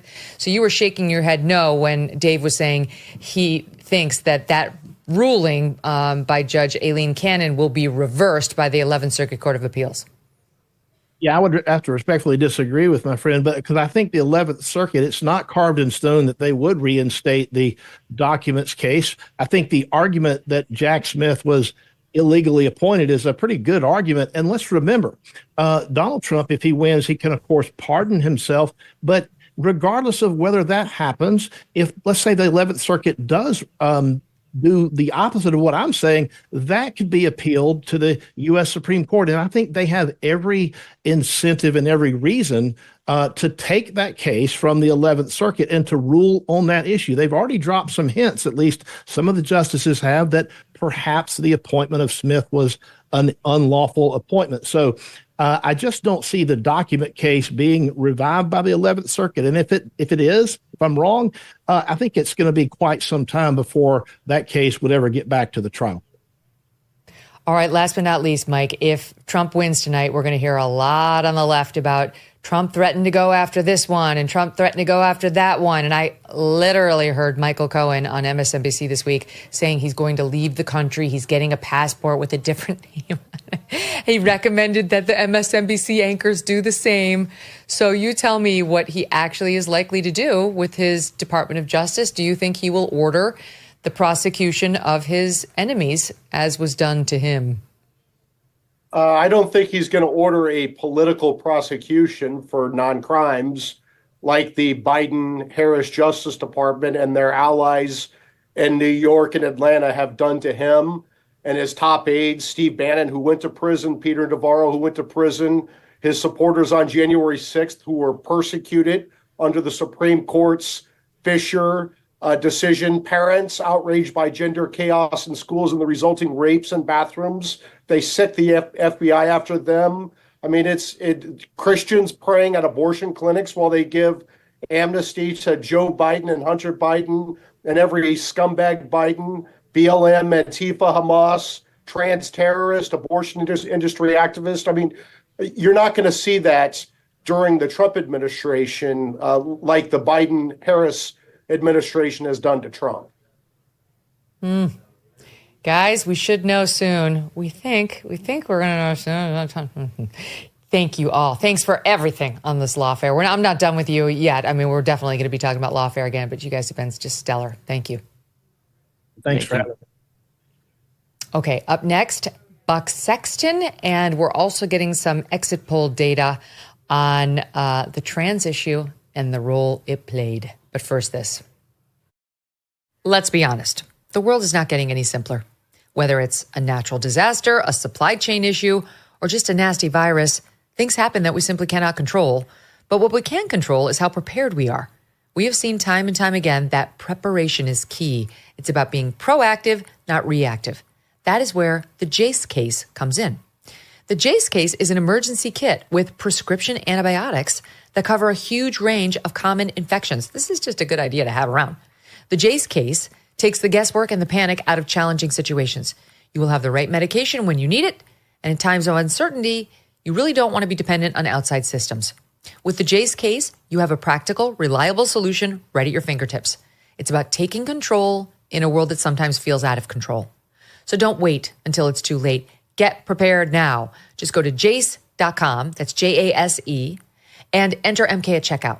Promo code MK at jace.com to get the right meds the moment you need them. And this is about smart preparation. Don't forget that, for you and for your family's peace of mind. Okay. Our on-set guests are all back with us. Rich Lowry, Charles C.W. Cooke, and Maureen Callahan, and Buck Sexton is with us as well, co-host of the Clay Travis and Buck Sexton Show. Buck, welcome. Great to see you. Just want to let the audience know where things stand now. Pretty much everyone has called North Carolina for President Trump, but it's the only state that has been officially called. The latest on the Georgia presidential race via NBC is 92% of the vote is in. Trump is leading 50.8 to Harris's 48.3. Let's see. Fox reports that Republicans have taken control of the Senate. Incumbent Republican Senator Deb Fischer wins in Nebraska. Wow, oh wow. And let's see if I'm getting it all. No, one other thing, Buck Sexton, and that is Scott Pressler. Hold on a second. Who I don't think anybody has done more to get out the vote in Pennsylvania for Trump than Scott Pressler. He moved to Pennsylvania. He's been like a one-man get-out-the-vote machine. He's been registering. He's the guy who got that million-vote difference, advantage to the Democrats, shrunk down to 300,000. And we had him on the show. He's an impressive guy, and he just tweeted out the following few things. President Trump won more votes out of Lancaster County than in 2020. The Amish delivered. Go Amish! Witness! Yeah. President Trump received more votes in Butler County, where he took a bullet for us, than in 2020. Scott writes, I'm shaking. Don't know what to say. Wow. Oh, that's really sweet. He worked so hard. Your reaction, Buck, to this just torrent of good news so far for Trump? It looks like a great night for America and a bad night for communism. I'm absolutely thrilled. This is what the Democrats richly deserve. And I would say that I'm usually one for good sportsmanship and, consideration for a battle well fought. When they spend the last few days of a campaign saying openly that Trump and his supporters are Nazis, I feel no grace. I feel no sense of sadness at the sadness that they are feeling, or empathy at the sadness that they are feeling. They ran a candidate who's an utter fraud. She's also a disgraceful person for her attempted character assassination of Brett Kavanaugh during his confirmation hearings. I could go on at length just about that. She's an abomination of a candidate. She tried to lie to the American people. She tried to hide from the American people. And it looks like, and maybe tomorrow I'll have to eat my words, but whatever, I won't care. It looks like the American people saw through it and have done the right thing. And I haven't even gotten to what a great campaign I think Trump did run. The most iconic political moment of any of our lifetimes, a president taking a bullet grazing the side of his head, and not just continuing on with his campaign, continuing with public appearances afterwards, but yelling, fight, fight, fight in the moment to his crowd. None of us have ever seen anything like that, and none of us, I think, ever will again. And this was just a very clear choice between the return to 4 years of Trump policies and leadership, or I'm not even sure what we could say Kamala Harris would have done or would do if she were to win. I think it's a very remote possibility now. She ran away from everything that she had ever stood for in adult life. She did so in about a 90-day period when it suited her. And she did so after pretending that her chief partner and the commander-in-chief didn't have dementia, which she clearly knew. So, they haven't started the tears over at MSNBC, Megyn. When I'm not checking in on your live stream, I've got a few different TVs here running, and I'll see what's going on there. But when they start crying, I will start laughing because they deserve it. The media went hysterical against Trump. Everything that they said about him in these final weeks as their primary methods of attack was, I think, just completely insane, unhinged, and beyond the pale. And here we are. Also, by the way, all these Republican senators have had different have had them all on at different points. Bernie Moreno is a great guy. I'm not sure. I think Hovde is. I saw something like he was separated by 6 votes at one point. I mean, it's like the closest Senate race anybody's seen since Al Franken, some years ago in Minnesota. So it's looking really good for Republicans in the Senate. And I'm very happy. It feels like this is balance restored. It feels like this is a reckoning on so many levels. So let's just hope that I don't wake up tomorrow and find out that the magic ballots arrived in Detroit all at once. I know. We all have to be cautious because we've been burned before. Want to share this. Brett Baer reporting that he spoke to 3 separate sources close to Harris and the campaign. One said, quote, "I think we're losing this," end quote. Other 2 admit path is very thin. Trump has more votes in counties in Pennsylvania where he should be losing by a bigger margin. I mean, that's exactly it. That's exactly how the decision desk will look at the outstanding vote to see, is he ahead by margins that could give him the padding he needs to win, or is there still enough outstanding vote that could go her way to swing the state? And it doesn't sound like they feel confident about it. Let me ask you something on your analysis, Buck. Do you think there's anything she could have done differently that would have changed the results we're seeing? No, I actually don't. I think that I was one of the people who all along was insistent, and I was wrong, and unfortunately had to buy my good friend and co-host Clay the most expensive steak, I think, in the continental United States. I saw that. It had firecrackers in it. Firecrackers, a gold case, the whole thing. So Clay got his fancy steak. I thought that they would still run Biden, quite honestly, and it wasn't because I wasn't fully aware of the cognitive decline, as I think all of your guests, everyone, we're all aware of what's happened to Joe Biden in recent years. It was bad and continued to get worse as age-related decline does. But Kamala is a horrible candidate. I mean, truly, Democrats recognize this in 2020. She didn't become a different person because the circumstances of the election suddenly indicated that it would be more advantageous for them if they didn't have Joe Biden as the nominee. So Kamala Harris was rejected resoundingly by the Democrats in their own primary in 2020, right? It's one thing for Republicans to really dislike a candidate. I mean, I know so many people who will say, I hated Barack Obama. I thought he was terrible. Yeah, but he was really effective at winning the presidency, right? I mean, it was a once in a generation. That's the one thing he was really good at. Right. I mean, exactly. Getting elected. As a Democrat, he was really good at that, at running campaigns and as getting elected. Kamala is quite obviously bad at this. And people would say, well, she was a senator. She was a senator before. Yeah, but she's a machine politician who's never actually faced any real scrutiny. And more than that, she's really a machine politician who represents the DEI wing of the Democrat Party. And so she didn't have to be tested even as a Democrat. You know what this reminds me of? Roger Ailes used to say a lot of people were correspondents at Fox News and they want to be anchors, and not everybody should be an anchor. It's not the right job for everybody. Some people are better field reporters, and he used to say he just wants to fail upwards. That is the perfect example of failing upwards, and that's her. That's her. She failed upward. I mean, she might be the number one. She might be the winner of failing upward, which is kind of a success. So, I mean, she's number one at that. Right. But I mean, you look back at her history, she transferred into Howard. She got into law school, it appears, through a DEI program. She didn't do particularly well. She failed the bar exam first time around. She got a job in the DA's office. She began an affair with a man 40 years her senior who was incredibly powerful in California politics. He helped get her elected as DA, and boom, Bob's your uncle. She was off to the political races in California, a bright blue state. And then we all know how she got selected as vice president.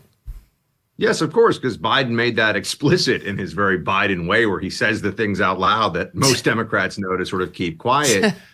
Look, Kamala Harris also was a big believer in the Jussie Smollett hoax. I mean, this is The reason that we have instructions on opening packages that tell people like, don't put this plastic over your head is because they have very, very low cognitive ability. And when you see somebody believing that Jussie Smollett was attacked by MAGA people on the south side of Chicago, I think it's fair to say that you're not dealing with the brightest bulb. I think it's quite obvious that Kamala Harris was never up for this at all. And on top of that, I don't think, there are some Democrats who I would disagree with and maybe don't think are particularly gifted or bright, but I think are fundamentally trying to be decent people. Kamala Harris is absolutely vicious and ruthless. The Kavanaugh hearings, which I remember very well, followed very closely, and thought was one of the most grotesque things I've ever seen the Democrats do. Of course, that was before some of the stuff that I've seen them do to Trump. And I think that there was never the accountability for her role in what unraveled as a clear hoax to destroy a good man in front of his family, his colleagues, and the whole nation. Yep. So I think that's Kamala is a person of no leadership, no character, and no intelligence, and that Democrats and I don't say that about all Democrats. I've never said Hillary Clinton is dumb. Character, not her strong suit, but I've never, she's not dumb. Yeah, she's not dumb. I call it Barack Obama's not dumb. I mean, I really try to call it like I see it. And Joe Biden, actually pretty dumb, but very much good at the glad handing, the grinning, and the nonsense of 50 years in politics, running in a state where he's never had a real challenge other than just doing whatever the Democrat Party tells him to. So Biden kind of knows, he knows his brief, we would say, like he knows how to play the game.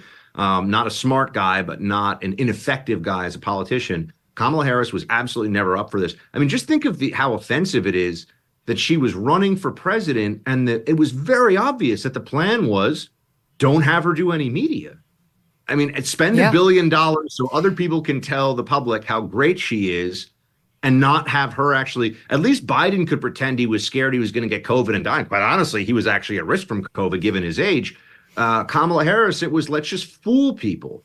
I mean, the whole thing was so dishonest. It was let's pretend that everything that she ever believed, she no longer believes. Well, through paper statements issued by a campaign spokesperson, not even by her.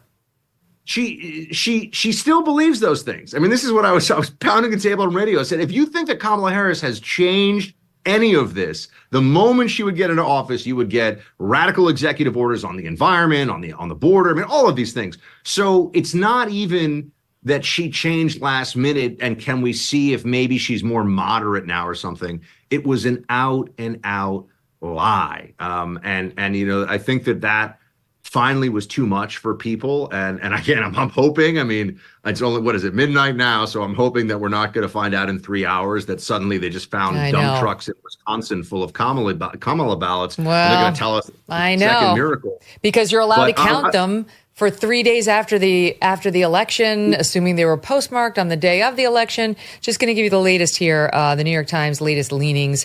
They say Trump has a 95% chance of winning Georgia, 80% chance of winning Arizona, 73% chance of winning Pennsylvania, 72% chance of winning Wisconsin. Yeah, this is what, and 67% chance of winning Michigan. That's all Trump.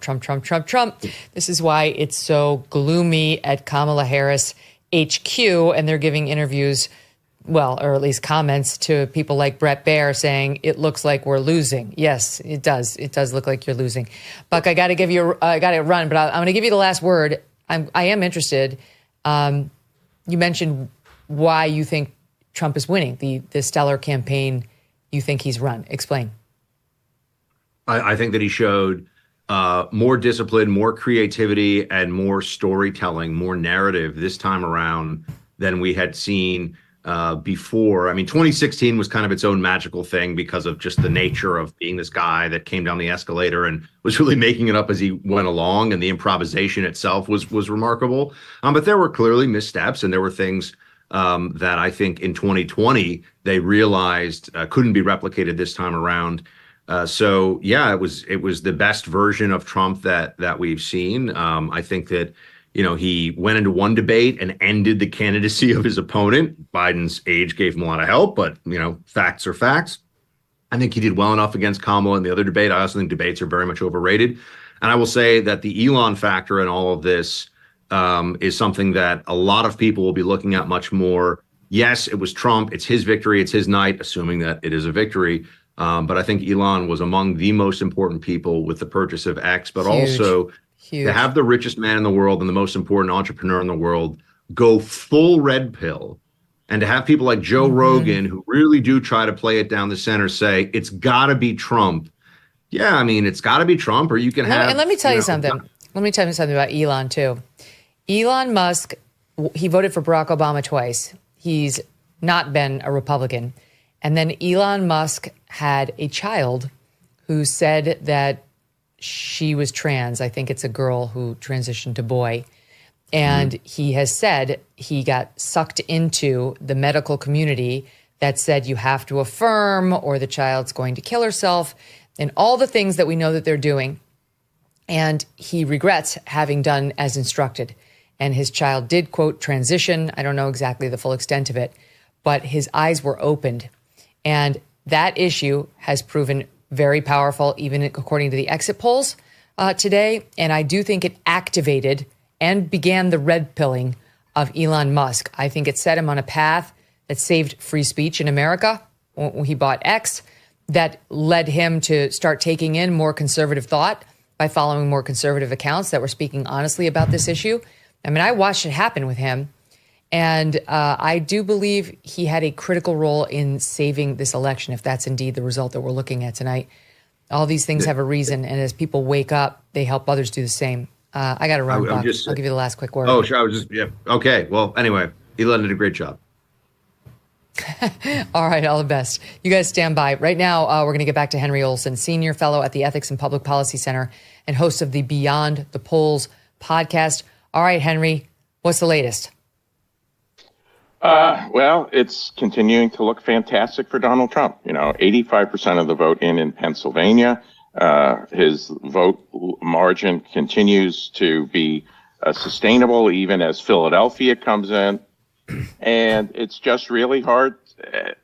You can't call it, but it's just increasingly hard to see where she comes back. And the same is true in Wisconsin. Would not be surprised if in the next 3 hours we are able to call the election. She would need to have pretty much a miracle happen in all three blue states right now in some part of the state, and the miracles have not been coming up for her.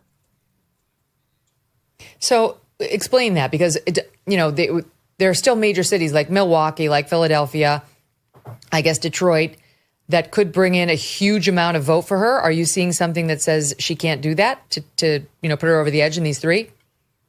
Yeah, well, the thing is that Philadelphia's vote is increasingly coming in. That as we're talking, 86% of the vote is in Philadelphia. Her margins are lower than Joe Biden's. There are votes out, but there aren't a whole lot of them out in those areas. And there's Trump votes that are still out, like Cambria County, where they had a scanner problem. That's going to be like a 70% Trump county right now. But right now it's 50-50 because the only votes they've counted are the mail early votes. So you've got tens of thousands of votes left for Trump in rural Pennsylvania. So Philadelphia is not going to save her. Then you take a look at Milwaukee. He's ahead by 100,000 votes. Half the votes are in, and her margins are less. And there are still Trump votes out in rural and suburban Wisconsin. Milwaukee can help, but she's not going to get saved by that. Michigan is the state where there's not a whole lot in from Detroit right now, and that could very well be a game changer for her. But she has to win all three. The only way she wins all three is for something to happen outside of the big cities that hasn't happened for her anywhere in the country tonight. And if that happens, then maybe she can win all three. But it's not a hand I would want to bet on, even with massive odds given to me. Talk to me about the mail-in balloting, though. I think we're all feeling a little squirrely because we all got burned in 2020 thinking, yeah, he's got it, went to bed, mail-in balloting changed everything. Yeah, well, the thing is that the mail-in balloting, first of all, is much, much less than it was in 2020. Secondly, they have been able to process it much faster. There is not, with, again, the possible exception of Detroit, There is not that batch of 150,000 mail-in ballots left in Milwaukee. Those have been reported. The mail-in ballots in Philadelphia have been reported. That batch does not exist anywhere. Rich and Charles may want to weigh in here. Stand by. So, Henry, the most important question facing us in this election, is it now looking as though your New York Post predictions are going to be proved out or not? That's what we're all waiting to learn. My predictions in the New York Post are looking extremely good right now. Swagger. Henry, I saw it suggested about an hour ago that the Republicans might lose the House, despite what we've seen in the presidential race and the Senate. Is that likely? No, it's not likely. The House is up for grabs. It's hard to go through the House in detail as I'm going through all of the other things. The House was on such a precarious margin, and the House, of course, goes to the popular vote nationwide. And so Trump is going to win the Electoral College by winning small margins in high-profile states. Republicans could keep the House. I'm not sure we'll know for a while because so many seats are in California that count so many votes late. And it's just hard to know how they're going to go. But the House is still in play. The Senate is not. And it looks like my prediction that if Trump takes a state, the senator who is a Republican candidate will also take the state. That looks like it's going to come true. So if the current trends go, Republicans will have between 54 and 56 seats in the Senate. But the House will still be in play, and we won't know until more votes, particularly in California and Arizona, are counted. Henry, do you feel that the math is so bulletproof that the left will be unable to deny the results? Deny the results. Anyone can deny results. When George W. Bush won Ohio by 2%, people argued that was because that the machines cast by the Diebold Company had been manipulated by software, and they actually challenged the votes on the floor of the House. Senator Barbara Boxer gave the Senate ability to have that challenge, and they tried to overturn the election. People forget that, but that's what they did. They can deny the results if they want, but there is no justification for doing so based on the trends we are seeing right now. The votes that are being cast are legal. The votes will produce a result that is demonstrably true, that is demographically consistent, that is supported by exit polls. They can do what they want, but I see any way that they can overturn this election, and they would be only trying to rev up their base by following suit and doing that. Henry, why haven't we gotten a call yet in Georgia? Well, the only call we've gotten is North Carolina. I haven't gotten a call in Georgia. Haven't gotten a call in Arizona, right? And haven't gotten a call in Nevada. Well, Nevada hasn't released any votes yet because their rule is that they cannot release any early votes until all of the precincts are closed. And so somebody must be voting in person somewhere. Arizona, only half of the votes have been counted, and it's 50-50. There's no reason for a call in Arizona. Why the Georgia hasn't been called is beyond me. Unless the number of votes that people think are outstanding is much, much greater than is apparent on the AP call, it certainly looks like Georgia is outside of Kamala Harris's grasp. I think they're being ultra cautious because of the consequences. If they call Georgia, then they may have to call the election for Trump within the next 3 hours, and they may not want to do that until it's absolutely 100% necessary. They know they're playing with fire. George is big, and he's had a steady lead and almost all the votes in. So, yeah, we're all wondering. Don't go too far. Yeah. Henry, are those your students behind you? We're like, kind of looks like you're in an airport, but that's your classroom, right? I am here at the invitation of my best friend, Terry Hallmark, who's a professor at the University of Houston Honors College. So they're his students, not my students, but they've been here for 5 hours listening to all of this, and they deserve a medal. Yeah, they're learning a lot. Oh, well, Henry, so are we, thanks to you. All right, stand by. Thank you so much. Love Henry. So full of information. Want to bring into this discussion Victor Davis Hanson. Victor, I mean, it's really incredible when you hear Henry say we could be talking about 55. I think he said the number 56. He did. Possible Senate seats. I mean, this, we're getting ahead of ourselves, but Henry's no slouch. That's how he sees this election potentially shaping up. Who would have dreamed? Well, in the last 2 to 3 weeks, there were all these indicators that were there. The Mexican, American, Hispanic, Latino, whatever term we use, male vote was supposedly polling at record highs. There was a vast defection of African American males. As we said last time, in particular states, there were, in Michigan especially, there was even division among the Muslim vote. There was problems with the EV mandate. There were even reports of the Amish were being recruited more heavily by the Republicans. I'm on a board, so I go to Milwaukee, and I remember in August and September, there were people on the left that did not want to continue with the get out of the vote effort in inner city of Milwaukee because they were afraid that African-American males were going to be encouraged to vote and they were going to lose 20 to 25%. I'm just saying that again because, Megyn, when I looked at the vote, they were static, the polls, they were static, and they never showed any of this. And it seemed that the layman could see that something was going on. And that just begs the question, why didn't they do it? And whether they deserve it or not, their reputation is back to 2016, if that, because they were showing Bernie Moreno losing and same thing in McCormick and all of the Senate. They were basically telling us it was going to be deadlocked, or they were going to lose.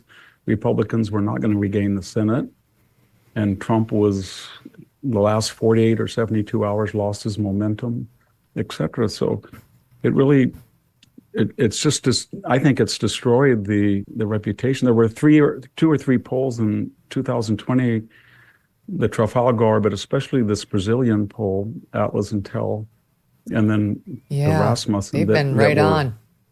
At least on the margin of error, maybe not picking the winner, but on the margin of error, they were the top 3. And yet when they consistently were polling pretty much what we're looking at tonight, and no one really took them seriously. They were seen as outliers. So I think a lot of people are, I think the polls are discredited. I think a lot of people saw this, and I'm not saying that the election's over. We don't know what's going to happen, but there was enough indications out there. If a person looked at it disinterestedly and empirically, they could see that this was not going to be 2020, and it wasn't even it was going to be better for Trump in 2016. That probably will be. Victor, the Hispanic vote is turning out to be the story of the night. Ryan Gerdusky, he just tweeted out that Trump, we verified this ourselves, Trump won Starr County, Texas, the most Hispanic county in America, at 97% Hispanic, by 16 points. By 16 points. The last time this county voted Republican was in 1892. And Trump just won it by 16. Here is Chuck Todd talking about the Hispanic vote tonight. Take a listen. Look, Hispanic voters are swing voters, and I think, what's interesting here is the Republican Party treated them the same way they treated white working class voters. They courted them the same way they treated white working class voters. The Democratic Party has spent a lot of time treating it as an identity group, whether it's Latinx, which sort of fell flat. And so there's been a lot of hand-wringing about this inside Democratic circles, a real split, it was a total misread sort of by the coastal strategists when it comes to how to target working class voters of color. And I think we're starting to see sort of a working class coalition start to drift to the right. Before, Donald Trump had working class whites. Now he's adding working class Hispanics and working class not necessarily seeing evidence of working class African Americans, That's right. but adding working class Hispanics, that becomes a very durable majority. Fair point. Yeah, he's got a point, but of course he should look in the mirror because the greatest purveyors of Latinx and identity politics are people like Chuck Todd and the media in general. And we've been doing this, you and I have been talking for a year, and I've said that I could not believe that every Mexican-American male over the age of 40 in this town that I live in, that's about 95%, was voting for Trump. I'd never seen anything like it. And they were mostly contractors, painters, shingle people, and they would come up to me and say, why aren't you talking about plywood? You know, it's $100 and something now, 1-inch plywood. Romex is 10 times more. Who gas, I can't even afford to fill up. Who are these people? And it was total denial, and the media is complicit in that. And the other thing that's really ironic is we heard from a lot of people in the traditional Republican Party that Donald Trump was a racist. He was polarizing. That's all true that he was polarizing, but he did much better than the people who called him racist within the party because he outperformed, and he had before, the McCain-Romney wing of the Republican Party. Because they, whether it was deserved or not, they had the stigma of aristocratic, snobbishness. I don't know, it was a stereotype. I didn't believe that, but that was the image of the Republican Party. They were interested in capital gains cuts, privatizing Social Security, and, muscular foreign policy that might include optional wars, some of which I supported. But this idea that Donald Trump, of all people, this kind of supposedly obnoxious, crude billionaire, was redefining the Republican Party by substituting class solidarity that transcended race and identity politics.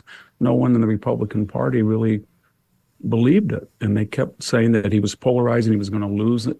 The irony about all this, Megyn, is if this Latino vote is even close to 50-50, the Democratic Party will rethink their open border strategy. They really will. For two reasons. Listen maybe to this. Practically. Listen to this, Victor. Listen to this. Per Fox's Bill Malugin, Prop 36 in California will pass, reversing Prop 47, which is that soft on crime initiative where they said if you steal less than $1,000, $950, it's not a felony and you're good. And that led to a whole lot more stealing. And finally, the people of California got out in there and said, you people are insane, and reversed this policy. She was asked as a Californian whether she was going to vote to support the reversal of this insane policy, and she refused to say. What a shock. I have a feeling you, Victor Davis Hanson, voted in favor of Prop 36. Just one more piece of it. Sort of Bill reports that one of Prop 47's architects, L.A. District Attorney George Gascon, is currently losing his race by 22 points. Go ahead. Well, if you go into San Francisco and you see something that no one could imagine 5 years ago, when you see cars, and I've seen them a lot, with the windows down, a little cardboard placard said, unlock, nothing here. In other words, if I'm not going to get my window broken in by a thief, I'll let the thief go through my car instead. It's a lawless place. But it's kind of analogous to the recent proposition 2 years ago that tried to reintroduce racial identity politics and hiring, and that was refuted as well. What's happening in California is kind of a first step. They haven't yet evolved to get rid of the politicians that support these things, but some of these politicians realize that almost their entire policy, whether it's the Green New Deal or no fracking or 30 cents a kilowatt electricity or banning, trying to shut down nuclear plants, et cetera, high-speed rail. It's 13 years. It's 5 miles from my house, Megyn, and they haven't laid any track. It's full of graffiti, and it's up to about $17 billion, while the 99 freeway right next to it is ossified at 4 lanes. It's the most dangerous freeway in the United States per mile driven. People are slaughtered on it every weekend while they do this utopian experiment dreamed up by the coastal elite. So they understand that their policies are not viable anymore, even in California, especially with 45% of the population Latino, but they haven't made the next step yet, and that is to not vote Democratic, because as you saw from the popular vote in California, it's going to go. It was heavily Democratic, and I think we're going to have to do it bit by bit through these little propositions, but that's a long road. Victor, got to run. I know you're busy tonight too. Thank you so much for being here. Thank you. Say hello to your guest. I know them, like them a great deal. Yeah, they're saying hello to you too. Okay, Rich, Charlie, Maureen, still with me now. Just a little update. So Scott Pressler, our one-man registration factory in Pennsylvania, saying that in Berks County, Pennsylvania, Trump gained more votes. Kamala lost more votes than in 2020. So she went down from where Biden was. Trump went up from where he was. Berks County has a large population of, can you guess? Hispanics. Yep. Dominicans and Puerto Ricans. It's really unbelievable. Obviously seeing quite a trend here. I don't know whether this will change a thing amongst the left, our friends on the left. I don't think they know how to speak to this group in a way that will resonate. And just like I don't think they're going to respond to the messaging on the trans issue either, which is at least half of the electorate said in the exit polls, this is too much. We've gone too far. I'm going to see if I can get about half of voters overall said support for transgender rights. This is how they put it, transgender rights. So that's the nicest framing you can possibly do of it. Has gone too far. I mean, if you actually said, are you in favor of chopping off the body parts, healthy body parts of children who can't give informed consent? Do you favor that? We'd have in the 90s. But you tell me whether you think the Democrats can change messaging on this. Doubtful.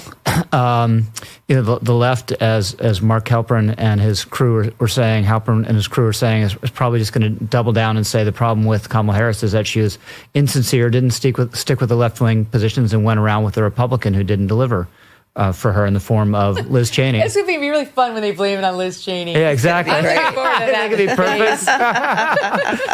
perfect. But the left has a lot to answer here for here. But also, this is a major failure of the Democratic establishment. So you look, 2016, they wanted Hillary Clinton. It wasn't Hillary Clinton was foisted on her. They wanted to clear the field for her because they thought she was so great. Horrible candidate. Maybe the only Democrat that year could lose to Donald Trump. And she did.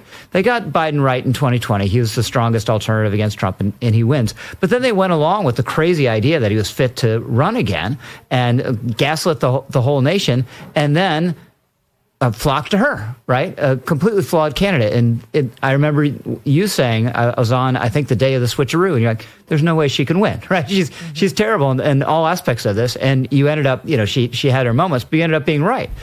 But the establishment was all in. And I think one leak we'll hear probably pretty soon if she loses, a day or two later, someone close to Barack Obama saying, he always wanted a competitive process when Biden stepped aside. Can I add a moment in your chronology I think you missed, and that is that Joe Biden won because he was the candidate you described, and then he allowed himself to be convinced by progressive activists and historians who aren't really historians, or at least who weren't acting as historians, that he ought to run hard to the left and forget why it was that he won in the first place. And so he goes from being Joe Biden, caretaker president, bridge to the future, moderate, reasonable man who can beat Donald Trump, to trying to spend $6 trillion and going all in on the trans nonsense. And that's a huge shift. And just DEI in general. I mean, he totally bought into the left's culture war in a way that, you see them running from it now, right? Like, she wasn't touting that stuff on the campaign trail. You saw the New York Times piece saying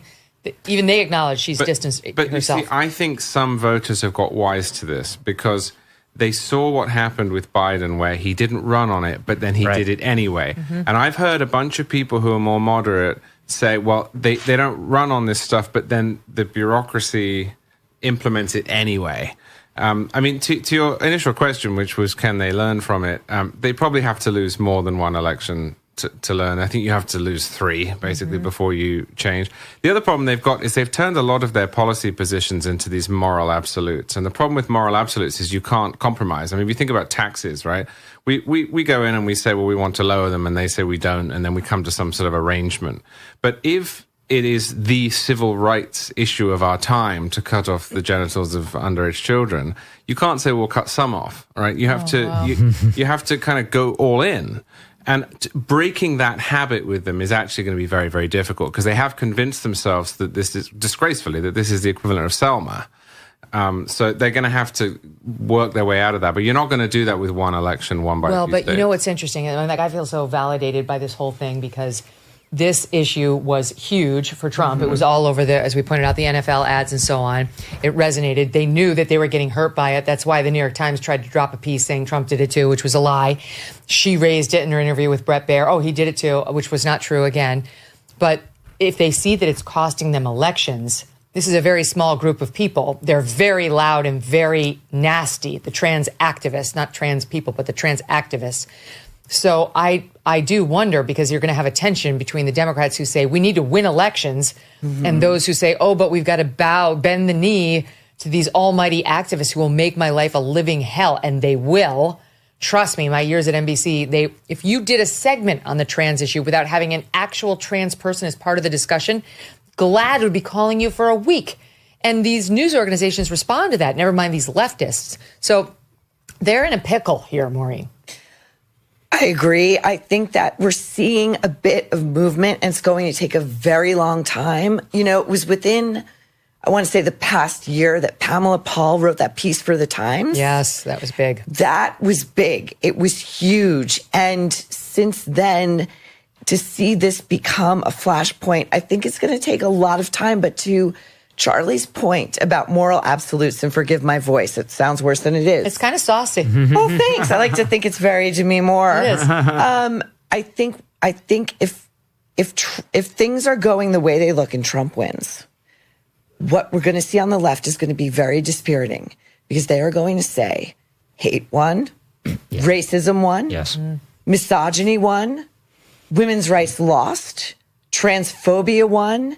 And we're in for a dark, dark time. Their post-mortem, I don't think, isn't going to be about what they did wrong. Yeah, right. It's going to go from Trump is bad to the country is exactly bad. Especially if he wins the popular vote. They are garbage. Right.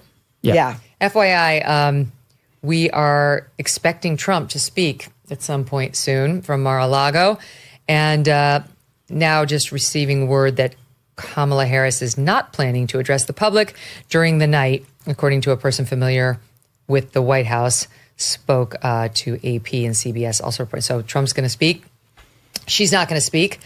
I don't know what he's going to say. He's probably going to declare victory. We'll see. I think he'll hedge it a little.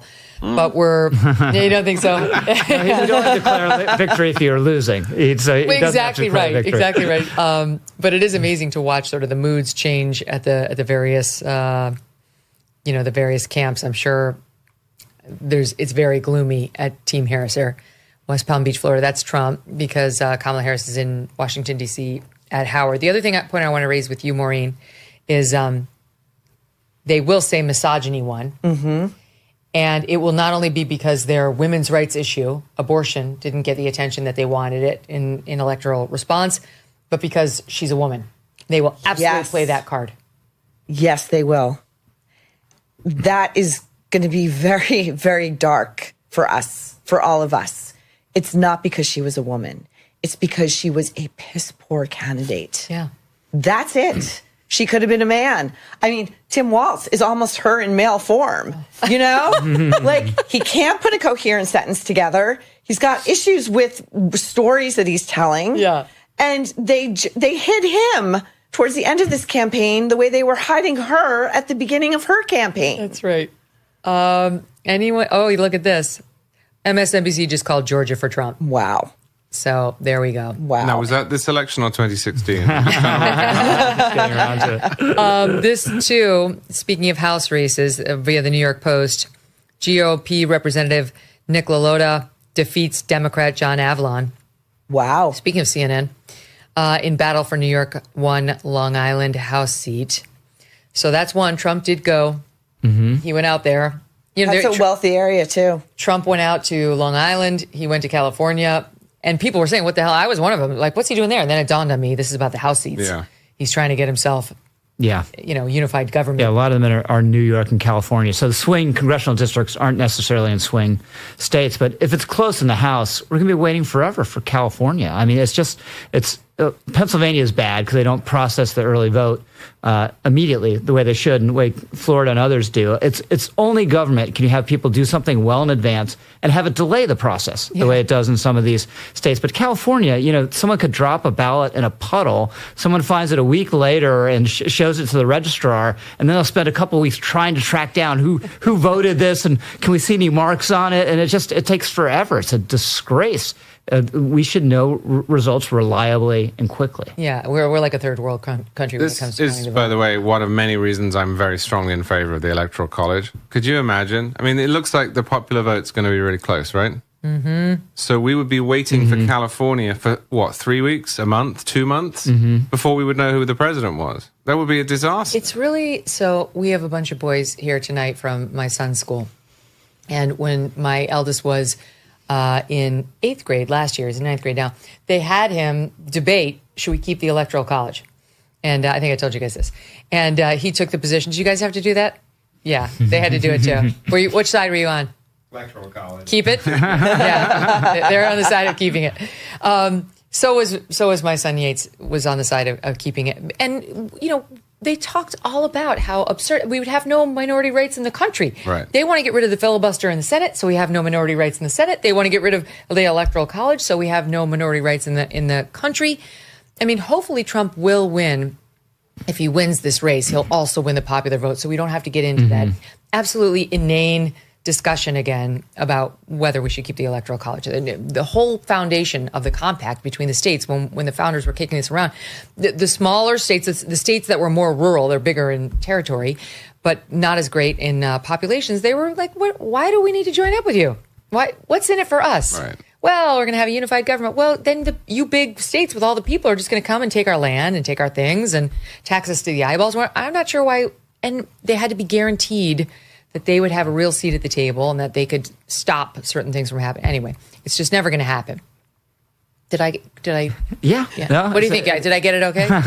Yeah. It's like we have a live studio audience now with these answers. It's an inherent part of the federal structure, and people other countries try to shame us for this, but other advanced countries don't have direct democratic elections for president or prime minister either. Yeah, I mean, so Canada, the last 2 elections Canada has held, the Conservative Party there has won popular vote twice, and they've lost both elections. No one ever says that. In England, the Labour Party won, but the Labour Party at the last election won 33% of the vote, and they won 400 seats in Parliament out of 650. Wow. They have an untrammeled power. That's fine, by the way. That's the system. I'm not objecting to it. You live with the system that you have. But there's this bizarre idea that this is unique to America. It's not unique to America. So when they realize that they can't raise the Electoral College if Trump wins the popular vote, they will try to find... I don't agree with my legal panel that, like Dave Aronberg, that they're just going to accept it. Mm-hmm. That doesn't sound like them. No. I mean, I don't think that all the Hitler messaging was fake. I mean, it wasn't true, but I think it was sincere on their part for a lot of these Democrats, that they genuinely believe Trump is this existential threat, that he must be stopped. I don't know what they're going to do. And I also worry because I did a lot of podcasts in preparation for, before we got on the air. And they were asking me, do you think that they'll see this is a chance, like Elon Musk wants to work for us for free. We could have Bobby Kennedy looking at some things that he actually should be looking at. Not all the things, but there's some real value he could bring. Why wouldn't we say yes to that? Why wouldn't we be excited about that? Why wouldn't the left say, I'm not going to interfere this time with endless impeachments? You're shaking your head no. No, of course not. I mean, they sincerely believe he's a fascist, and as we're saying, this is a condemnation of the country. It's not a seal of approval for Trump, right? It's a sign that the country is fundamentally corrupt, racist, and sexist, right, and all the rest of it. And there'll be some objections in the House to certifying the electors, assuming he wins because he's supposedly an insurrectionist, and they will think, not totally without reason, that their methods the first time around worked, right? The way they'll square the circle if he wins and is inaugurated is because you can't for too long say the public is awful because you lose. they will say the public was tricked. And we will get the biggest push on misinformation that you've ever seen. If you think last time was bad, this is going to be the drive now. Right? So the First Amendment's going to be right in the crosshairs. They're going to try and draw a distinction between acceptable speech, legitimate speech, and misinformation. And they're going to say the public is virtuous and good, but it was tricked by Trump and Elon Musk and billionaires and whatever. That's my prediction. That's actually a really good point. And they'll come after people in our lane. Yes. I mean, you heard... Oh, you're going to get it right in the neck. I'm definitely going to get it. We have a plan. But yeah, we heard Jen Psaki on MSNBC last night. Do you guys, do we have that soundbite saying we're going to have to do something about these annoying digital and internet purveyors of misinformation? Let's listen. They're searching. And finally, let me just end with this. Our democracy is strong, and the American people are fierce. But even if Trump is defeated tomorrow, he has exposed during his time out there some serious limitations within our system. And it may be time to ask ourselves things like whether social media platforms should have the freedom to operate at a lower level of accountability than local television networks in terms of the lies they can spread, or whether the Electoral College alone is the right way to determine who should lead this country, or whether, just putting it out there, a convicted felon should be eligible to run for the highest office in the land. Those are some really important questions. At some point, we will need to consider, but there's plenty of time for that. Those questions are not for tomorrow. Tomorrow is about answers. It's about finally learning how much protecting our democracy matters, whether morality and character matter, whether our rights to make choices about our own bodies matter enough to enough of the American people. Tomorrow, we will start to learn a whole lot more. So she would love nothing more than to have some sort of language police come into the digital lane to make sure NRO and the Megyn Kelly Show have to run our content through some sort of screening panel controlled by the Jen Psakis of the world. Jen Psaki, who, by the way, is such an honest journalist that she didn't even ask Doug Emhoff about the allegations against him when she had him sitting across from her. Jen Psaki, I liked you better when you were in the following very famous cartoon. To dance the kitty cat dance, we need to scratch our kitty paws, stomp our feet, and wag our kitty tails. We got the mermaid free! Yay! It's her. That's the way she speaks. Exactly. So true. It's exact. So true. I'm sorry, but, she sounds sweet in the way she speaks, and she says very pernicious things. Stand by. Speaking of pernicious, Michael Knowles is here. He's host of the Michael Knowles Show for the Daily Wire. I don't know, Michael Knowles. I know it's annoying that they're not calling everything, but I am starting to have this feeling like we are vindicated in literally everything that we believe. Are you having this feeling? It would be difficult at this point in the night. I know that the New York Times needle became infamous in 2016. But at this point in the night, the numbers have all just been moving in Trump's direction. Last I checked, he had something like a 91% likelihood of winning. So it would be rather odd if the graph went in the other direction. But I think the point you all were just making is so right. The left has seen this coming. Financial markets have been pricing in a Trump win for some days now. So the Washington Post and especially the New York Times, I think, got in front of this story. And they decided who they were going to blame. They were going to blame all of us. We saw a story in the Washington Post about how podcasters and new media companies are the cause of Trump's rise. And then the New York Times really hit us, and it hit me personally. I only saw this because it popped up in my Google alerts. And I clicked the link to the Times story. In the podcast election, disinformation flies on YouTube with no consequence. And my face was the middle of the banner. And I said, oh, my goodness, what did I say? I thought I'd been pretty precise in my language. What did they get me on? And then I kid you not, I searched in the article. My name did not appear once. They didn't cite a single thing I said. They didn't mention me. My face was the center of it because they don't like me. Just the face of misinformation. You're adorable. That's right. Maybe it was just clickbait. They wanted to sell more. I'll take it as a compliment. Regardless, he was a very successful young person's actor. I mean, I think that they remembered. They were like, get the famous one. Yeah, that one. But that's ridiculous. Compare it. Megyn, compare that to the op-ed we saw after, before the Washington Post tried to hit podcasters. Jeff Bezos said, we in the old establishment media are competing with podcasters and streaming, and we have to win. So I think, if Trump wins, if it looks like the Republicans have the Senate, I'm hopeful that we're going to hold the House. So maybe they'll be stymied in this for a little while. But they are coming after us. I think that the new media, conservatives who broke the establishment media, we very well could be public enemy number one for the liberal establishment. Well, that if they take control of the House, it could be a real problem. If they're not in power in the House or the Senate or the White House, it's less of a problem. Though they have these outside agitator groups that could be difficult. I just want to bring this to you. Just breaking here, New York Times. In every state where votes are nearly complete, according to our estimates, Trump has improved his margin compared with 2020. In every state where votes are nearly complete, he's improved his margin compared with 2020. Even reliably blue states like Delaware, Rhode Island, and Vermont have seen a Republican shift.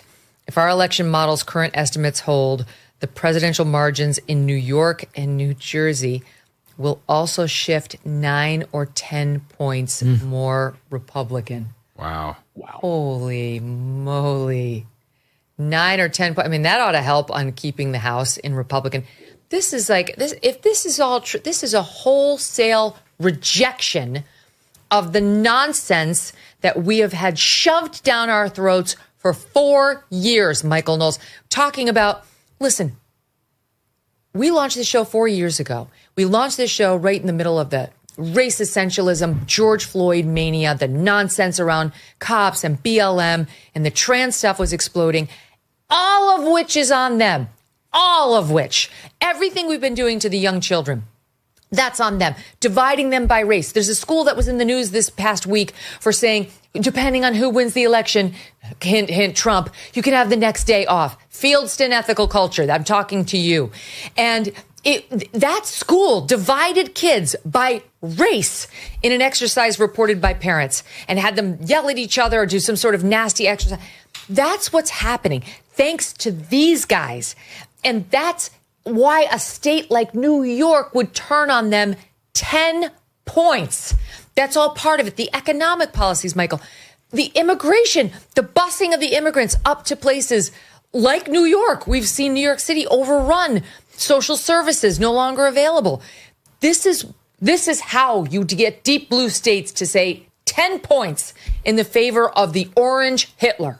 Right. I never thought that Trump was going to win New York. However, I was at MSG whenever it was a week or so ago, and there were about a zillion people there. I mean, there were 20,000 people fit inside MSG. There were probably another 80,000 or more just outside. They were broadcasting it on the side of Madison Square Garden. I counted something like a dozen protesters. The feeling, even in New York, I said, I don't think we're going to win the state, but it might help some of those tight congressional races. And it might give you this bizarre situation we have tonight where the margin in New York is slimmer than in Florida. Kamala's margin of victory in New York is slimmer than Trump's margin in Florida. That's a pretty amazing statement. And so to your point, Megyn, you say this is a wholesale rejection of Kamala and what she represents. That's true. However, I wonder, once the fog clears, assuming the election does end up going Trump's way, we might look back and say, this election was a vindication of common sense. Yeah, it turns out that when inflation jumps 23% in 3 years, voters don't like that. Turns out when you allow an invasion of your country, voters don't like that. Turns out that when you kick out the duly elected nominee of your party and replace him with a woman who is one of the least popular politicians in the country, never won a single primary vote while running for president, turns out voters don't like that. We've been so in the weeds on all of this. Some of us even fell for the Iowa poll. The outlier that came out a couple days ago said that Kamala was going to win Iowa. But really, once the fog clears and you look back on it, you might just say, oh yeah, that was pretty commonsensical all along. Kind of like the common sense that you shouldn't dress a little boy up like a little girl. Maybe actually reality is reasserting itself at long last. I mean, one can only dream. I want to tell you that moments ago, there was a Kamala Harris campaign spokesman who came out at her watch party at Howard University in Washington, D.C., and said she will not be speaking. The headline on NBC Live feed just now, Harris campaign vibe check, not good. Stephen L. Miller, Red Steez, he goes by on X, very funny, he's been on the show recently, and he observes the following. The entire girl boss, I'm speaking campaign sends a man out to speak for her on election night. Pretty good, right? Where is she now? Megyn. I'm having such throwbacks to 2016 when everyone was waiting at the Javits Center in New York for the big Hillary party, and she sends out poor Mr. Podesta, and he walks on that stage and he says, I remember the words almost verbatim, "Thank you so much for showing up for Hillary. Hillary has always shown up for you." And you're waiting, here's the ellipsis, except for right now when it matters most. Where is Hillary? And you're getting the same feeling from Kamala. You really are. Just taking a look here. Let's see. Vivek Ramaswamy. Exit polls show that threats to democracy was a top issue. MSM thought that meant votes for Kamala. It turns out it was exactly the opposite. Voters are rejecting censorship, lawfare, and dishonesty. I mean, that is a question. What is in threats to democracy? They're the ones who try to get Trump thrown off the ballot. They're the ones who use lawfare to try to stop him from being able to run at all. I wonder, I'd love to dig deep in that poll. I have a feeling that the exit polls probably didn't ask exactly who the threats would be against.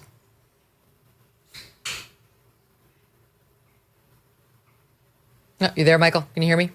There we are. I have you, Megyn. I wonder also just what we're going to get from the pollsters afterward, because they played this so safe. And some of these margins were not all that tight. So, to your point, we try not to read the tea leaves of the exit polls too early in the night. I think now it's a little safer territory to do it. But also, this was a tough election to map out because the rules changed. Democrats changed a lot of the rules in 2020. They used COVID as the excuse to do it. So you saw greater use of mail-in ballots. You saw a great expansion of early voting and ballot drop boxes. And so if you don't have precedent, it's very difficult to model in for the future. And so a lot of people are going to end up with egg on their face, though I'm happy, at least at this moment, that right now it seems that you're seeing good news for the Republicans and proof that there is a real political realignment taking place. If Trump is really pulling upwards of 20% of black male voters, that is an absolutely shocking number. If Trump is pulling 45% of Hispanic voters in certain states, that is an absolutely shocking number that we haven't seen in 20 years. There's always this talk about the realignment, and the party that has lost recently always touts the supposed realignment that's taking place. But it was hard to deny this time. The Teamsters don't endorse Kamala. The LA Times doesn't endorse it. The Washington Post doesn't endorse Kamala. You've got, just major institutional shifts. Elon Musk is a liberal. He endorses Trump. Joe Rogan is a liberal. He still is. Tulsi Gabbard, Bobby Kennedy. I think they can truly say, in a way that isn't cynical or pandering and that is totally sincere, they did not leave their party. Their party left them. And there are a lot of people. There is a reason that Joe Rogan is the biggest podcaster in the world. He is speaking to your average American voter. And so the Democrats, if they're capable of it, will have to engage in a lot of introspection, a lot of soul searching after this. I'm not sure the state of their souls. In fact, that might be part of the introspection too. But if they can bring themselves to do it, it would really help them, because Joy Reid screaming about fascists in Florida and how the white women failed black voters again, I don't think that is going to help them in 2028. I hope somebody, maybe it'll be me, does a video about how we don't want to see your black woman tears, like she did about white women crying. I know they're white woman tears. I laugh at them. She's such a nice person. Michael, a pleasure. Great to see you. A pleasure, as always, to be with you all. I hope that we're popping champagne in an hour or two. I know. I hope so, too. I don't want to get too cocky, but yeah, it's looking good right now. Guys, one of the things that's interesting about the exit polls is Fox News exit polling showing Trump increased his support among white Catholics in Michigan to plus 24. All I can think of is the Al Smith dinner. Mhm. I mean, I don't Well, know, but And also, she was asked about abortion, and she said that there will be no exceptions whatsoever, which in practical speak means that her administration would have used executive power to force Catholic hospitals to perform abortions. yeah. And I know personally, as someone who's married to a Catholic, that is just the worst thing you could possibly say. It's a hard no. Win them over. You're right? telling a doctor And that who's was- Catholic he actually has to take the life of Yeah. an unborn child. Right. Or And that was lose his the license. Holly Jackson interview, another kind of sympathetic, friendly interview where she was trying to just elicit, well, can we have a little compromise on this? And Harris was, no, we can't. And just if Trump pulls this out, it'll be an enormous personal vindication, because no matter what he said about 2020, I think deep down he realized he lost. He felt it as a deep personal humiliation, and to come back and win again. He was a legend before this for a lot of people in MAGA and the Republican Party when he just won 1 out of 2. But after this, I mean, his personal hold on the Republican Party, at least for the next year or two after this, will be extraordinarily strong. I think it'll be longer than that. I think the party is MAGA if they've become one and the same, and everyone else is going to have to fold in some way, shape, or form. It also, if this is the victory that we think it is, sets J.D. Vance up to be the next leader of the party. I mean, for me, it's unbelievable. I interviewed that guy a few years ago, you guys, and he was a little, forgive me, JD, pudgy. He was so young. I mean, he honestly looked like he wasn't even shaving. He was also harsher about Trump than Charlie or he was ever were. And he was way more never Trumper than you. Yeah. Yeah. And he, by the way, I don't know how statisticians could even conceivably do this, but I would love to see the number of voters who formerly identified as never Trumpers who pulled the lever for Trump. Yeah. Because I think there is a substantial number of them. And when you saw that rally at Madison Square Garden, knowing that New York City's never going red, but that turnout, that wasn't just bridge and tunnelers, the Long Islanders, the New Jerseyans, but Manhattanites from the Upper East Side. And a mixed crowd, that just said so much about where the country is going. And like you guys just said, this wholesale rejection of this leftist orthodoxy that's been shoved down our throats for the better part of 4 years, and the rest of us being told that we're amoral Sybarites if we don't get it. Yeah. Also, I think Buck Sexton was making this point. I don't think we can underestimate the effect of the first assassination attempt. His favorable rating took a jump up after that and never came down. Now, he still hasn't been popular. His favorability was a little bit under his favorability, but he was as popular as he ever had been after that, and that effect endured. You know what else too, Rich? I mean, I gently chastised Tucker for this at one point, but he got up there at the RNC convention, Tucker did, and said Trump's changed. After, the RNC convention happened days after the assassination, and he said, I'm telling you, he's changed. And I laughed at the time, and I gave him jazz, saying, well, sure, Trump hasn't changed. He's not going to change. And then Trump went right back to using his usual insults and so on, and I was like, see? But the truth is, if you think about Trump pre-assassination attempt, post, because we've had a longer time now, I actually think Trump did change a bit. It's not that he stopped insulting people, but I do think he got, I don't know, like, this is a weird word to use for Trump, but maybe, like, in his own way, a little sweeter. Like, his bit at his rally, and I watched it last night, but I've been watching a lot of it because we've been getting closer to the end here. He's trying harder to make people like him. Mm-hmm. He's like being more generous with his supporters and with himself, and being more self-deprecating. And we haven't even spent a minute on McDonald's, yeah, and the garbage vest. And the garbage, like, that's that's self-deprecating. That's like a guy who is saying, like me, please like me. I'm willing to do these fun, humiliating things to myself. Some dividends on the guy. I think I actually have hope, maybe I'm nuts, that a second Trump term could be a bit kinder and gentler and less chaotic than the first one, if only they will let it. And I don't know that they will let it. Thoughts on that? Yeah, I don't know. We'll see. We'll see if he wins the administration. I mean, it's sort of the way he operates. He's the one who is in charge. He's not told by anyone what to do. Someone who worked for him the first time around said he realized the one word you can never use with Trump is should. If you want him to do something, you can't say, sir, you should do this, because they're inherently going to reject it. Now, you can give him the two options and betray one as being the better and the other the worst, and hope he'll go with the better. But I think that the chaos of the first administration had a lot to do with just his natural temperament and character, and I don't think that's changing. Well, but they were trying to impeach him. They were accusing him of being a Russian agent. Well, they're going to do it all again. Are they? Oh, yeah. Yeah? Oh, you both are, you have no doubt. No doubt. Why? Well, because even now, when they don't know that he's won, they're starting. What do you mean? Well, I mean, if you just look at what is being said on TV already. John King? Not John King. No, I'm saying. I don't think John King is saying it. But Joy Reid immediately said that Florida came out as it did because it's full of white supremacist fascists. Actually, it's full of Hispanics who seem to have moved heavily to the right. But it's going to be tough to sell that. But she tried, and I have no doubt that. Don't you think they'll impeach him within 10 minutes of him? If they win the House, the Democrats will impeach him for winning the election. They're going to try and not seat him. See, that's exactly right. So can you speak about that? Because I don't agree with Dave Aronberg, who's like, no, they're going to accept it. That's Democrats. No. Absolutely not. I think they're going to try to get him to stop. Maybe they'll use convicted felon. Maybe they'll use insurrectionist. Maybe they'll say he cheated somehow. But there is no way they are just going to let him take office. Yeah, I mean, if he's won, he will take office, but they're going to try and stop it. And if they've won the House, they're going to find a reason to impeach him quite quickly.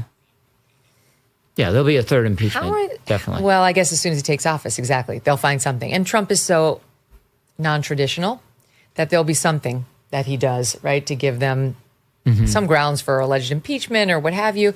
It's going to be chaotic. I will say they did learn some lessons from the first time around. I think the whole personnel thing, the ball has gotten rolling on that faster than it did the first time around. They've never really got on the right side of that, the whole administration. There are a lot of positions they never filled. So I think they'll do better on that score. But the environment's going to be extremely hostile, and he's someone who likes doing things on the fly. I am worried, I have to be honest, that they're going to try to kill him again. My worry, and I almost hate to say it, is that he'll be very well protected, right? Will he? Well, yeah, but what about the people working for him? And how far down can that protection go? Oh, God. So, that's dark. If you're the deputy secretary of something, are you in more threat than such a person's ever been before?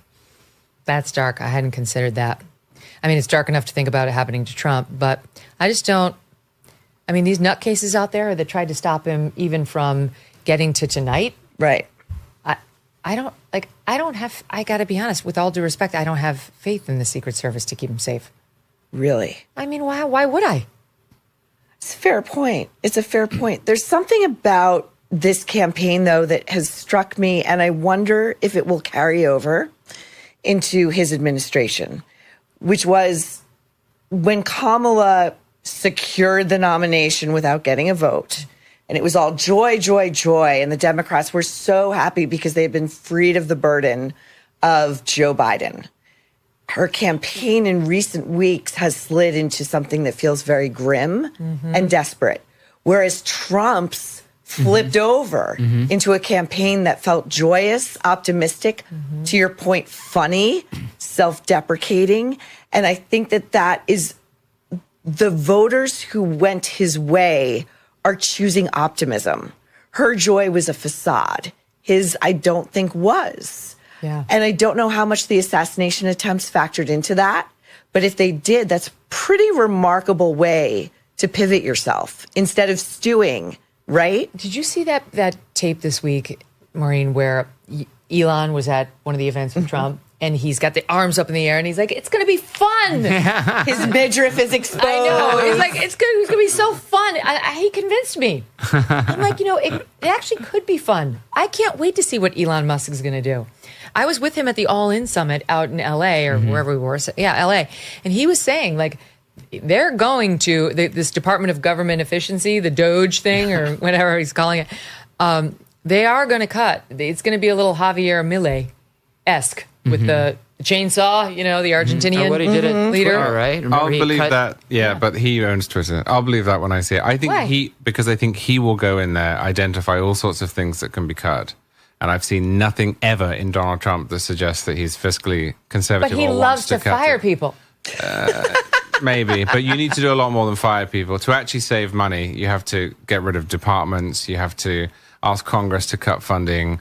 You have to make people's lives difficult. I mean, otherwise it's just symbolic, right?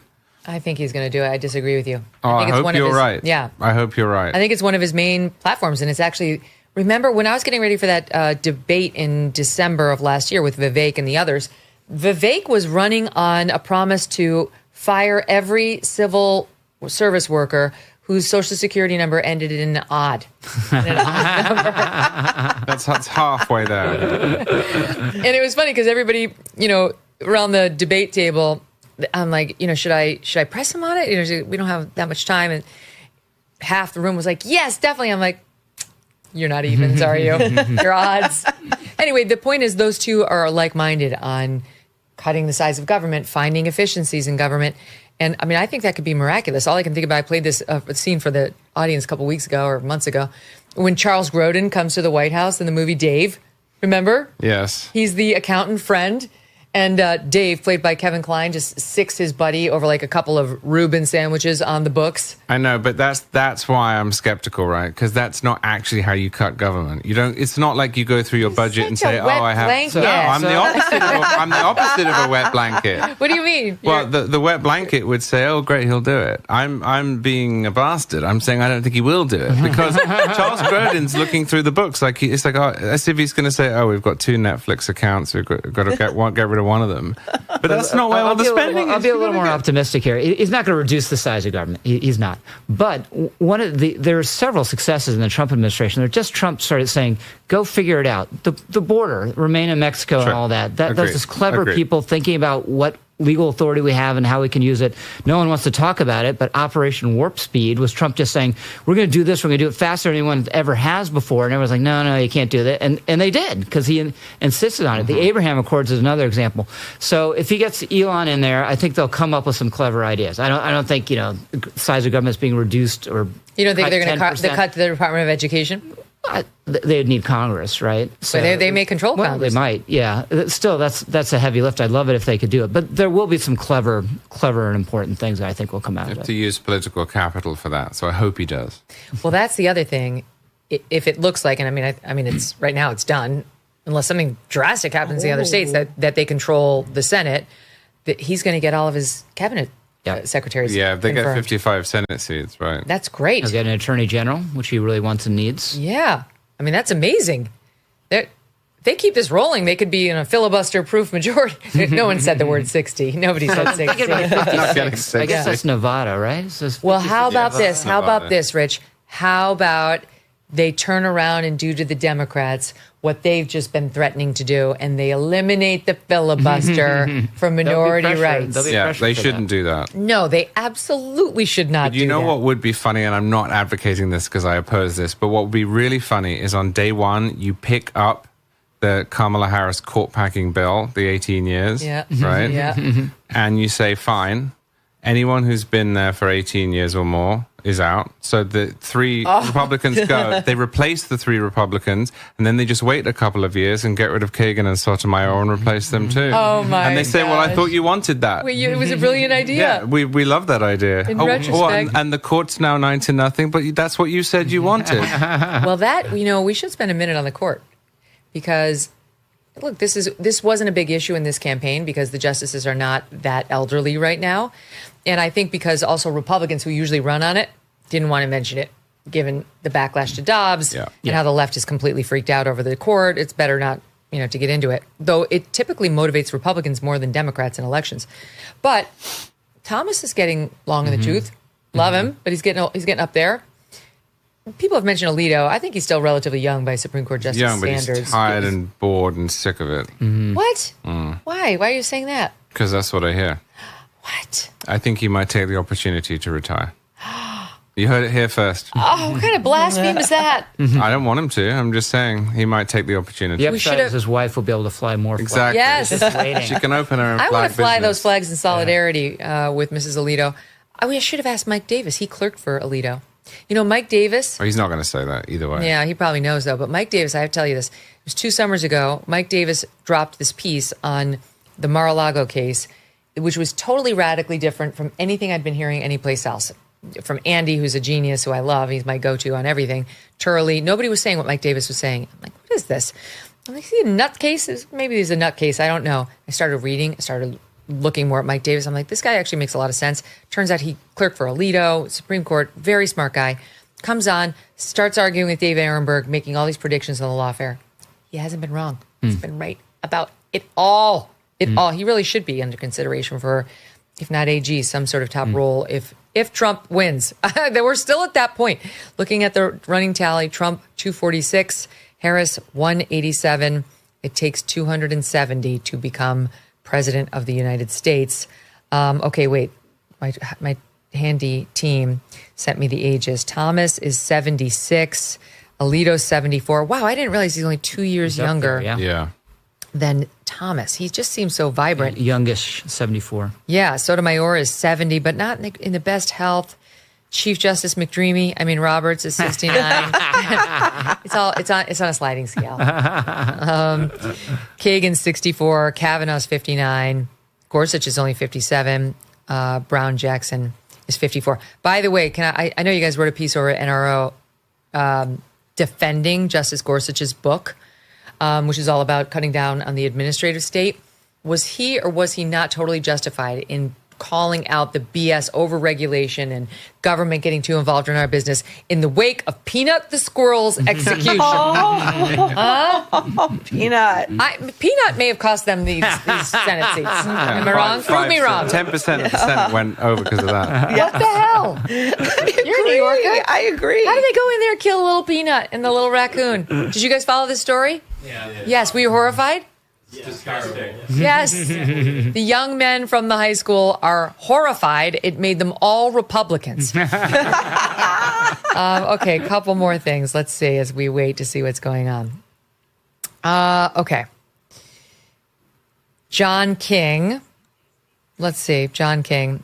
The trajectory we are on is an overwhelming Donald Trump victory in the Electoral College. We agree, John King. We agree. The New York Times Needle is now 95% chance Trump wins. New York Times Needle on the Electoral College, they're predicting Trump 306 to Harris's 232. And the Needle has got Trump winning the popular vote, too, by 1.2.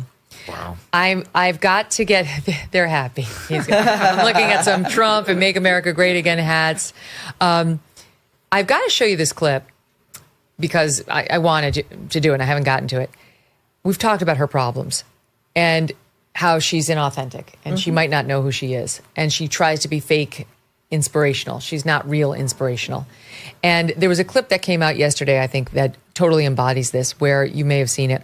She tries to get a chant going at her rally in Scranton, Pennsylvania.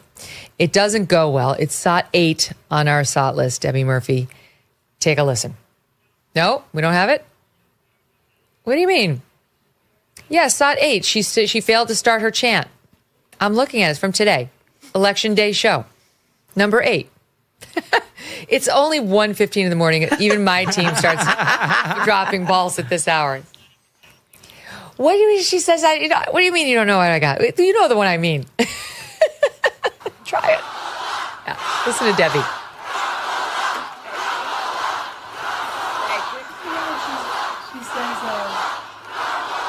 Okay, now I want each of you to shout your own name. Do that.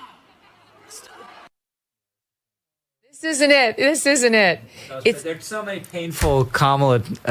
We're gonna find they it. can't find them all. Yes, no, it's a different one where she starts some chanting like, "Let's go team, let's go team." Here, you guys got yes, right? We found it, even at 1:15.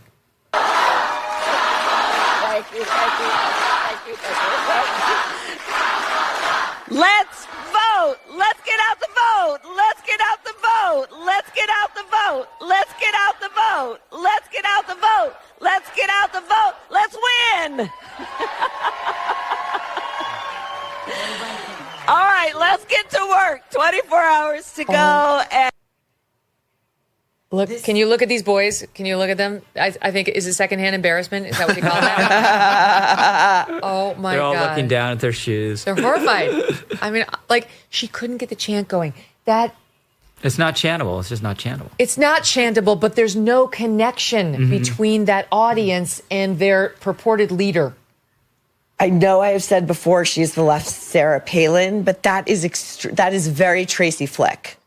Tracy Flick from Election. Yeah. That's Yes. Like, how do I know that name? Tracy Flick, Reese Witherspoon, like the girl who's like, I'm going to get it, I'm going to get it, I'm going to get it, I'm going to get it. And nobody wanted her. Yeah. And that's Kamala. Someone posted a while ago, it was during the primaries, to contrast Trump with DeSantis and some others in terms of just his charisma and his performance ability. But he was at a rally and the lights went out in the arena and everyone's kind of, uncertain. And he's like, who are these people turning off the lights? Actually, I like them better off. And they got the whole crowd turned around, so they're applauding and into the fact that the lights were off. Yeah. And just Trump can do that, and some people can't, and she's one of the ones who can't.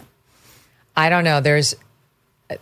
I really don't want to keep saying. I just have this terrible vision of waking up tomorrow and seeing a blue wave come in, and then this whole show's been irrelevant, and we said all the wrong things because somehow she managed to turn it around. But I mean, no one is predicting that's going to happen. Not CNN, not MSNBC, not Fox, not Henry, nobody. Like everybody. Henry Olsen's been absolutely brilliant. I just think, I don't know why they can't call the races right now.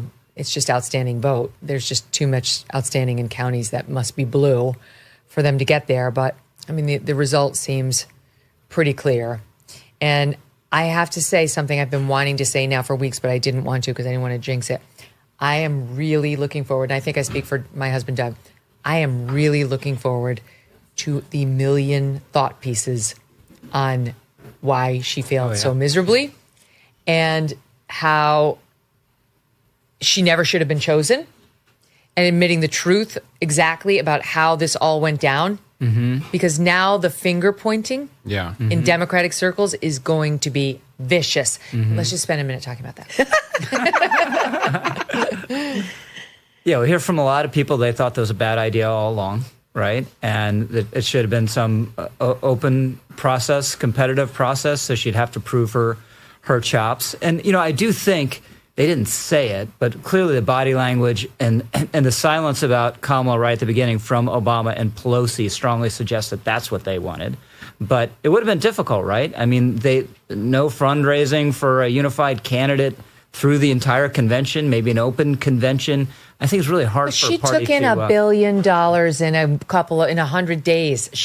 Whoever they nominated could have done it. They did not need those campaign coffers. It's hard to know that. We know that now, right? But I said it at the time. Yeah, I knew it. Well, you're uniquely prescient, but it just going with some form of order rather than chaos is kind of natural. They went for the order, but we'll hear from all the people who wanted an open process. And clearly, if she had to run in primaries and caucuses, she wouldn't have survived, right? She probably wouldn't have won. And even if she had won, she would have at least been a little better. Don't you think it was a diversity thing? I mean, I think it was a lot of it, yeah. They were like, rejecting the black woman. Yeah. We cannot, the Democrat Party cannot reject the black woman. And then there was this discussion of, well, what about Michelle Obama? Maybe she's a black woman. And Sonny Hostin over on The View was like, we're not interchangeable. And it's like, okay, no one said you're interchangeable, but one of those two people has talent in front of an audience and one does not. And I just think it was their commitment in the end to identity politics that killed them. Yeah, that was a big part of it. And she may have won in the primaries and caucuses also because they would have been uncomfortable rejecting a black woman. It ran out. The magic bullet, that got her straight up the corporate ladder, into the DA's office, AG, senator, VP. It had its limit. Yeah. It hit a steel wall and could not propel her to the next step. And if they had, and they knew it. There was a lot of reporting. That's one of the good things about the result, if this is the result, is that we no longer will watch everyone pretend. Stand by. Fox News just called Pennsylvania for Trump. Whoa. All right. Look at these guys. Whoa. The guys are happy. Well, it takes them to what, 266? Yeah, that's it. That's it. Why? Because of Arizona. Yeah, well, is Fox called Georgia? No, not yet. Well, but they're going to. I mean, there's just Georgia, no and that's it. Yeah, Georgia. We got to get Henry back. Can somebody get Henry back? Let's get Henry back on. We could be close to this whole thing getting called. We're going to see and raise the students he has behind him with your class of interns here. I know, exactly right. I like my class of interns. I feel like they can withstand this test. I mean, at this rate, if we're like on the precipice of, oh wow, it's huge. Oh, Fox did call Georgia. So is it just Fox? Wait, if Fox called Georgia, aren't we there? But didn't CNN call Georgia? Isn't that on the Hold map? on. Let's get off of this. I'm toggling back and forth between CNN so and Fox. If she won Arizona, Nevada, Michigan, Pennsylvania wins. Wisconsin, he's 3 away. So he's got. Yeah, that's what I'm saying. Wait, so with Georgia, what did they call Nevada? Did they call Nevada? Is that what you're saying? No. He could get it with Alaska? Oh, yeah. Okay. Yeah? Oh, yeah. Is that what you guys are saying? He doesn't need another swing. Yeah, Alaska? That's why. He doesn't need another swing. That's because they haven't yet called Alaska. Because it's late, yeah. But he has all the swing states he needs. Holy cow, you guys. He's the next president of the United States. Wow. Wow. He did it. If he won Pennsylvania, he's going to win the other two because he's more ahead than the other two. May I just say, holy shit. I know. Oh my God. Can I just ask you, I got all these high school kids here who are, 17, 18 years old. You're not on mic, so I'll repeat what you say, but why are you so happy? Why did you want him to win so badly? Kamala's terrible. Kamala's terrible? He's our president. He's a real person. It's a real person? You mean he's authentic? It'd be a sad commentary on our country that we are able to pick someone like Kamala to be president. I mean, she's a puppet, and it's clear. She's a puppet, and it'd be a sad commentary if we pick somebody like that. You didn't respect her. No, not at all. She didn't win a primary. She didn't win a primary, correct? Trump won't start any new wars, and she will continue all of these wars. Trump won't start any new wars, because if he did, who would have to fight them? Us, young men. You guys. The gas bills. Yeah, exactly right. The Think about it. Yeah, I mean, it's really crazy because I was texting with some friends, and we were talking about, the pro-war sort of side of, not even pro-war. I think it would be her incompetence that would get us involved into something. I don't know how much of a hawk she actually is, but I think she's probably controlled by hawks. But it's her incompetence that scares me. She would say something, she would do something. She does not seem like a bright person who could handle herself rhetorically or otherwise. And my friend was saying, yeah, my kid is 18. And I was saying, yeah, my kid is 15. I mean, they're years away. And these kids are 18 right here. It's like that there are real consequences to we kind of laugh about it, right? Like, oh, she's a dope. She can't speak. It's like, no, she is asking us to give her George Washington's job. She's asking us to make her commander-in-chief. And, oh, wow, Trump is almost 5 million ahead in the popular vote. That's amazing. So how many will she win California by? Do we know? I mean, No, we don't know. But, I mean, at this rate, she's going to win the popular vote. He is going to win the popular vote. He is going to win the Electoral College. There is just no way the Republicans are not going to win the House with these kinds of margins. Mm-hmm. I mean, there is a way, they wouldn't, but it's extremely unlikely. And I will be, I'll use the word mandate. To do what? Whatever the hell he wants. I know, but that's the question, isn't it? Because he didn't really run on anything. Well, I mean, didn't he? No. I don't know. I think Trump promised border, energy. Well, certainly the border, Exactly. but the border's more of an executive problem because. And to roll back regulations. And that's Trump, executive too, though. The Trump tax cuts are going to expire. Yeah, that's true. And she was not going to renew them for anybody making more than $400,000 a year because she doesn't understand how corporations work. That's fair. That's one big change is they'll now be basically all renewed. Yeah. So it was extremely painful to me as a really committed pro-lifer, but you also have to probably conclude that his defensive politics on abortion worked. Yes. Right? They took the edge off of it. Yes. That was another thing I was right on, Rich. Mm-hmm. There you go. No, because it's just, you can't get anything done unless you win elections. And I think abortion, I think this is a message for both sides. Abortion, it takes a long time to get people there. It's also a state issue constitutionally. Thank you. So I'm very pro-life. No, I know. And I don't like the way Trump talks about it sometimes, but he's right on this when he says it's not a national issue. It's I know. not. It's not a national And can issue. we, where's the thought piece in National Review that makes the point that I've been making on the show, which is it's not a national issue, and not only that, but Congress doesn't have the power to legislate this naturally. We've had an argument about it. I've written it. Okay, good. Send it to me. Because I totally agree. I don't understand why they argued it the way they did. They should have just said, not only can we not regulate it nationally with a ban, But they you can't regulate it. Exactly. You don't want to open the door to that. Otherwise, you give them the rhetoric. And she wanted to get rid of the filibuster to let it happen. I So, agree. so the Republicans would do that too. There'd be no minority rights to object. Oh, really? Okay. Is this what you're calling my attention to? My team wanted me to see a text from Mark Cuban. Congrats, real Donald Trump. You won fair and square. Congrats to Elon Musk as well. # Godspeed. I mean, I'd like to take that in a nice spirit, but I don't, because I don't think it's sincere. What I see there is a businessman who's trying to cozy up to the next commander-in-chief president of the United States. Sometimes even when you're insincere and say the right things, that's better than the alternative. Oh, Rich, you're just a better person than I am. Cynical mofo, like I said. Mark Cuban said one of the weirdest things of the whole campaign, where he said if he actually believed in Harris's tax plan, if he thought that she was going to actually do it, he wouldn't be supporting her. You see that? Yes, exactly. Unrealized capital gains and all that. And what an amazing thing to say for someone you're stumping for. Well, it's News Nation, which has been a little ahead of the curve on some of these things, but they've got some very good people. Donald Trump projected to win presidential race. Wow. So everyone who I'm wins the actually kind of presidency, emotional about it. Everyone who wins the presidency, it's an incredible personal vindication, right? Because there are not many people who do it or ever will do it. But especially with Trump, doing it his own way. Now, he was a little more disciplined. He listened to his campaign advisors more than usual, but still, it was his own show. And so many people, for not unreasonable reasons, thought it's not going to work. He's hurting himself. He's going to blow it at the end. And he didn't. And instead, he's wiped the floor with the opposition, brought in a strong Senate majority, probably bring in the House. We'll have to wait to see. So, I mentioned earlier he doesn't like hearing the word should. He's not really not going to want to hear that word now, right? Because he's going to think he was right about everything, and he did it his own way, and it was the detractors who were wrong and discredited. I think he pulled off a miracle. He pulled off a miracle. If you think of how down he was after January 6th, how loathed he was, universally almost, very only a core group stood by him, defended him.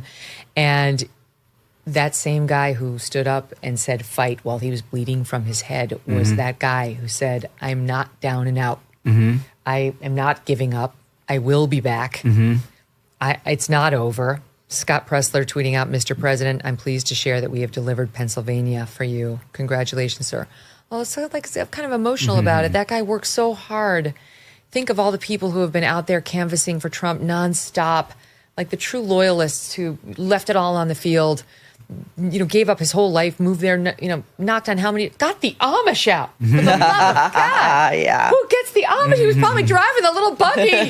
Did you see the buggies? The buggies today with the Trump flag? The buggies with this. I mean, they did the impossible. And I just want to say a word similar to what I said last night at the Trump rally to the people who are feeling upset, about a Trump victory. Don't. You've been misled by this media that hates him. They've been lying to you about who he is. And I will tell you from my own experience from 2016 to now, if you are open-minded to Trump, if you will open your mind, you will see his good qualities. He's not all good. No one is. There's a lot of controversial stuff about Trump. I don't deny that. But I do believe he's earnest in wanting to do good for the country. And I actually think his, quote, narcissism, which every president is a narcissist, can really work well for the United States of America. Once we are tied to that same ego, we are going to do well as we did under the first 4 years of Trump.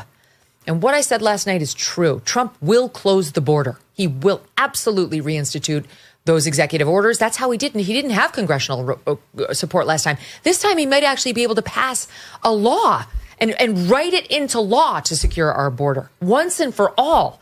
We haven't had that. So we might not have to do it by executive order that can be undone like that, where we have a policy where they have to remain in Mexico while they seek asylum here, so that if we deny it, which we should in 98% of the cases, they're Mexico's problems, not ours. Where he cracked down on these BS asylum claims, which are being totally abused. If you are in Mexico asking for asylum, why are you coming here? You're fine. You're already in another country. You're no longer in danger. Like, they've been used. They just want a better economic opportunity. And I understand that, but that's what legal pathways to immigration are for, not asylum. Trump will rebuild the wall. He absolutely will resume the start of the border wall and finish the wall. Joe Biden sold off the wall for parts. He sold it off. The parts off. I do believe he has a way of stopping the continuing influx. Now, the deportation is going to be a lot harder. But I believe Trump that he's going to try to go after the murderers and the gang members and get them out. And he's been more humane on the topic of people who are living here, who are married to Americans, who have American children. That's a different story, but who are married to Americans. But we haven't talked about this much tonight. We talked about the culture stuff, a little of the economy, but this was an enormous issue. And it was totally insane for, just in sheer political terms, for Biden to open up the border, right, and let this ongoing crisis roil the entire country, including blue cities, knowing, or at least he should have known, his likely opponent was this extremely pungent populist politician whose signature issue was the border. He did that. And not until the last several months did they realize it was a mistake and they needed to try to backtrack and to cover for it. And they did it ineffectually, right? They did it all about this Langford bill. That was total BS. It was really about blessing a lot of these new legal pathways they've created rather than really cracking down on the border. So this was a huge thing. And she didn't get any separation from Biden on this either. It would have been the easiest thing in the world to say, so easy. I love Joe, he saved democracy. But I would have been a little tougher. She couldn't even do that and pay the price. Why didn't she? Because no one would believe her. I think she's more of an open borders person than he is. But why didn't she? She was facile at lying on other subjects. Why not that one? I think it's one, they didn't want to flip-flop on too many things, given how much on recent new stuff, given how they're flip-flopping on the stuff from 19 and 20. And, she was always worried about the left, the way Biden was. So I think she was worried if she actually said, we got to stop this, it's wrong, she'd lose people on the left. So she couldn't be tough-minded about it. Immigration is the perfect example of the moral imperative issue that I mentioned earlier, where it should be something we negotiate, where you decide how many immigrants do you want? What criteria do we use to admit them? How long do they have to wait before they can become a citizen? What's our asylum policy? And then we shouldn't really have any tolerance for illegal immigration at all. But it has become this strange absolute thing where everyone must come in, and if you don't agree with that, then you're Hitler. And you can't, once you've said that, you can't compromise on it. And she knows that if she stands up and says, I'm going to do something about this, the closest she got was she said, I support the House bill, right? Because she was pretending that would enforce the border. It wouldn't have. No. But if she had taken on the left and done the sister soldier thing and said, actually, let's just enforce this, then she'd be denounced in every newspaper. She would also never do that, I think. Truly, this issue has gotten so out of control for the left because this is the legacy of George Floyd. This is all wrapped up. It's the same thing with Israel versus Palestine. It's brown people good, white people bad. Very true. And we have to atone for our sins because we are still relitigating the Civil War and this history of slavery in America. We now must atone, and everybody who wants to come in, as far as the left is concerned, that's the way to do it. Right, because we stole the country from Native Americans, so who do we... I think that's the worldview. It's a moral imperative for them. They think a border is inherently hateful. Yes, and, walls are erected in many countries throughout the world. Just want to tell the audience we are awaiting President Donald Trump to take the stage down in Mar-a-Lago. He's expected to address his supporters. He's been at Mar-a-Lago all day, and you think about what must be happening in Mar-a-Lago right now. It's Trump, Melania, his family. It is J.D. Vance. It's Vivek. It's Tucker Carlson. It's all the people. Susie Wiles, his campaign manager, Chris LaCivita, this woman here who they're showing us on the phone. Who is that? I don't know. They're really zeroing in on her. She seems a little emotional. It's Tulsi. They're just all the people who helped him. I mean, really helped him because, look, the richest man in the world on any given day. He gets behind you. He's young. He's vibrant. He's exciting. He's sending rockets to outer space. I mean, I saw Elon the day of that All-In Summit I referenced earlier, and I had asked him if he would sit with me for an interview, but he couldn't. And we get to the All-In Summit, and I realized why he couldn't, because he was launching rockets into the air that afternoon, and I thought he double booked himself on the day of a rocket launch. He's here at the All-In Summit first. That's Elon Musk. One of the most exciting, vibrant men of our time. I mean, truly, he's the modern day Thomas Edison. Oh, yeah, no question. And he got behind Donald Trump bigly and started promising us all sorts of things, that he's going to work to find these efficiencies in government, that he believes, X will be shut down. He's completely anti-censorship. And by the way, we must spend some time on the disgusting, dishonest, discredited media.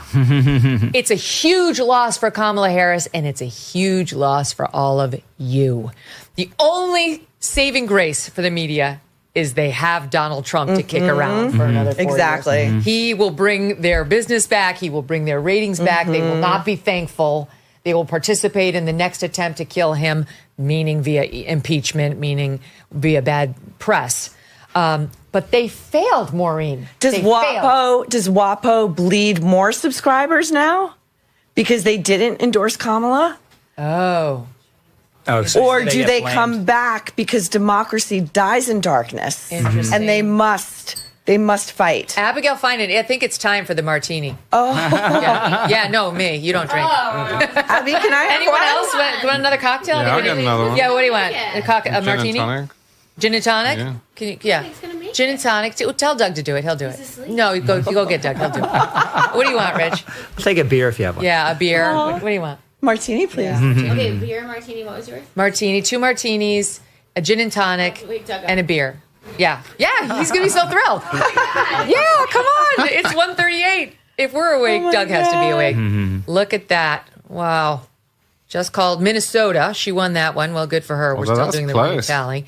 Let me give you some of the reaction coming in. Okay, Steve Schmidt. Should we start with him? Yes. Yeah. Steve Schmidt. Yes. Never absolutely. Trumper. Lincoln Project. Fascism has come to America, and as predicted, it is wrapped in the flag and carrying a cross. That's an old line. That's pretty good. Okay. No, that's an old line. He stole that. Here's David Frum. These past few months, my plan for 2025 was to retire from political journalism. Oh, please do. Seems I'll have to make new plans. That's unfortunate. That's the first piece of bad news we've gotten in the wake of the Trump victory. Here's from the Babylon Bee with a picture of Kamala Harris. America unburdens itself from what has been. I mean, somebody had to do it. Ben Shapiro, the greatest political story in history. I like that. It's not just comeback. It's the greatest political story in history. I'm thinking of my friend Justin Wells, who's been working on that Art of the Surge documentary. Think about it. If you are incredible Trump's documentarian right now, they started, I think, in June. In June, before the meltdown at the debate, before the assassination. They were with him in Butler on the assassination attempt. They've been documenting all this. I saw him at the Trump rally last night, and he was saying, if he loses, we're going to have to rethink our title. But it's already out. You can find it, by the way, at Art of the Surge. That's the account on Twitter. But yeah, that's exactly right. Now, here's Dave Marcus. Donald Trump's second term is now Nancy Pelosi's legacy. Love it. She's been so cocky about him not getting a second term. There are limits to her powers. She may have gotten rid of Joe Biden, but that was the extent of what she could do. Here's some more. Let's see. Trump, he's going to address the crowd at the convention center once the election is called. I mean, I guess it's not officially called. Like, why is it just News Nation? Alaska to close, or so you can call Alaska? Is that the rule? Or can we it's get just a formality now? Can we get Wisconsin?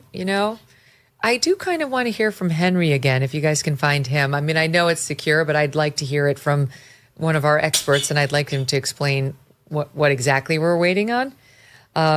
Here's Elon Musk. Yeah, you are the media now. Just tweeted it to everybody. Whoa. Incredible. Well, think about it. I mean, can we talk about the realignment here? Because I do think I'm trying to think about it. Trump won when it was more traditional media running the game in 2016. So it's not like, what'd you say, Steve? Steve Krakauer, what'd you say to me? Okay. He won, notwithstanding the absence of alternative media back in 2016. Facebook, he used Facebook. Okay, but, not like what we have now. But I do wonder what, I'm not trying to be self-aggrandizing because I'm in this lane. You guys are in this lane too. But I genuinely wonder, like, how important was this alternative place to get news in this election? Because the narratives couldn't get going. And think about, like, the fact checks in the wake of the debates all over X. Yeah. Speaking of Elon. What do you think? Well, I think there's a big difference, right? In 2016, although the press was crazy as usual, a lot of what it did was just put a camera in front of him and leave it running. Yes. It was obsessed with it. It would leave it on the empty podium for hours until he showed up. Yep. And so his message was broadcast to lots of people. And they didn't do that this time because they think that's what led him to win the time before. It's a bit like the Hillary email story where they just stopped covering anything that was bad for Harris because they think they put Trump in. So probably this time around, Twitter, I'm not calling it X, and other outlets were probably more important to his victory. But I don't think I helped his victory, Megyn, because as you know, I don't like him. No, you don't. But I appreciate your honesty. Yeah, but I do think this time around it probably was very important because the press just decided to starve him of. I mean, he was expelled from Twitter under the old leadership while he was president. Yeah. So you've got two different sort of environments. This time they tried to control it. Last time they actually didn't because they liked the ratings, and then they regretted it afterwards. They voted for the middle finger once again. Yep, absolutely. We and didn't he's get just it the bigger, first time. being kicked off Twitter. There was he got less attention for a while because of that. But then he starts his own social media company, right? And so he's bigger than any media outlet. He's like a media phenomenon on his own. There are people who opposed him in 2016. Other candidates have said, well, it was Breitbart and Fox that delivered it to him, and they're key to him in 2016. But he's bigger than anyone now, and he's bigger than any outlet, and can create his own gravity. Now, that doesn't mean that all the alternative media is not important, because it's really important to check and counter the mainstream legacy media and the narrative. So they still get narratives going, but it's harder now. I think my own feeling on it is the more moderate voters, the ones who could have been persuaded to go Kamala's way. I feel like they do listen to the editors, and I feel like they listen to this show, and I feel like they listen to a lot of the shows that are in our lane. And I think with those groups, it makes a difference because the established right wing is going to vote for Trump. There's no world in which they'd vote for Kamala Harris, but the people who are just adjacent could be persuaded by, he's a fascist, he's terrible, he hates women, he hates blacks, he hates Hispanic, whatever. The narrative gets out there. Bring it on over here, Doug. Thank you. And thank you. This is Doug Mortman, another Doug. And I think it's important for those people to hear people they know and respect and read all the time, like you guys, say that isn't true, that you're being lied to. Oh yeah, set the record extraordinary amount of lying. Yeah, it's an endless amount of lying. And it's very annoying because sometimes he does things that need to be called out, and then they pile 5 or 6 layers on top of it. And so to get there, you have to say, we didn't do this, but he did do that. And then people sort of tune out. But the lying has just been, we were talking about this on the most recent editors. I mean, the lying has just been extraordinary. They gave up the pretense of wanting to seem truthful. Right. Yeah, and they also, it's even worse than that, because what they do is they look to find things that he said that if they take it out of context can be twisted. Like he threatened to kill Liz Cheney? Yeah, that's a good example of it. Joe Scarborough is still saying that this morning. It drives me crazy. He had this big rant, to Charlie's point, about how misinformation... Can't wait to watch that show tomorrow morning. See, I'm waking up early. I don't care what time we go to bed. Go ahead, But his whole rant was about misinformation, how terrible it is, and he had this long count of indictments against Donald Trump, and one of them was that he wants to execute Liz Cheney, which is a lie, a provable lie, a lie that anyone who pays the slightest bit attention knows, he presumably knows, and says it anyway. I don't know whether just the propaganda feels better or he thinks it's more powerful. It's not his biggest lie. You know what his biggest lie of this election cycle was. Joe being better than ever? Yeah. Yeah. Do we have that, you guys? Do we have that? We had I it wrote cut at about some that. point. It was so gross. Joe on Joe being, yeah, we got it. We're looking for it. Yeah, here's interactive polls. Let's see. Yep. Oh, yeah. Now, so Fox News has called it. They're projecting now officially. So Donald Trump has been elected the 47th president of the United States of America. Got your hats on? You got your mag. Our boys here have got their Trump. You got 47, 45 on there? No, only 40. Oh, okay. Yeah, you gotta get the updated hat. You know, do you guys remember? So are you mostly 17 or 18? 18. 17 and 18. Okay, so 4 years ago, you 17-year-olds, you were 13 years old. Do you remember, like, when he first won? No, so it was 8 years ago. Yeah. What am I saying? It was 8 years ago. You were babies. You were like 9 and 10. Do you remember how it was considered aggressive to wear the red hat? I don't know if you guys remember that. Now people can wear it, proudly and like it used to be considered kind of a middle finger. They still go after you though, Megyn, because in the World Series, I'm a big Yankees fan as Rich is. During the World Series, in Game 1, I think there was a girl sitting behind home plate in California wearing the hat. And the press, not the announcers who didn't mention it, but the press on Twitter just would not stop going on about this. You're kidding me. Oh, no, it was just every journalist was tweeting about it. How dare she wear a hat to a baseball game? Oh, my Lord. They're going to have to get So I think it's still there. Look at that. Wow. Donald Trump elected 47th president of the United States. Take that, Grover Cleveland. He did it. He did it. I mean, I don't know. I just think Trump is an extraordinarily strong person. All of the bad things are required qualities for the good things. You have to take the whole package. You just don't get the guy who can stand up to Xi and say, I'll tariff you. I don't care. I'll do it. And he will do it. Or he'll bomb Soleimani, or he'll make the threat to the Taliban leader, or who will shove the leader of Montenegro out of the way so that the United States president can be in the front row. You don't get all those things, which I love, without all of the douchey things. Like, we have to put up with them. I'd much rather have this package. Like this, I love the package. Fox News calls Wisconsin for Trump. Wow. I mean, he might run the table. He might run them off. Look at these guys. You got to see these young guys, our focus group here. They're so excited. He's at 312 electoral votes. We're heading for landslide. No? Yeah. Oh, okay. Sorry. No. So they haven't mentioned... If he ran the table, he would have it. But he might. They haven't mentioned the Senate. And they haven't mentioned the House. In those states. I mean, how can it possibly be? Trump's got coattails. He did in 16. We've seen some of them now. They just seem to be counting a lot more slowly. Come on in. Earlier in the night, the Senate candidates were running a little bit behind Trump. So that Thank you very might be much. just narrow One gin margins. and tonic. Gracias. Henry's here? Cheers. Cheers to you, Mr. President. Looking forward to 47. Cheers to you guys. And we'll do another one when Charlie gets his Thanks for having back. us. Yeah. Cheers. Yay. To Trump. Cheers, you guys. Yeah. Cheers. They don't have alcohol for their parents listening at home. I can't wait to hear what he says when he gets there. Is he there? No, he's not. Yeah, right now. What? Oh yeah, Henry. I want to hear Henry too, but I meant Donald Trump. Henry, I knew what you meant. You were right. You were right again. Thank you. Wait a minute. So just how did he do it? How did he do it? Explain that.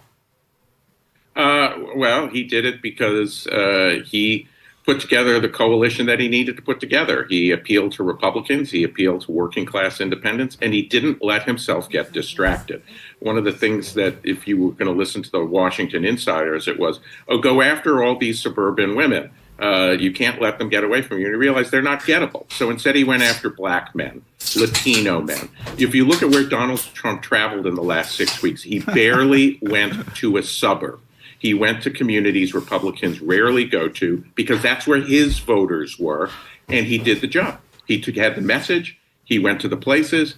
He ran the issue ads. He talked to his voters, not the voters that the insiders like to get. And it turns out that's a majority of the country. He went on all these podcasts, right? Joe Rogan is the big gorilla for sure. And then Joe Rogan endorsed him last night. And Joe Rogan's extremely powerful, especially with young men who love his show. And it's by far, I mean, like in podcasting, there's Rogan, and then there's the rest of us down here. Even those of us who are doing well, it's like there's only one Rogan. Theo Vaughn, who else? Sean Ryan, our friend Sean Ryan, who we showed the clip from earlier. JD did Rogan. Trump went on like the tour to try to get to young men where they are. Did you guys in this studio, did you listen to any of those podcasts? All of them. All of them. All of the guys say they listen to all of them. Henry likes that. Henry's laughing at that. Yeah. So when you look at the coalition that came together, is it because he got Hispanics, because he got a greater percentage of the black vote? I don't even know if he did get a greater percentage of the black vote than he got last time around. But he certainly got a decent percentage. But the Hispanic vote looks bigger, Henry, no? Oh, absolutely. And this is the thing is, it's not just the exit poll that clearly shows he did better with Hispanics. You take a look at where the Hispanics live, and you look at Mexican Hispanics in Nevada and Arizona, massive swings. Puerto Rican Hispanics, massive swings. Cuban Hispanics, massive swings.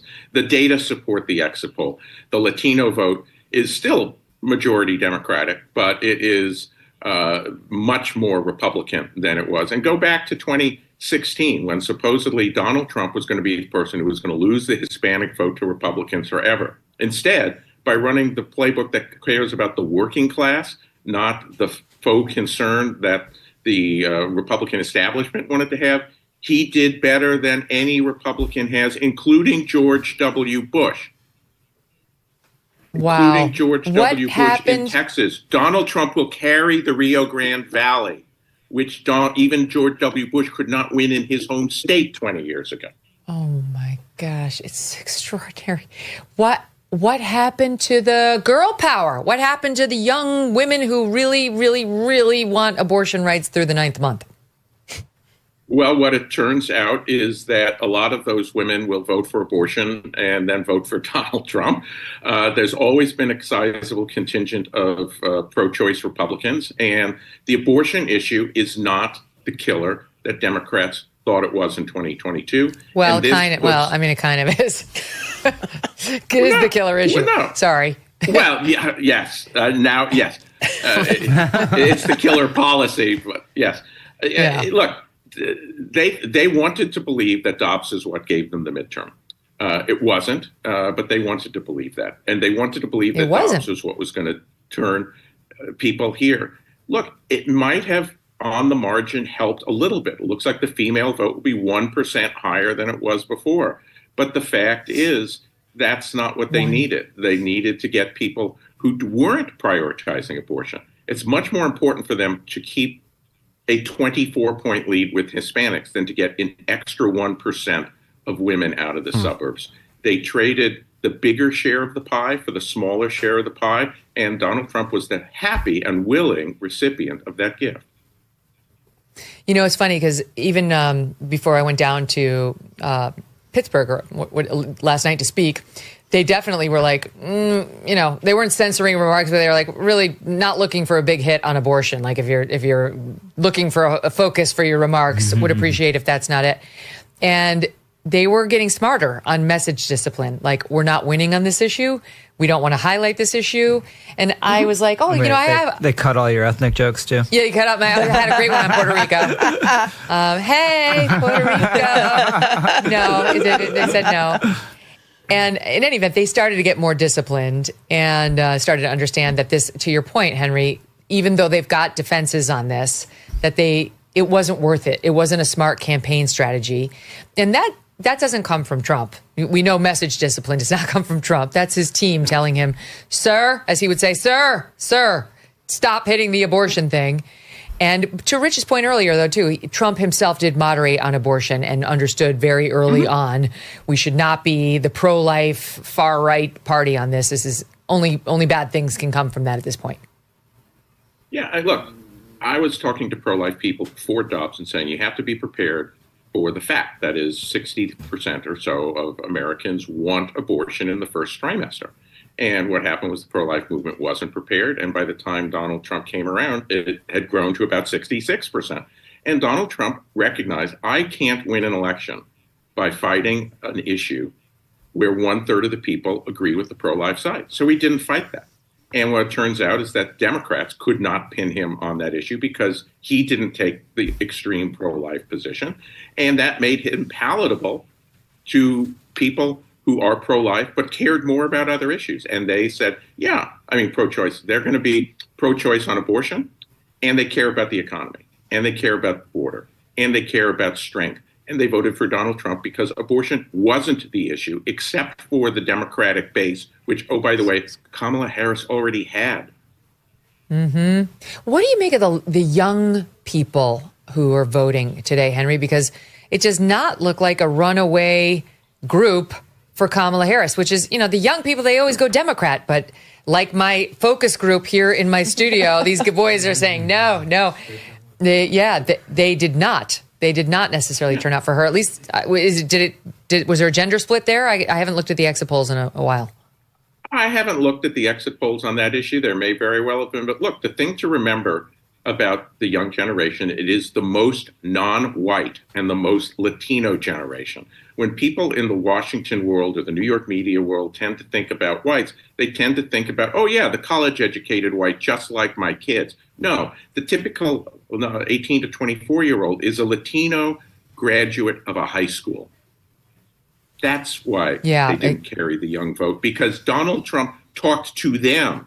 And the podcast may have been vehicles to get to them, and that was a brilliant technique, but it's the message, not the medium. And Donald Trump had a message that appealed to the real 18 to 24-year-old voter, which is the Latino worker, the black worker, the Asian worker, the white person who's never going to go to college or is going to drop out after 3 months because they find out it's not for them, just like my parents did 60 years ago.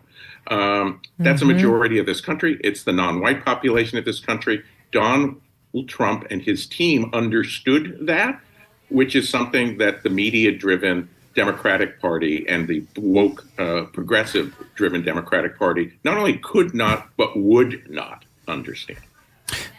So, Henry, do I understand you to have been saying a little earlier on the suburban vote, had Democrats basically tapped out on suburban women, so that's why there just weren't more votes to get there? Right. See, the dirty little secret of the campaigns in the last few years is that the reason Donald Trump beat Hillary Clinton was not the woman vote that we've been hearing about for 8 years. It was the men. Independent men voted for Trump in 2016. Independent women voted for Hillary. The reason the Democrats did well in the next few cycles is independent men joined the women. I will guess, without having looked, that the independent men went back to Trump in this election. We got to pull over that ad, the absurd ad, you guys. Do we have it where the wife lies to the husband about who she voted for? Like, they're going to pull it over. A few things spell out their ineptitude at trying to reach out to new voters, female or male. I mean, I don't know the woman or the man who found that appealing, but their final message was so desperate. And if you look back, you think about it, we were starting to get the pieces like that Tim Alberta piece in the Atlantic about how there's terrible infighting on the Trump camp. And maybe there is, these things are always full of palace intrigue, right? Like, oh, this one's pissed that they're not more powerful. They're trying to, there's a coup amongst the administrative staff or who's going to be in charge. But I mean, there's no question we're now going to get the pieces on how inside her campaign there was viciousness at every level. Go ahead, Charlie. No, I was just going to say something I haven't seen anyone comment on is that they tried to have it both ways. So they ran the ads. The message was, if you are a woman, know that the voting booth is private and your husband can't see, so you can do what you want. But they ran a second message, and they really pushed this yesterday and today, which was, if you're a man voting, you've got to go and vote as if your wife's looking over your shoulder. You see this? Well, there was a cartoon with the guy who was voting, and his daughter says, who are you voting for? And he says, you. And then there was the message that they were pushing out this morning that was, go and vote for your mother or your grandmother and your children, your daughter. Well, you can't have both those things. You can't say on the one hand, it's a private vote, it's up to you, don't be pressured into it. And watching you. And we're watching you do the right thing by women, right? It's just crazy. So here is the ad that I found so repulsive. Here it is. Your turn, honey. In the one place in America where women still have a right to choose. You can vote any way you want. And no one will ever know. Did you make the right choice? Sure did, honey. Remember, what happens in the booth stays in the booth. Julia Roberts with the narration. Oh, And that of was course, that was her. Of course it was. I didn't her. realize that. Such a nightmare. And of course, they depict the Republican guy as some gross, forgive me, actor who played a Republican man. Don't go away, Henry. You're part of our panel now. As some gross, unattractive, weird. Oh, nice. Champagne, Abigail Finan, and Steve Krakauer, everybody, the EP of the Megyn Kelly Show. Yay, let's hear it for Steve. Yay. Yay. Yay. Yeah. You guys too. You should have some. Yeah, you need to have some, Steve. As the gross, disgusting ogre, right? Who's not only unattractive, again, forgive me, actor, but who's controlling and threatening. Looks, excuse my language, kind of like a pedophile. Yeah. Right? Yeah. Forgive us, actor man. That's what the other thing that is so offensive about that ad is we have known for decades that women run American households. Women decide where the kids go to school, what kind of car you buy, where you live, major purchases.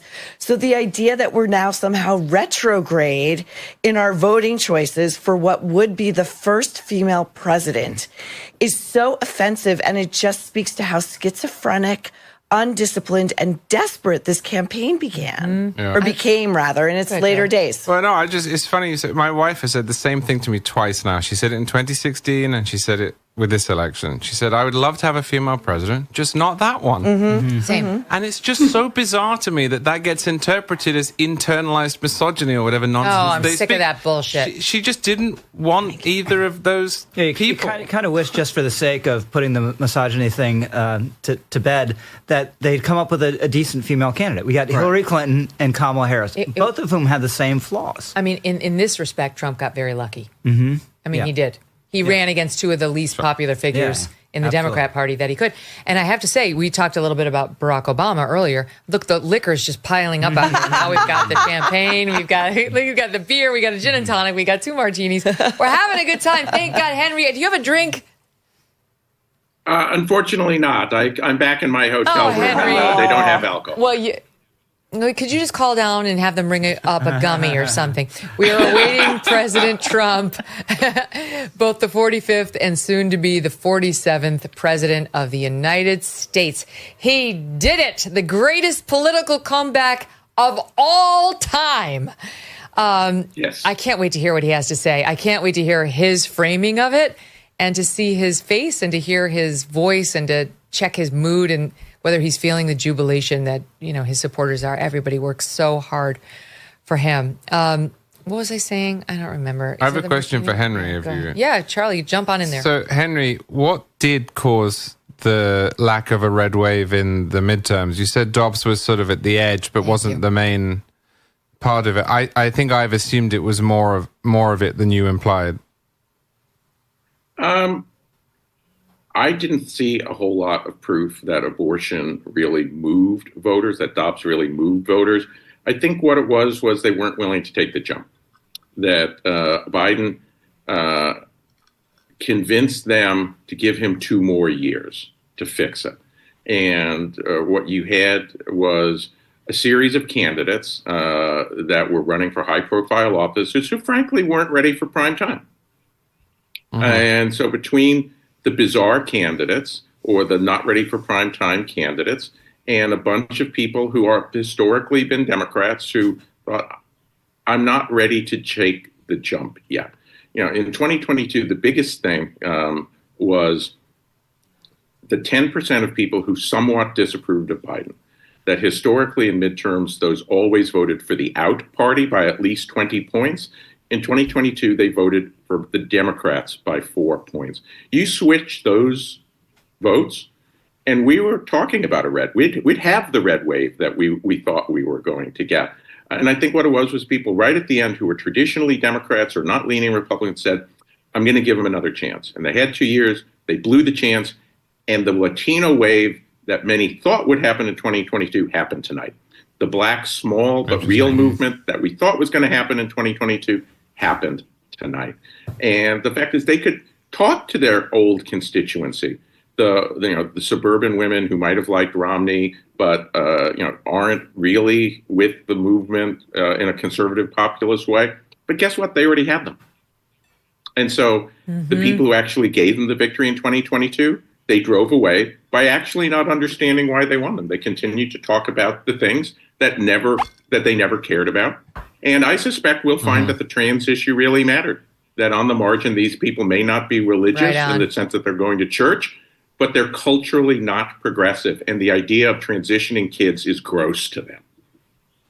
Right on. It's abusive. It's disgusting. It should be criminal. I want to give a shout out to Pennsylvania. NBC News finally calls Pennsylvania for Trump. CNN finally calls Pennsylvania for Trump. Trump won Pennsylvania. The state of the election is Trump's and well beyond. I mean, I've lost track now of the numbers. It's the martini, but I deserve it. I'm not sorry. But can I just say I'm so grateful to those hard hat wearing guys who showed up at that Trump rally in Pittsburgh. Pittsburgh, you did this. It's the working class of America, the forgotten men of America who brought this election home. Screw you, J-Lo and Beyonce and all you bitches who will never have to live with the consequences of your stupid ass decision. These guys who showed up and stood there for hours to see Trump in their hard hats with their bellies and their tats and their muscles and their beards. That's America. Those are our guys. You know, whether these guys here in the studio, they go to a lovely private school and they're going to go on to some of the best colleges in the nation. And these guys have a solidarity with those guys. You know, a commonality, a common mission, a common understanding of what matters in America and what would get you to stand in a 4-hour line to vote for one guy. And Trump gets that. That's one of the greatnesses of Trump. He gets it. He understood those guys. He understands you guys. He's this weird combo of like kind of elite, born with a silver spoon, but also working, like connection with a working man, because he grew up in New York City construction. He dealt with these guys his entire life, and he's a New Yorker. You know, like that's part of Trump's crassness, really, and frankly, mine too. Like, you know, we're New Yorkers. It's complicated. Anyway, what was I saying? Keep going. I don't do a lot of drinking on the air, and it's really late. Anyway, we're still waiting on official Senate calls. We're still waiting on the House. We actually don't officially know. I mean, yes, the Senate has been projected for Republicans, but not the House. God forbid the Democrats do win the House. It's going to be a very tumultuous couple of years. I mean, I don't think that's going to happen. Does anyone think that? Henry, do you think that's going to happen? Yeah, the House is going to take longer to call, mainly because of California. You know, there's 5 targeted seats out there, and it's going to take a long time, weeks, for them to count those votes. I think that the Republicans will hold the House. Donald Trump is on the verge of winning the popular vote. I think that what you're going to see is the Republicans hold the House and probably gain a couple of seats. I stick by what I said in my prediction. If Donald Trump wins the popular vote, or Harris, wins by a point or so, that the Republicans gain a couple of seats, 3 to 7 seats on the 221 that they came into the election Henry, with. It's just going to take a couple of weeks for us to get there. Like, practically, physically, why does it take 3-4 weeks to count votes in California when it doesn't in other places? Charles is mad. No, I just never understood this. People say it as if it's a fact of the universe, but I've never understood why. It makes no sense. They don't staff up properly. They don't move quickly. Arizona can count votes in 4 days. Utah can count votes in 5 days. Washington can do it. Why California takes 3 weeks pretty uniformly up and down the state is simply mind-boggling. But there's no reason to do it other than that from the top down. They encourage lassitude, sloth, and incompetence. All right, wait. Can I just say one other thing? I just want to say I forgot to finish my point. I'm tired and I'm also drinking. But I want to say this is to continue my remarks to the people who feel sad about Trump getting elected. I want you to know this. couple of other points. The trans insanity is going to get under control under Donald Trump. I can't say end because there are still institutions that have been captured, but it is going to get under control under Donald Trump. And number one is Title IX. Title IX was what led me, Biden's changes to it, for the first time in my entire journalism career, to say who I was going to vote for president. That was the day I crossed that imaginary line. And the next imaginary line was crossed when I decided to speak at a Trump rally, which my friend Rich Lowry said, you should do it, which I really appreciated. Because we talked about it. It was like, well, this is a new line, you know, and he said, you should do it. And I did it, and I'm not sorry, and I'm actually really happy now.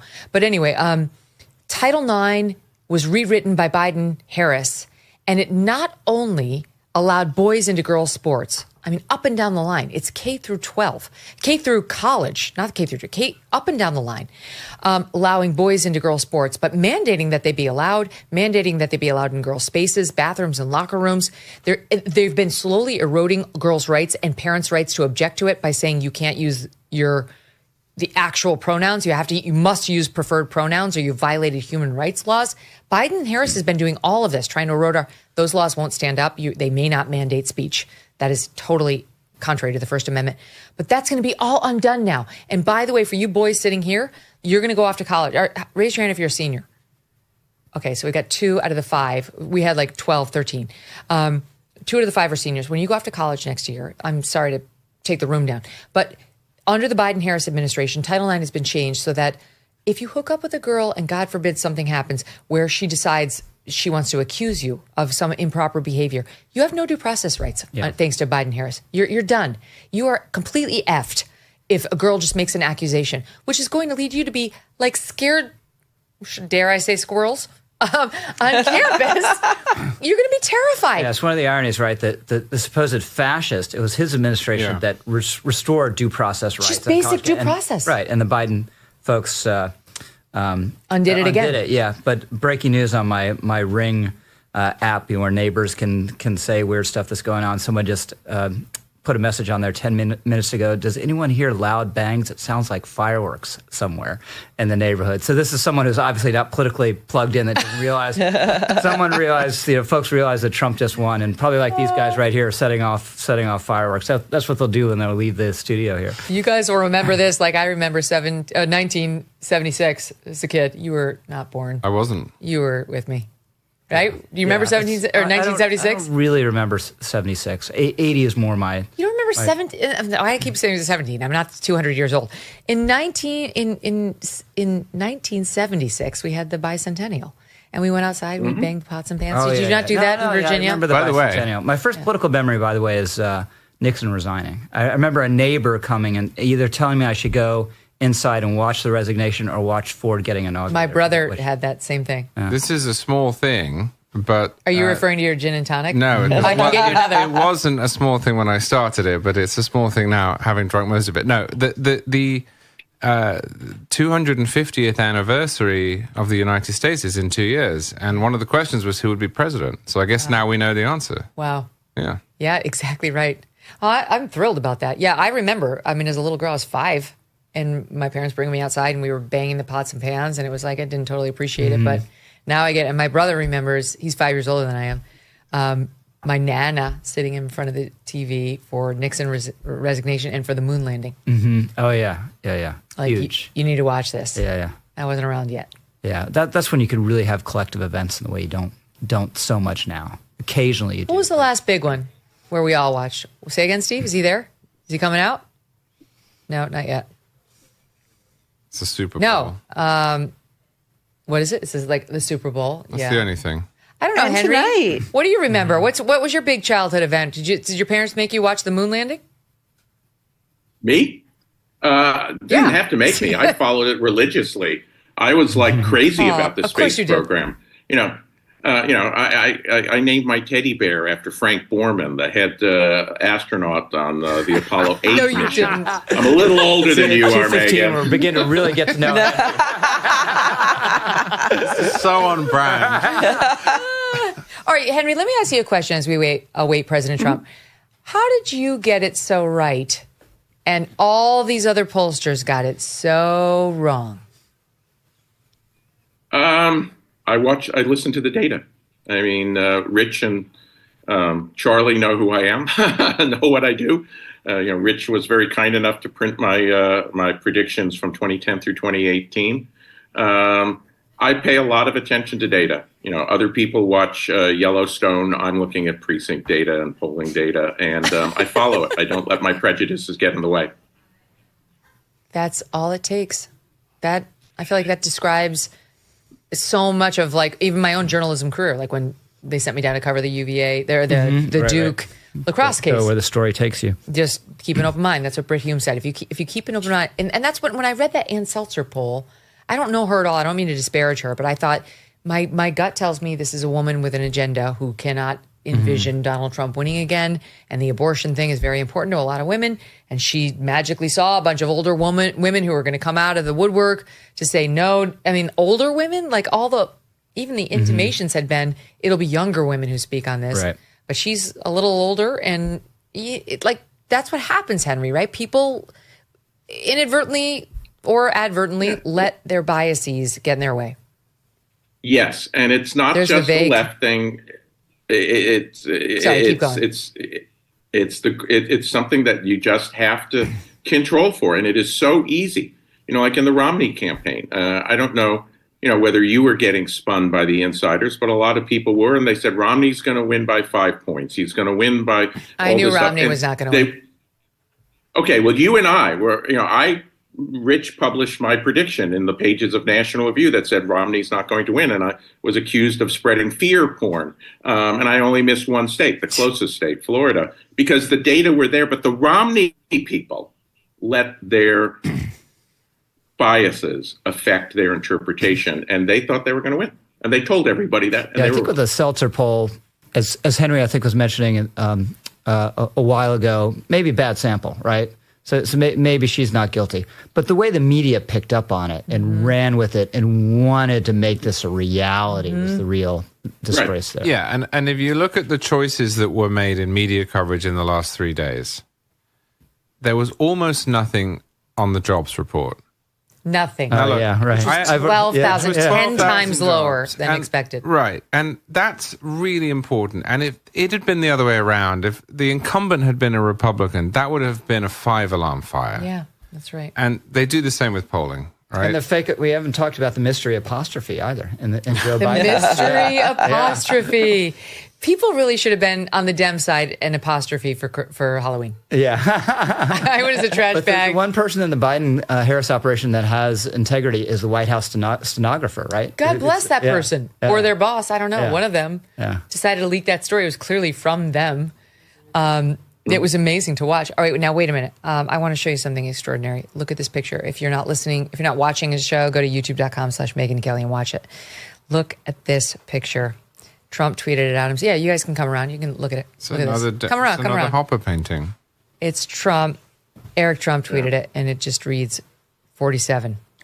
It's Donald Trump reading something in front of. See, Charlie knows culture. He's British by birth. He's now an American citizen. What's your reference? That's a Hopper painting. Another one. Oh.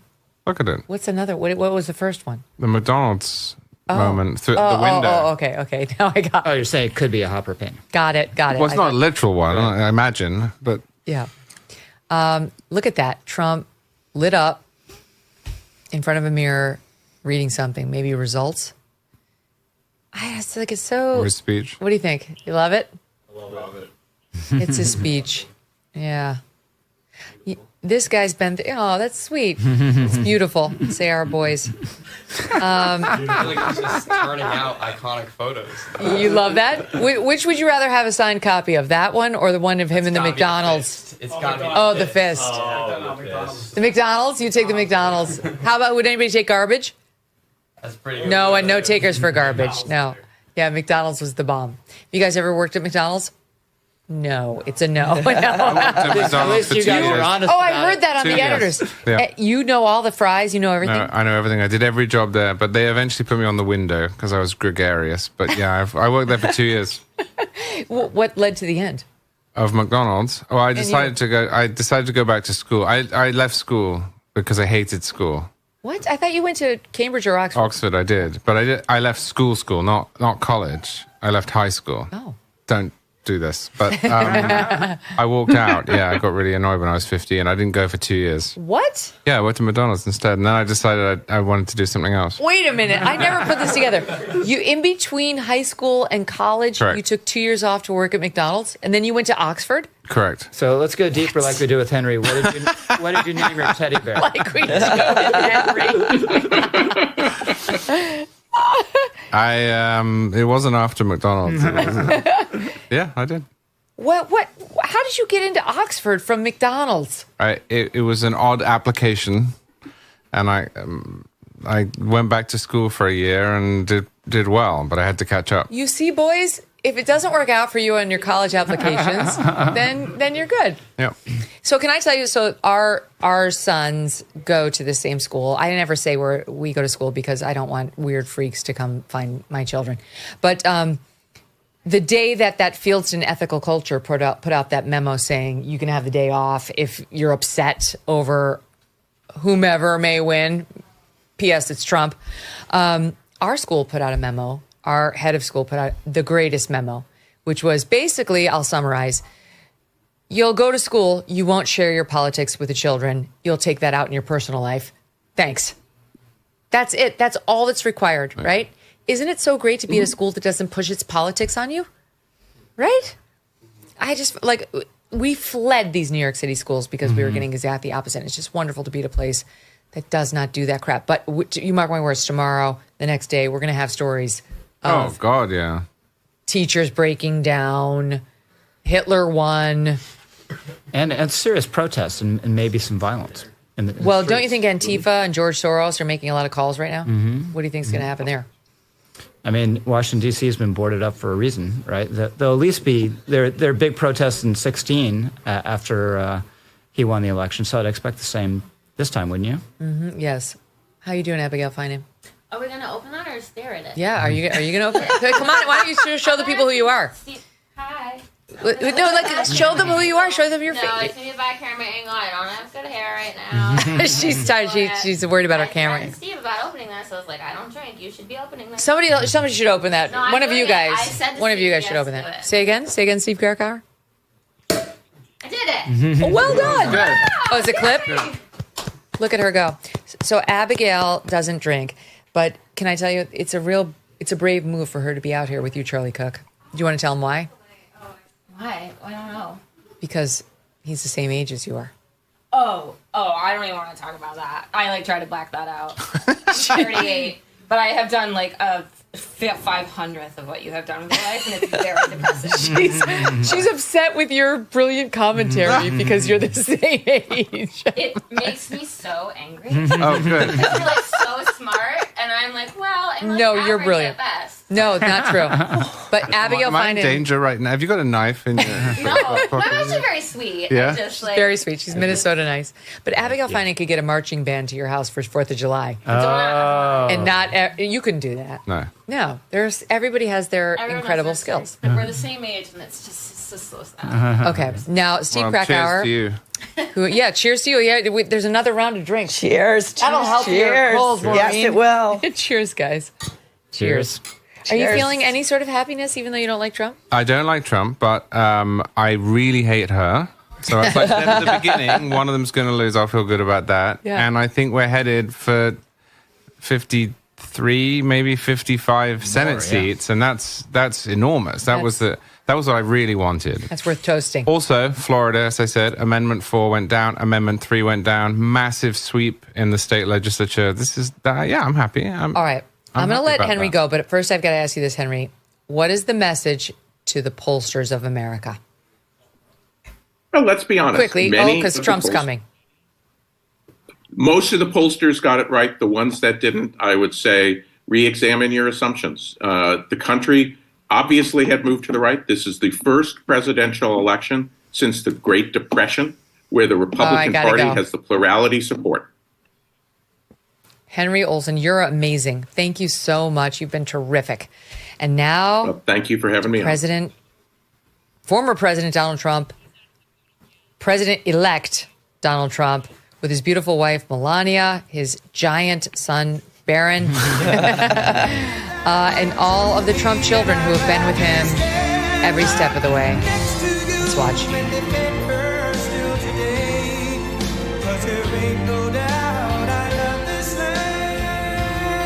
Wow.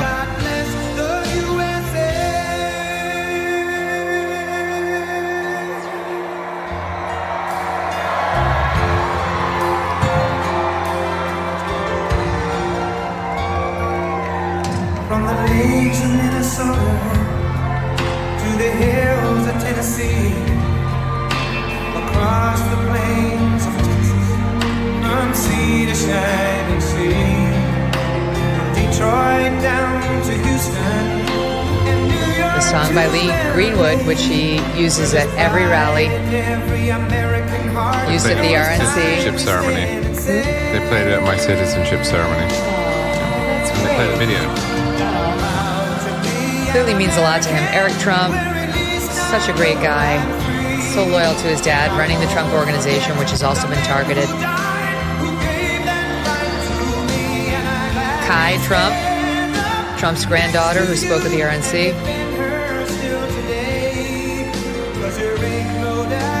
Mike Johnson, Speaker of the House.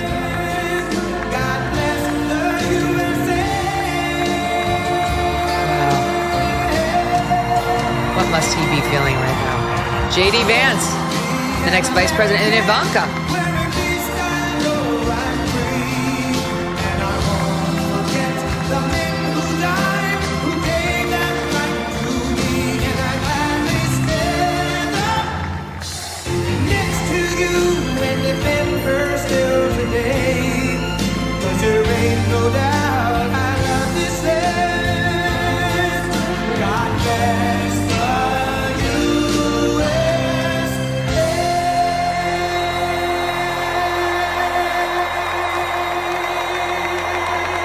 Cheers. Thank you very much. Wow.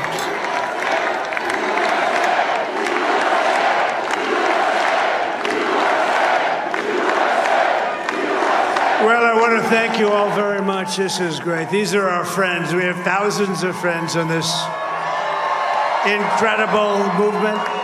This was a movement like nobody's ever seen before. And frankly, this was, I believe, the greatest political movement of all time. There's never been anything like this in this country, and maybe beyond.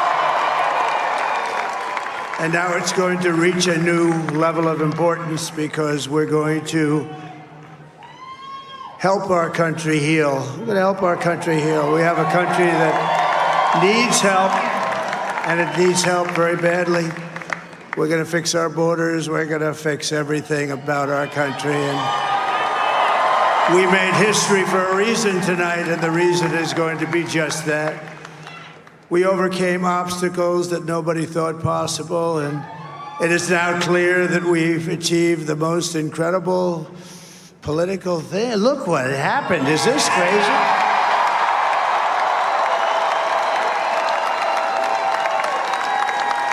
But it's a political victory that our country has never seen before, nothing like this. I want to thank the American people for the extraordinary honor of being elected your 47th president and your 45th president. And every citizen, I will fight for you, for your family, and your future. Every single day, I will be fighting for you, and with every breath in my body, I will not rest until we have delivered the strong, safe, and prosperous America that our children deserve and that you deserve. This will truly be the golden age of America. That's what we have to have. This is a magnificent victory for the American people that will allow us to make America great again. And in addition to having won the battleground states of North Carolina, I love these places, Georgia, Pennsylvania, and Wisconsin, we are now winning in Michigan, Arizona, Nevada, and Alaska, which would result in us carrying at least 315 electoral votes, but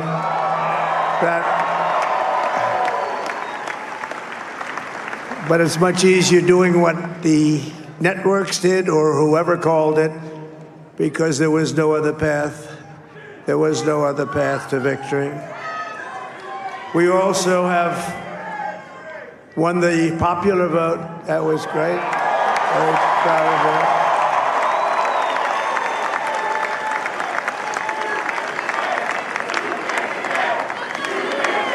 Thank you.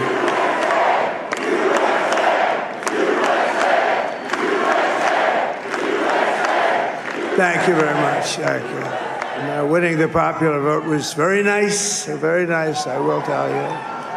It's a great feeling of love. We have a great feeling of love in this very large room with unbelievable people standing by my side. These people have been incredible. They've made the journey with me, and we're going to make you very happy. We're going to make you very proud of your vote.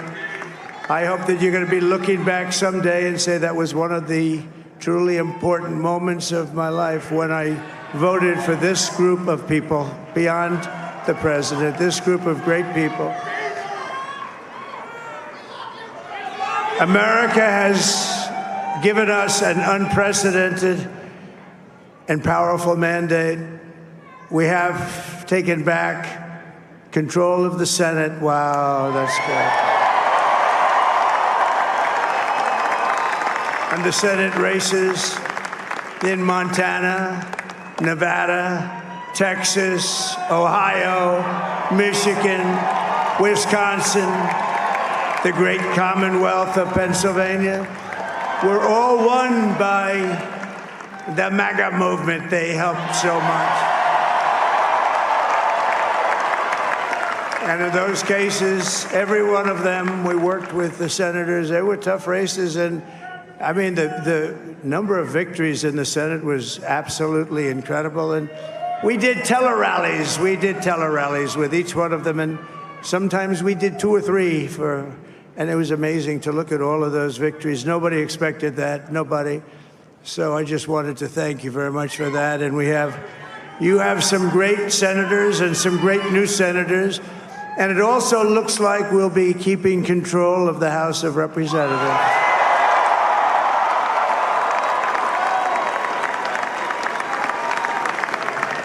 And I want to thank Mike Johnson. I think he's doing a terrific job. Terrific job. I want to also thank my beautiful wife, Melania, First Lady.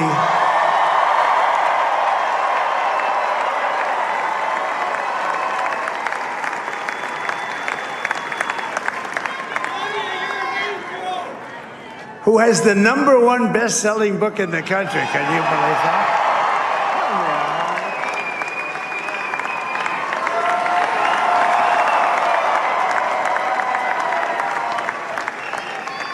Oh, no, she's done a great job, works very hard to help people. So I just want to thank her. But I want to thank my whole family, my amazing children, and they are amazing children. Now, we all think our children are amazing. Everybody here thinks their children are amazing, but that's a good thing when you think they are. But Don, Eric, Ivanka, Tiffany, Barron, Laura, Jared, Kimberly, Michael, thank you all. What a help. What a great.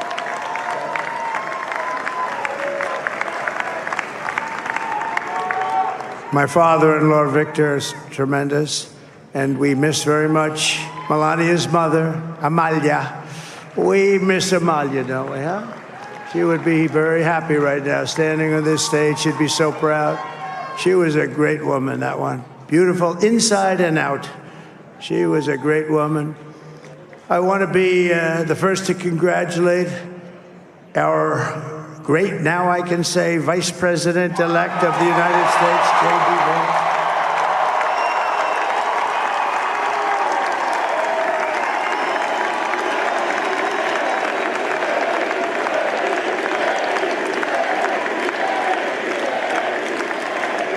And his absolutely remarkable and beautiful wife, Usha Vance. And he is a feisty guy, isn't he? I've said, go into the enemy camp. And the enemy camp is certain networks. And a lot of people don't like to, sir, do I have to do that? He just goes, okay. Which one? CNN, MSDNC? He'll say, all right, thank you very much. He actually looks fun. He's like the only guy I've ever seen. He really looks forward to it, and then he just goes in and absolutely obliterates them. Say a couple of words.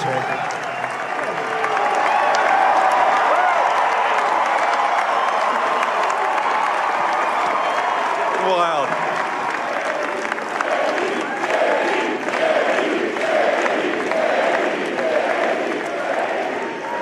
Well, Mr. President, I appreciate you allowing me to join you on this incredible journey. I thank you for the trust that you placed in me.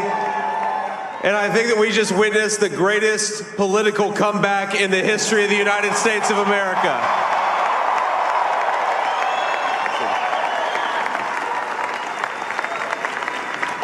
And under President Trump's leadership, we're never going to stop fighting for you, for your dreams, for the future of your children. And after the greatest political comeback in American history, we're going to lead the greatest economic comeback in American history under Donald Trump's leadership.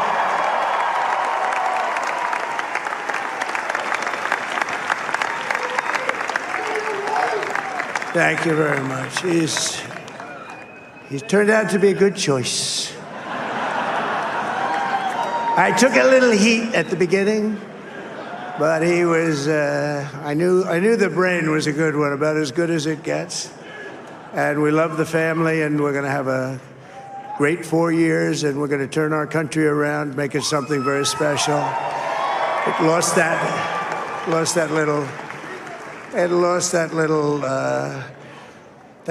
thing called special. We have to make it so. We're going to make this so great. It's the greatest country and potentially the greatest country in the world by far. And right now, we're going to just work very hard to get all of that back. We're going to make it the best it's ever been. We can do that. If we had to wait longer, I don't know. It was going bad, and it was going bad fast. We're going to have to seal up those borders, and we're going to have to let people come into our country. We want people to come back in, but we have to let them come back in, but they have to come in legally. They have to come in legally. Let me also express my tremendous appreciation for Susie and Chris, the job you did. Susie, come here. Come here, Susie. Chris, come here, Chris. Susie likes to stay sort of in the back, let me tell you. The ice maiden, we call her the ice maiden. Come here, Chris. Susie likes to stay in the background. She's not in the background. Come here, say something.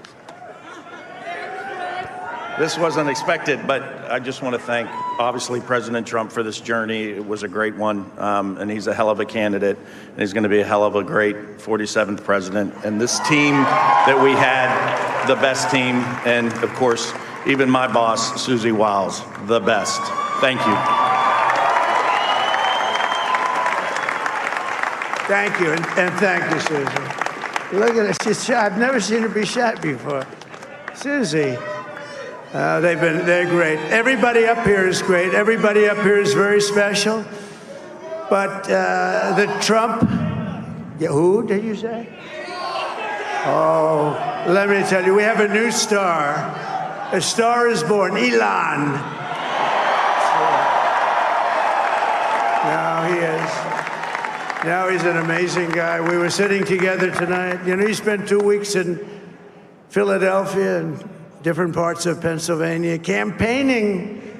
He sent the rocket up 2 weeks ago, and I saw that rocket, and I saw it coming down. I saw it. When it left, it was beautiful, shiny white. When it came down, it didn't look so pretty. It was going 10,000 miles an hour, and it was burning like hell. I said, what happened to your paint job? He said, we've never made a paint that could withstand that kind of heat. And but I saw it come down and turn around. And it was, it's like 22 stories tall, by the way. It looks a little smaller than that, but it's big. and it came down, and you saw that fire burning, and I'm saying, only Elon can do this. It must be an Elon. And I tell the story. I told it last night. I had a man on the phone. I had the screen muted, no sound. I was talking to a very important man, happens to be here. And that very important guy, one of the most important people in, I would say, the country, actually. But, you know, I was president, and now it looks like I was going to be maybe president again, so I figured I could ask him to hold. So I asked him to hold. And especially because you're going to be president again, they hold. So I took the phone down, and I'm looking at the screen. I'm seeing this crazy thing that's going around and coming down. It looks like it's going to crash into the gantry. And I said, oh, no. And I said, do me a favor. Do you mind holding for a couple of minutes? I want to see this. I thought it was a space-age movie or something. I put the phone down. Bad part, I didn't pick it up for 45 minutes, and he was holding. But this spaceship came down, and I saw those engines firing, and it looked like it was over. It was going to smash. And then I saw the fire pour out from the left side, and I put it straight, and it came down so gently, and then it wrapped those arms around it, and it held it, and just like you hold your baby at night, your little baby. And it was a beautiful thing to see, and I called Elon. I said, Elon, was that you? He said, yes, it was. I said, who else can do that? Can Russia do it? No. Can China do it? No. Can the United States do it other than you? No. Nobody can do that. I said, that's why I love you, Elon. That's great. And you know, when we had the tragic Hurricane Helene, and it hit North Carolina, they were really devastated, the water. This was a big water, as big as we've ever seen, water hurricane. It built lakes out of nothing. Fields became lakes, and the danger was unbelievable. And the people from North Carolina came to me and they said, would it be possible, at all possible, for you to speak to Elon Musk? We need Starlink. I said, what's Starlink? It's a form of communication. So I called Elon, and I'll tell you what, he had, and it was very dangerous. People would die. They had no communication. All the wires were down. I called Elon Musk. I said, Elon, you have something called Starlink. Is that right? Yes, I do. What the hell is it? He said, it's a communication system that's very good. I said, Elon, they need it really, really badly in North Carolina. Can you get it? He had that there so fast. It was incredible. So, and it was great. It saved a lot of lives. He saved a lot of lives. But he's a character. He's a special guy. He's a super genius. We have to protect our geniuses. We don't have that many of them. We have to protect our super geniuses. I want to thank some of the guys. You know, we have up here today the U.S. Open champion. He's a fantastic golfer. He's slightly longer than me. It's a little bit longer than me. Just a little bit. Bryson DeChambeau is up here someplace. What happened to Bryson? Where is he? Bryson. Oh, he was shot. He's hitting balls. Oh, he's on the way. He's hitting balls. Bryson. Oh, look at him.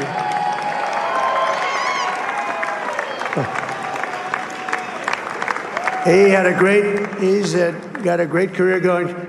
Great U.S. Open, Bryson. That's a fantastic job. And we also have a man, Dana White, who has done some job. He's a tough guy.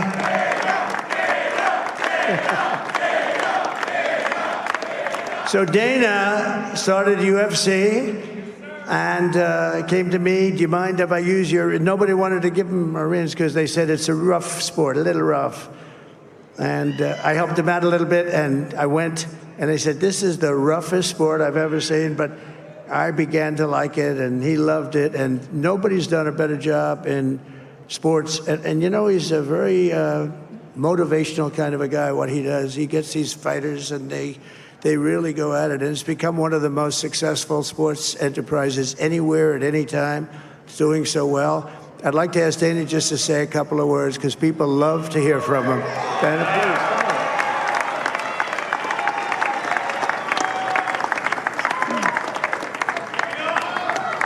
please. Nobody deserves this more than him, and nobody deserves this more than his family does. This is what happens when the machine comes after you. What you've seen over the last several years, this is what it looks like.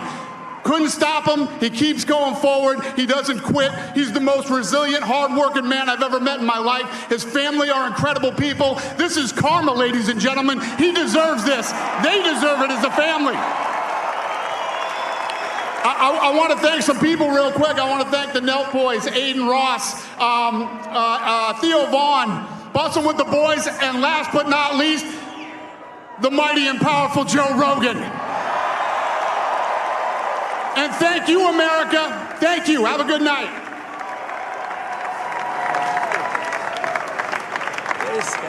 That is a piece of work.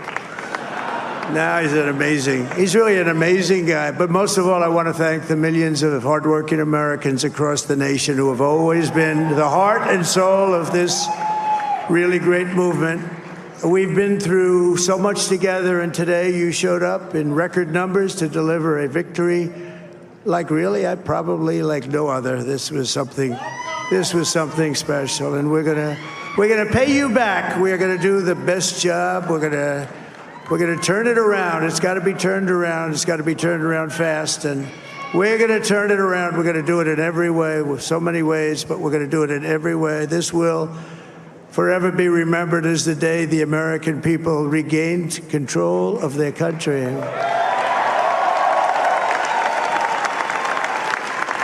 So I just want to say that on behalf of this great group of people, these are hardworking people. These are fantastic people, and we can add a few names like Robert F. Kennedy Jr. He came in,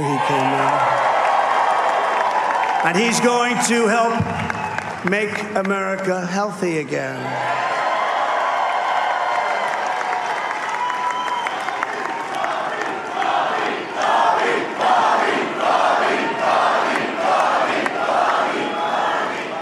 And now he's a great guy, and he really means it. He wants to do some things, and we're going to let him go to it. I just said, but Bobby, leave the oil to me.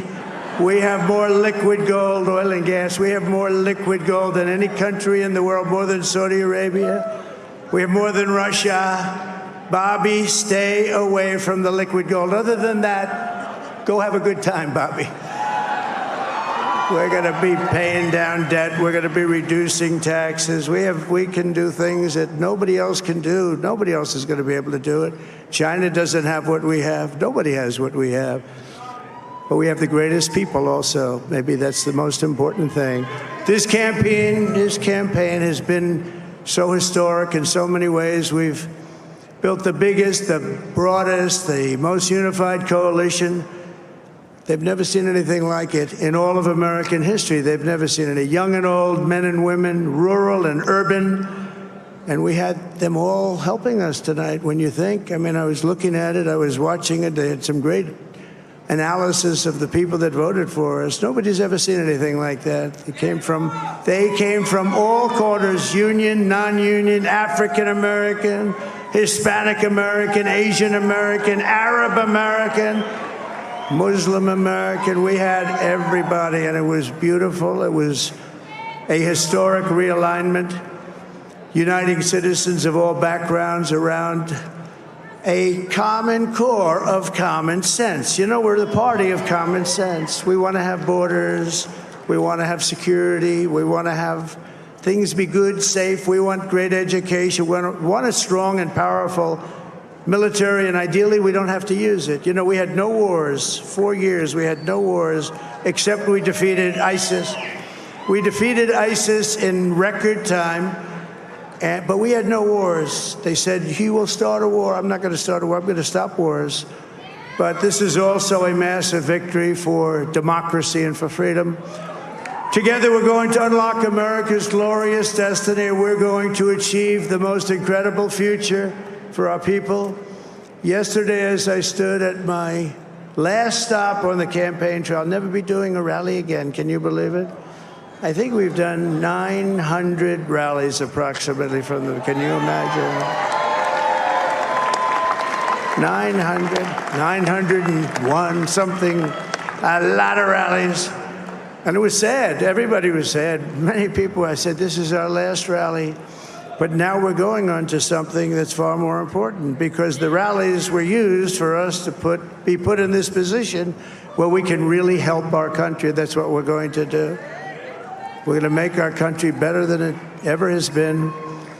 And I said that many people have told me that God spared my life for a reason.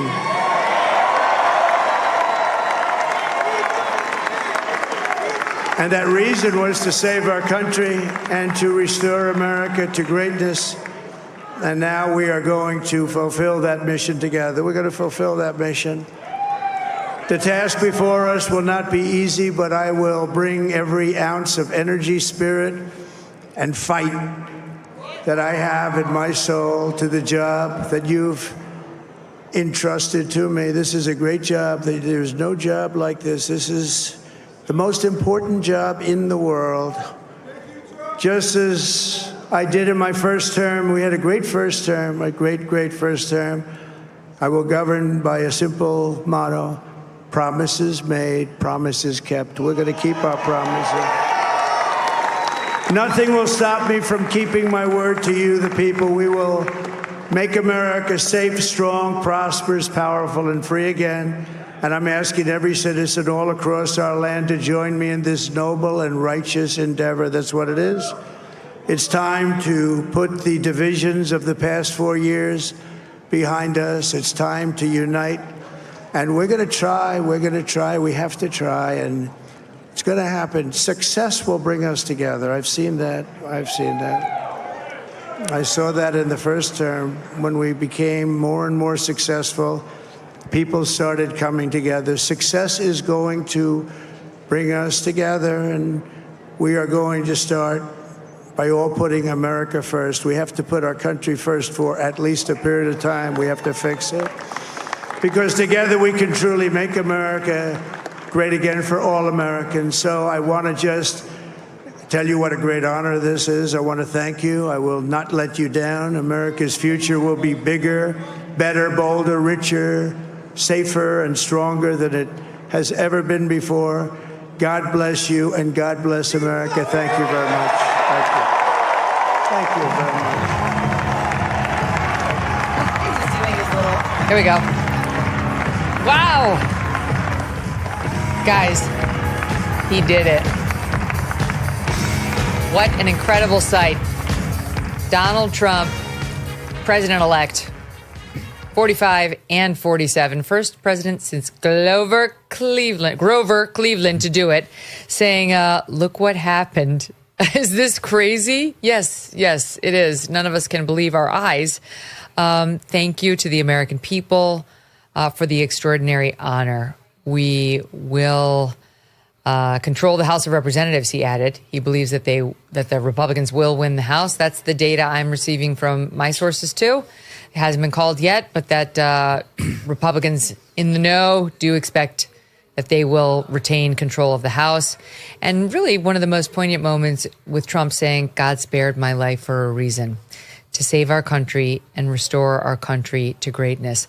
I can't help but think of my one friend who said this to me. I had dinner with her and she said, I think God spared him for a reason. I think he's going to win because I think it's the reason he was spared. And by the way, she's the same person who, I know you're not a fan of RFKJ, but I'm telling you, you got to go do the deep dive on RFKJ that my team did. I put my team against anybody. I thought he was a kook too. I really did. And he said some kooky things. It's not that there's no kook factor there. I'm not denying that. But we took a deep dive into his positions on vaccines, not the COVID vaccine in particular, but like MMR. Not as kooky as you might think. Anyway, that's my summary. But she was saying, I just read Fauci's book, or his book about Fauci, and I was like, garbage in, garbage out. You might want to be careful about him. She's like, it's kind of interesting. He raised some interesting points, and I read it. And then I put him on the air. I was like, you know what? He really is interesting. I don't know if I agree with all of it, but it's interesting. So we put him on the air before we put him on the air, we put hours and hours of research. And when he came on the air, we managed to do an interview 4 hours that lived on all platforms, and he'd been banned everywhere. And he thanked me and said, you're the reason I came back. Like nobody would platform me. And then he started getting more and more invitations. And basically, I'm responsible for all of this. Closed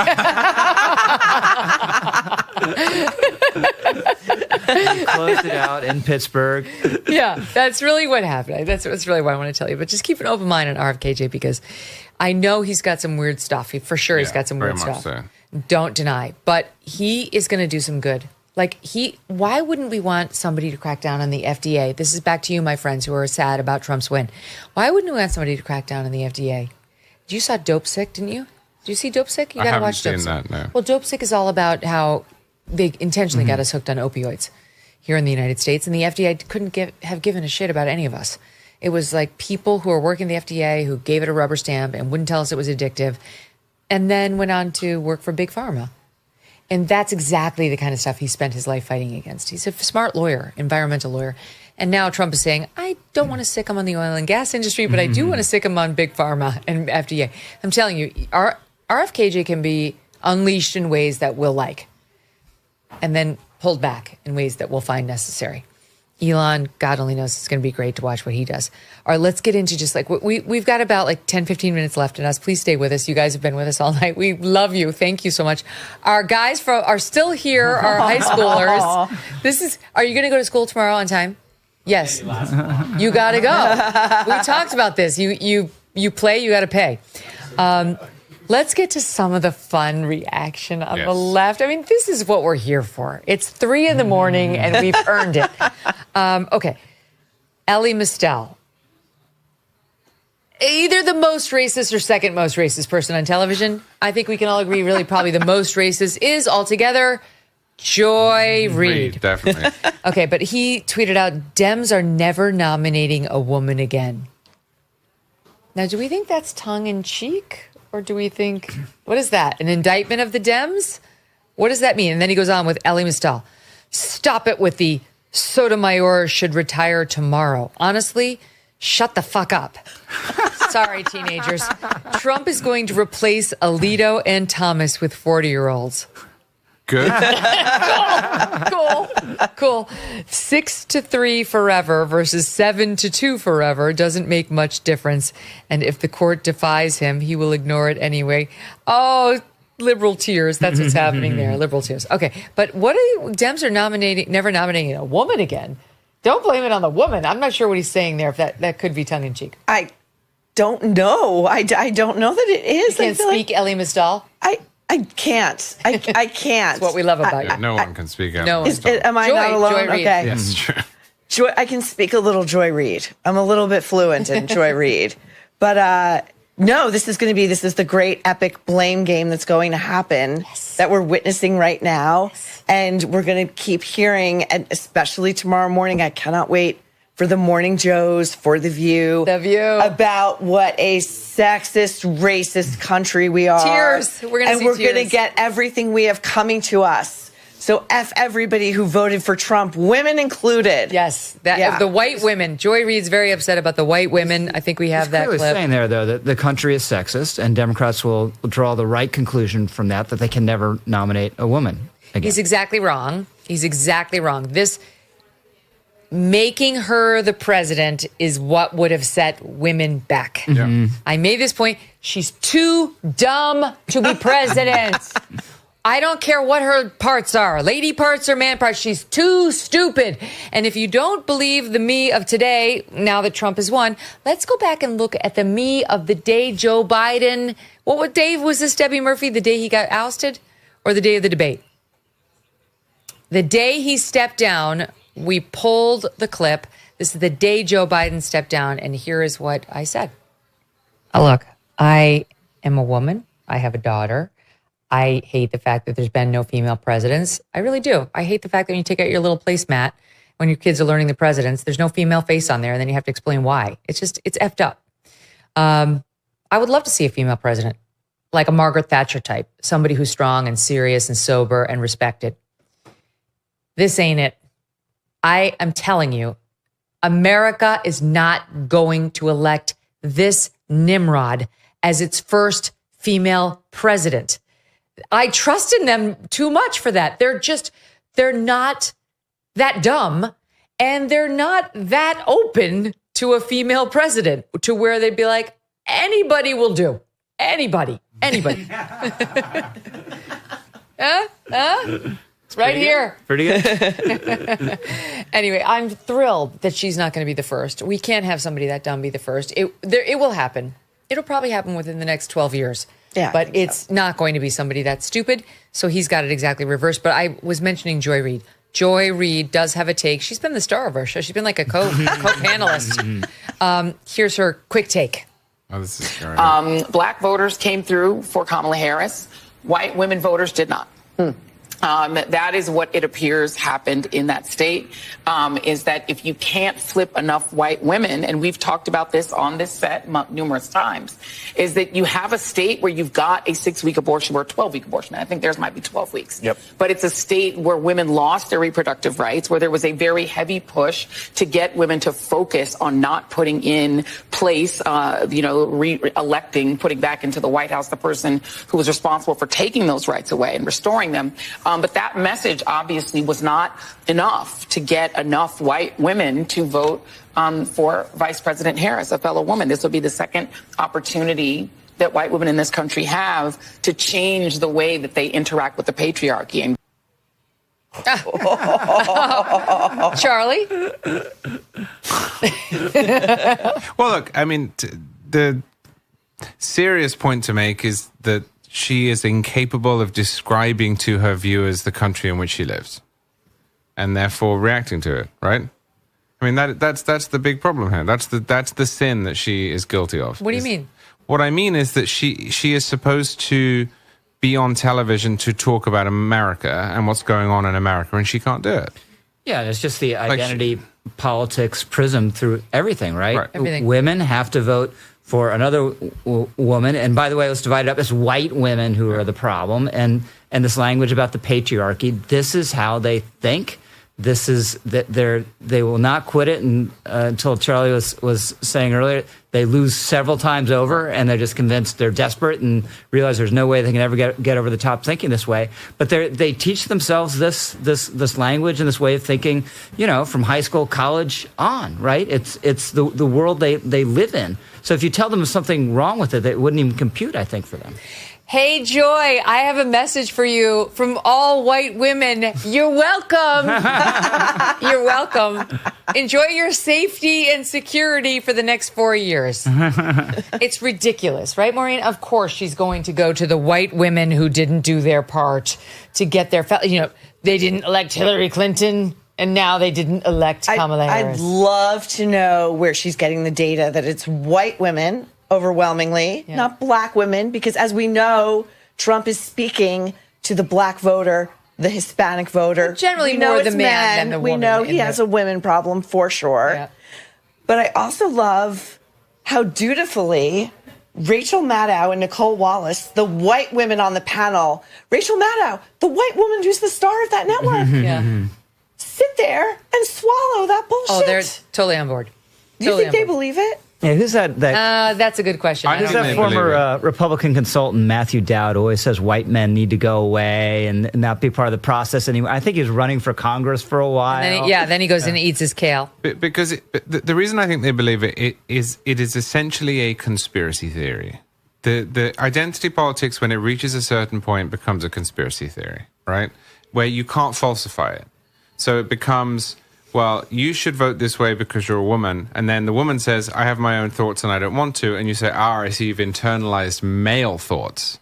You can't argue with that. Yeah. The same thing with racial politics. Once you get to a certain point in which you're telling, say, a black man, you don't know how to vote for your own self-interest because you've internalized racial oppression, you can't argue against that. Because if he says, actually, no, I haven't internalized racial oppression, I'm a human being too and I have my own thoughts, then you say, but that's exactly what someone would say if they'd internalized racial oppression. You just go around in circles. It's the Robin DiAngelo argument. Exactly. It's just a conspiracy theory. And if that, and in political terms, if that guy is actually on the fence and that's the way you're talking to him and you're trying to shame him, you're not going to convince him. No, you're going to turn him and his 10 friends over on the other side. I mean, I've long since moved past trying to convince anybody as far left as Joy Reid. Right now, I just want to defeat them and laugh at them. Yeah.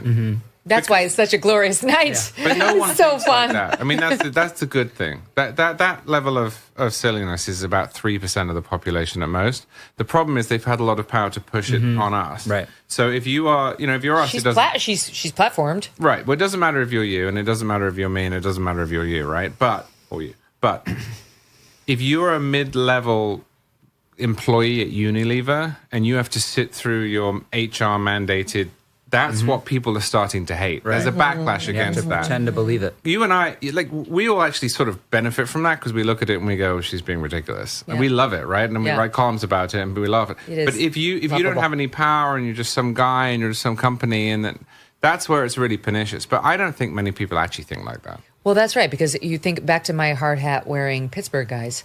Those poor guys are out there every day, doing the actual hard labor, and then they got to get dragged into HR or whatever, some DEI training because of Joy Reid. Yeah, they're told they're privileged. Right, exactly right, and they're to blame. I mean, this is one of the. We should talk about this because this is my third point in my reasons why I'm voting for Trump, and it was about what's being done to our boys and our men. It's a new form of reparations. It's like the unspoken form of reparations that you won't get jobs. We have so many friends with college age boys who cannot find jobs. I joked that I was like, I'm going to hang a sign outside of the Megyn Kelly studios. We hire whites. Yeah. You're fine. We hire males. It's okay. By the way, it's illegal to discriminate against whites or men on the basis of sex and race. But that's where we are right now. Yeah. And it's because it's by design that they've decided to heap all of the blame of society's problems on young men. It could be whites, it could be blacks, but it's usually whites first, and then males. They all file in there. Blacks and Hispanics can get blamed too before we get down to women. And it's leading to dejection, depression. Men are 3 out of 4 deaths of despair. No one gives a shit. They reach out for help for Jordan Peterson, and then they get mocked by Hollywood. Like, Trump is the antidote. Trump is the reason why young men here are cheering. Like, they don't want to feel like that. Yeah. The left doesn't get it. They're perfectly happy to keep demonizing them. They feel like it's a form of, like I said, reparations. Like they deserve it. Like somehow, this is why I said to the people at the Trump rally, to my fellow women, how can you win when your sons and your husbands are losing? How is that a win?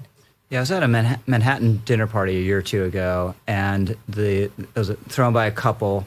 And the woman is a fairly high-powered lawyer, and she says, I think maybe she teaches a little bit too, and she says these white students, white law school grads, guys will come to her and say, I can't get a job.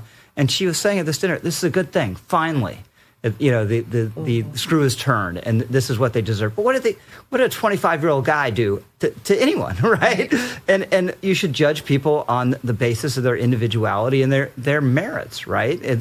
So it's so pernicious because it judges people as a class, which is deeply un-American and unfair. And illegal. Right. And this is, Trump didn't make a major emphasis of this in the campaign, but it is in his platform, his policy documents. He is going to actually enforce the civil rights laws across the board and try to address this. Just a word on the Title IX and boys. So, as a result of what just happened, Trump's going to reverse the changes that were put into Title IX. I'm talking to the young men who are in this studio right now, 17 and 18-year-olds. But what Biden-Harris did was they changed. Obama created a world in which you have no due process. God forbid you were to get accused on a college campus, which you won't because you're going to stay away from girls who would falsely accuse you. And then Trump restored due process. He didn't tip the balance in favor of women or men. He just restored due process. And then Biden-Harris got in there and they completely changed it. So you would have no right. Then we've seen cases like, I've covered this a lot. A young woman could accuse a man. You'd have no right to cross-examine. No right to cross-examine. No right to have a lawyer in the hearing room. The person trying your case is going to be the same person prosecuting your case. How objective will that person be? You will have no right to see all the evidence against you or all the evidence exonerating you. And we covered a case in which a young man, he was there, I can't remember the university, I feel like it was Amherst, but he was there on a scholarship, an athletic scholarship, and forgive me because I might be conflating two cases, but I don't think I am. A young man had sex with a woman consensually. They were boyfriend, girlfriend. She told her roommate about it the next day. She mentioned that they were not using protection, and then in the middle of the act, she said, would you put on protection? And then for like 10 seconds, he didn't, and then he did. And the roommate said that 10 seconds was rape. That was non-consensual sex. And she wasn't convinced, but the roommate went to the administrators and told the story. Long story short, he got expelled. He lost his scholarship. He got expelled from the university. Another situation where a young man got accused of rape, and he said it was consensual. She called me up. It was a booty call. She called me over. I went over. We did have action, but it was totally consensual. And when forced to go through the kangaroo court set up by Barack Obama, he was not entitled to any discovery. He got expelled. They filed an appeal where it got heard in federal court. In federal court, he was entitled to discovery, and he got all of her text messages saying, I called him over. I wanted a booty call. No one can know because it's my roommate's boyfriend. It was like all these complimentary things. She was 100% the initiator. And this poor guy he'd already been expelled. He'd been tarred for life. Trump he will get rid of all of that so that it's just even playing field. You get a right to the evidence, both good and bad in your case. You get a right to a fair and neutral arbiter of fact. You get a right to cross-examine. You get a right to an attorney. That's it. No one talks about this in the news. It's insane. I've written about this a lot. And that rule that Betsy DeVos spent 2 years writing, implemented, and then Biden reversed it. I just don't understand. So the good thing, some of the colleges and universities were pulling back on this because when they actually these cases would get in the courts, the universities would lose. And but often they couldn't really do much for the kid. Yes, Amherst did not reverse its expulsion of that kid. Yeah, we did a piece on some guy who was similar circumstances to the ones you've described and got expelled, and then won a huge settlement against the school, and actually for this interview drove up in the Lamborghini to meet our reporter. Yeah, good for him. Well, in any event, that's going to get undone. It's yet another reason you should feel good about Trump being reelected. Let's just show the Jake Tapper clip because there's some disbelief as to what's happening in the Electoral College. We don't know the final number, but right now it's at 277 to 226. Let's watch. So you asked, are there any places that the vice president is overperforming Joe Biden in 2020? So we could show you that as well. We just bring that out here. Harris overperforming in 2020. Holy smokes. There you go. So let this go away and see if there's anything on the east side there. Literally nothing? Literally nothing. Literally not one county? Wait, what just happened there? What just happened there? Just nothing? Is that? I was literally listening to something in my ear. Saying, nothing's happening. She doesn't have what was one that supposed county? to be? Counties of Kamala Harris's? Counties where she overperformed Biden. There's not one. Oh my God! Oh my God! So it's her. The woman it's who her. eats. It's her. The issues are important, but well, it's also her. Biden also having been president. Yeah. What do you mean? Yeah. 4 years of Biden, right? What are you saying? Like they loved him? No, he was totally incompetent. He was supposed to be normality. Right. He wasn't. He was supposed to be competent. He wasn't. He was supposed to be a moderate. He wasn't. And inflation ate away at people's Well, wait, wages. wouldn't that suggest that she would outperform him in No, because she's his partner, and said she didn't convince people that she everything. wasn't part of the deal. That they're she was judging changed. her after what he had done that he was not supposed to do. Mm-hmm. Yeah. They were not buying the I'm different.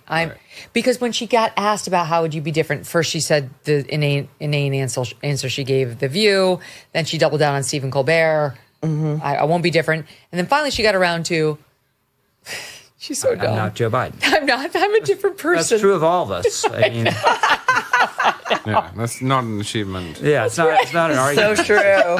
So true. That's where it landed. We're literally different people. See, the thing that Biden would have been worse just because he was in such a debilitated state, and he went through that. They would have, if you stayed in, insisted on staying in, they would have eventually crawled back. But the 3 weeks of everyone blasting him and saying he wasn't up for this was devastating to him.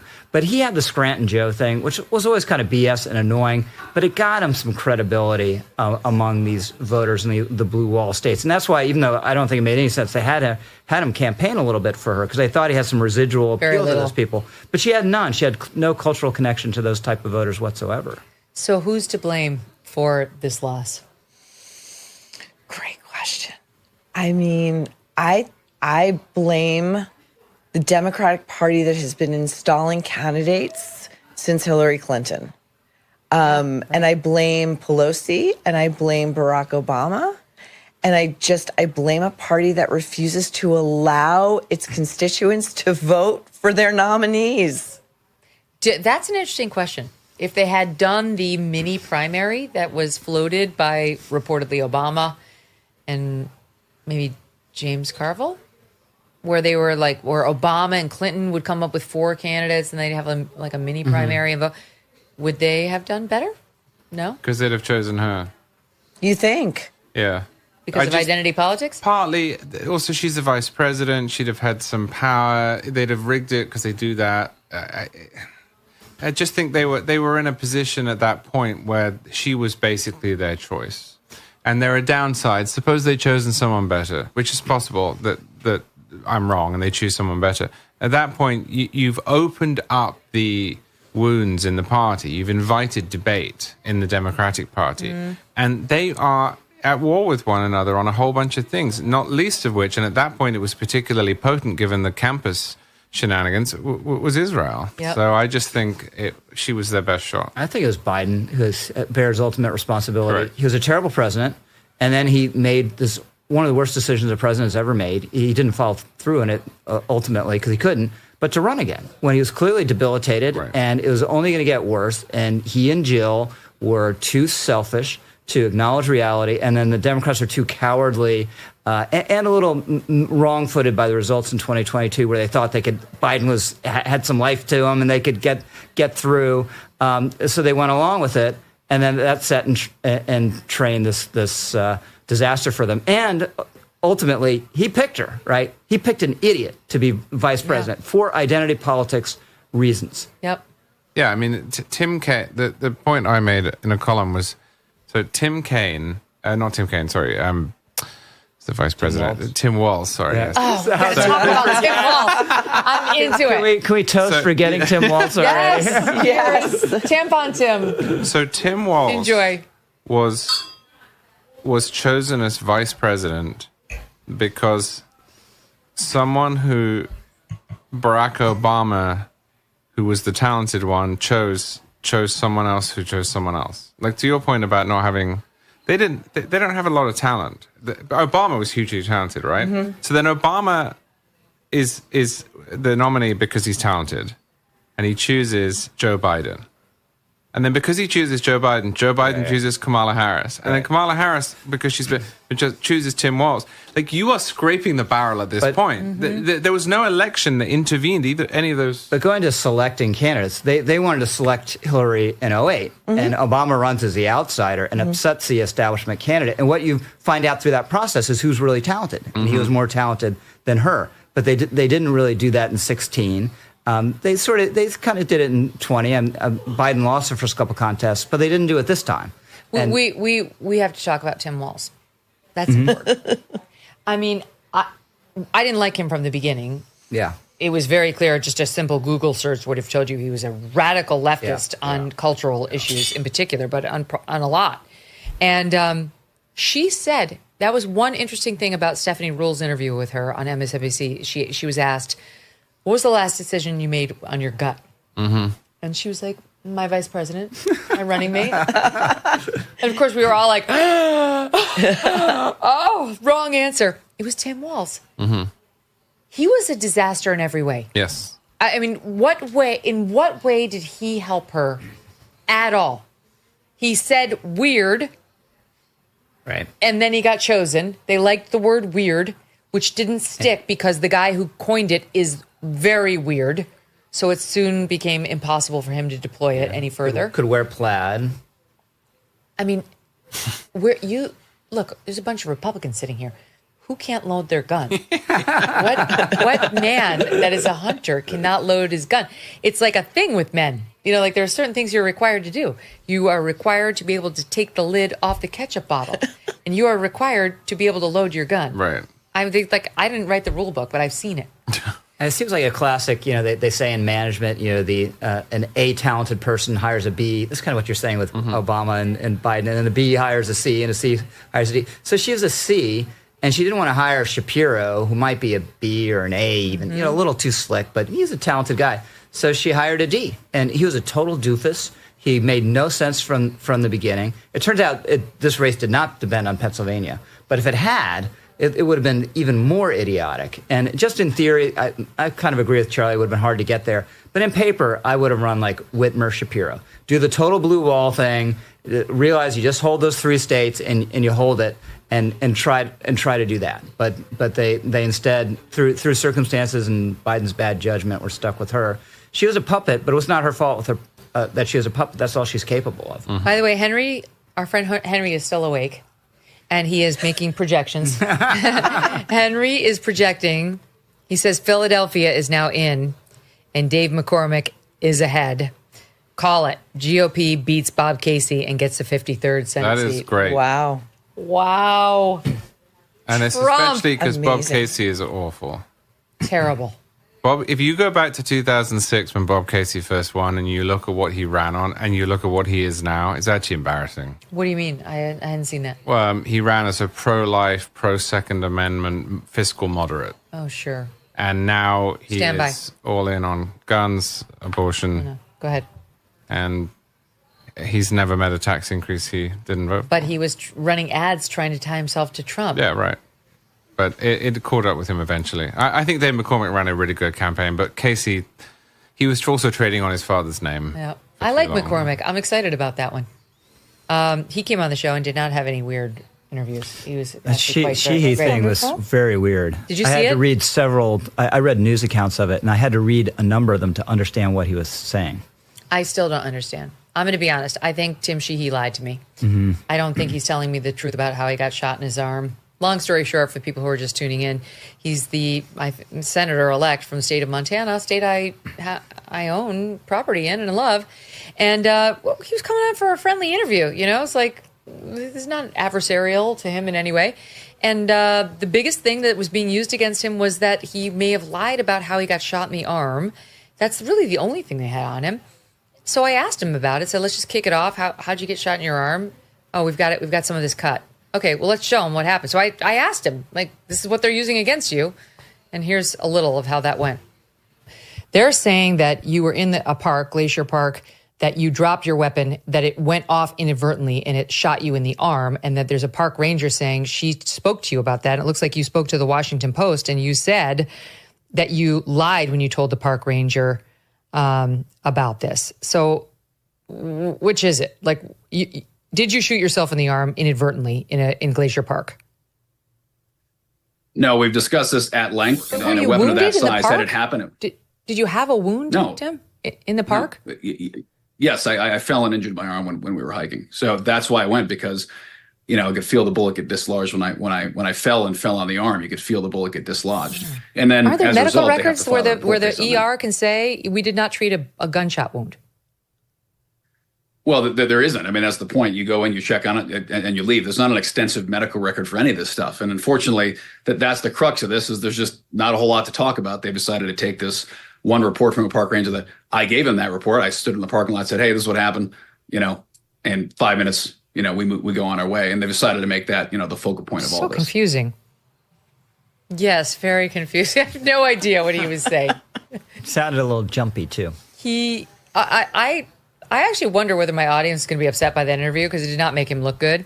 And they all wanted to win the control of the Senate. And they were all, everybody on that YouTube clip we posted was like, he's lying. Mm-hmm. He's lying. Why didn't he just answer the question? He won. He's the senator-elect, and he's going to be part of the Republican majority. I don't know why he's lying about the fact that he shot himself in the arm in Glacier Park, and saying instead that he got shot by an Afghani soldier in Afghanistan whom he was training, and he didn't want to bring attention to the unit because it would have led to an investigation in which someone could have been embarrassed. But if that's true, why isn't there some witness to say, yeah, he got shot in Afghanistan? And why did he tell the park ranger he shot himself in the park? And why did he go to the hospital for a dislodged bullet, internal bleeding because he fell on it? None of that makes sense. And if it doesn't make sense, it isn't true. I don't know why he's lying. Maybe there's some personal embarrassment around it. I don't think it disqualifies him. You know, I mean, honestly, it doesn't seem like that big a deal to me, to be honest, but he's now a U.S. Senator. Okay, so FYI, that happened with Sheehy. But Dave McCormick came on and we had a perfectly lovely interview. He does not seem like he said anything untrue. And I love that Bernie Moreno. I feel really good about that guy. The Ohio guy. Yeah. So can we talk about JD a little bit? Yes, let's talk about JD. Yeah, because his introduction there in the victory speech was, most people, they don't want to go on CNN or whatever. JD, he'll do anything, and he's wiped him up every single time, which has pretty much been true. I mean, he's been an incredibly effective performer. He had the baggage of the stuff he had said in the past about childless cat ladies and all that, but otherwise, I don't think there was really. He did play a role in the Springfield, Ohio, elevating the eating cats thing, but otherwise. But was that a mistake? Maybe not. But it got the country talking about illegal immigration or immigration for 10 he won days. Almost every single one of these interviews, and would end up. He never got cornered, and end up oftentimes cornering the interview. The interviewers. It was very impressive. Who was it at ABC? Was it Raditz? When he was like, "Can you hear yourself?" Yeah. Only a couple apartment buildings have been taken over by migrant gangs. Right, by Venezuelan illegals. Just a couple, just a few. It's fine. J.D. Vance, I love the pick. The audience knows that. I said that day one because I have a little history with him. Not big, but I did go and interview him back in 17 or 18, right after Hillbilly Elegy, when I just started ABC or NBC, and just absolutely love the guy. Met Usha, loved her. Such a young, promising, sweet, in-love couple. Just seemed like the all-American dream, and his story is all-American. It's exactly what you love about our country. And he was different then. And he was, as I said, he was like a little heavier. He was a little softer. He was a little sweeter. I love this current version too, but it's just, you kind of have an affection for the version you first met. And what I learned in interviewing JD, on top of what I learned from his book, is that he did have an extremely difficult childhood. He had, for sure, an abusive mom who was addicted to drugs, including heroin, who kept bringing man after man into the house. She also abused him.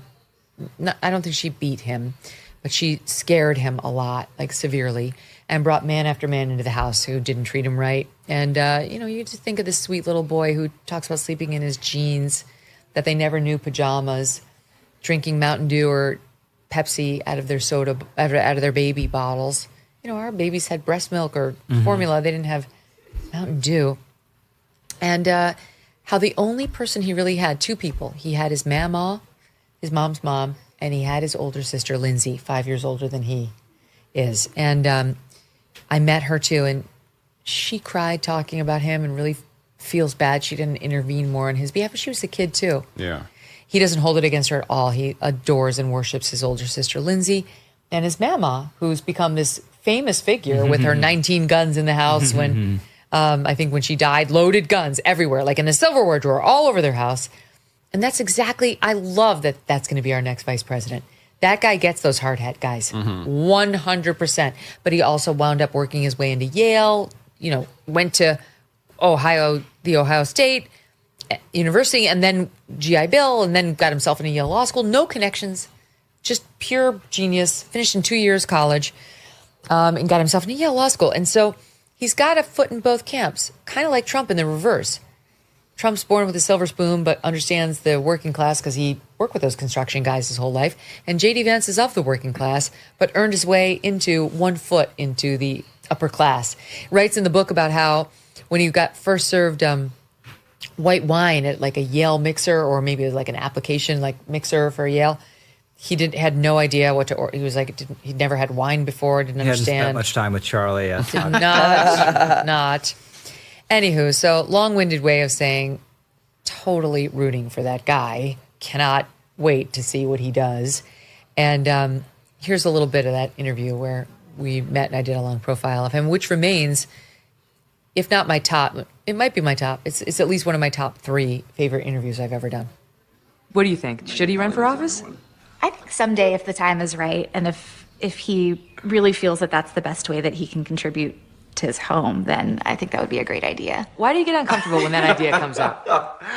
I think that, when people ask me if I want to run for office, part of me wonders, do they think I just give off a used car salesman vibe? Don't you think it's more born of hope that you could be a real change agent? Yeah, no, I think that's the optimistic take on it. I'm very flattered when people ask me, and you never say never, but it's just not something that I think about doing right now. It's wild. Now he's the vice president. You believe that? Yeah. Doesn't he look like a kid?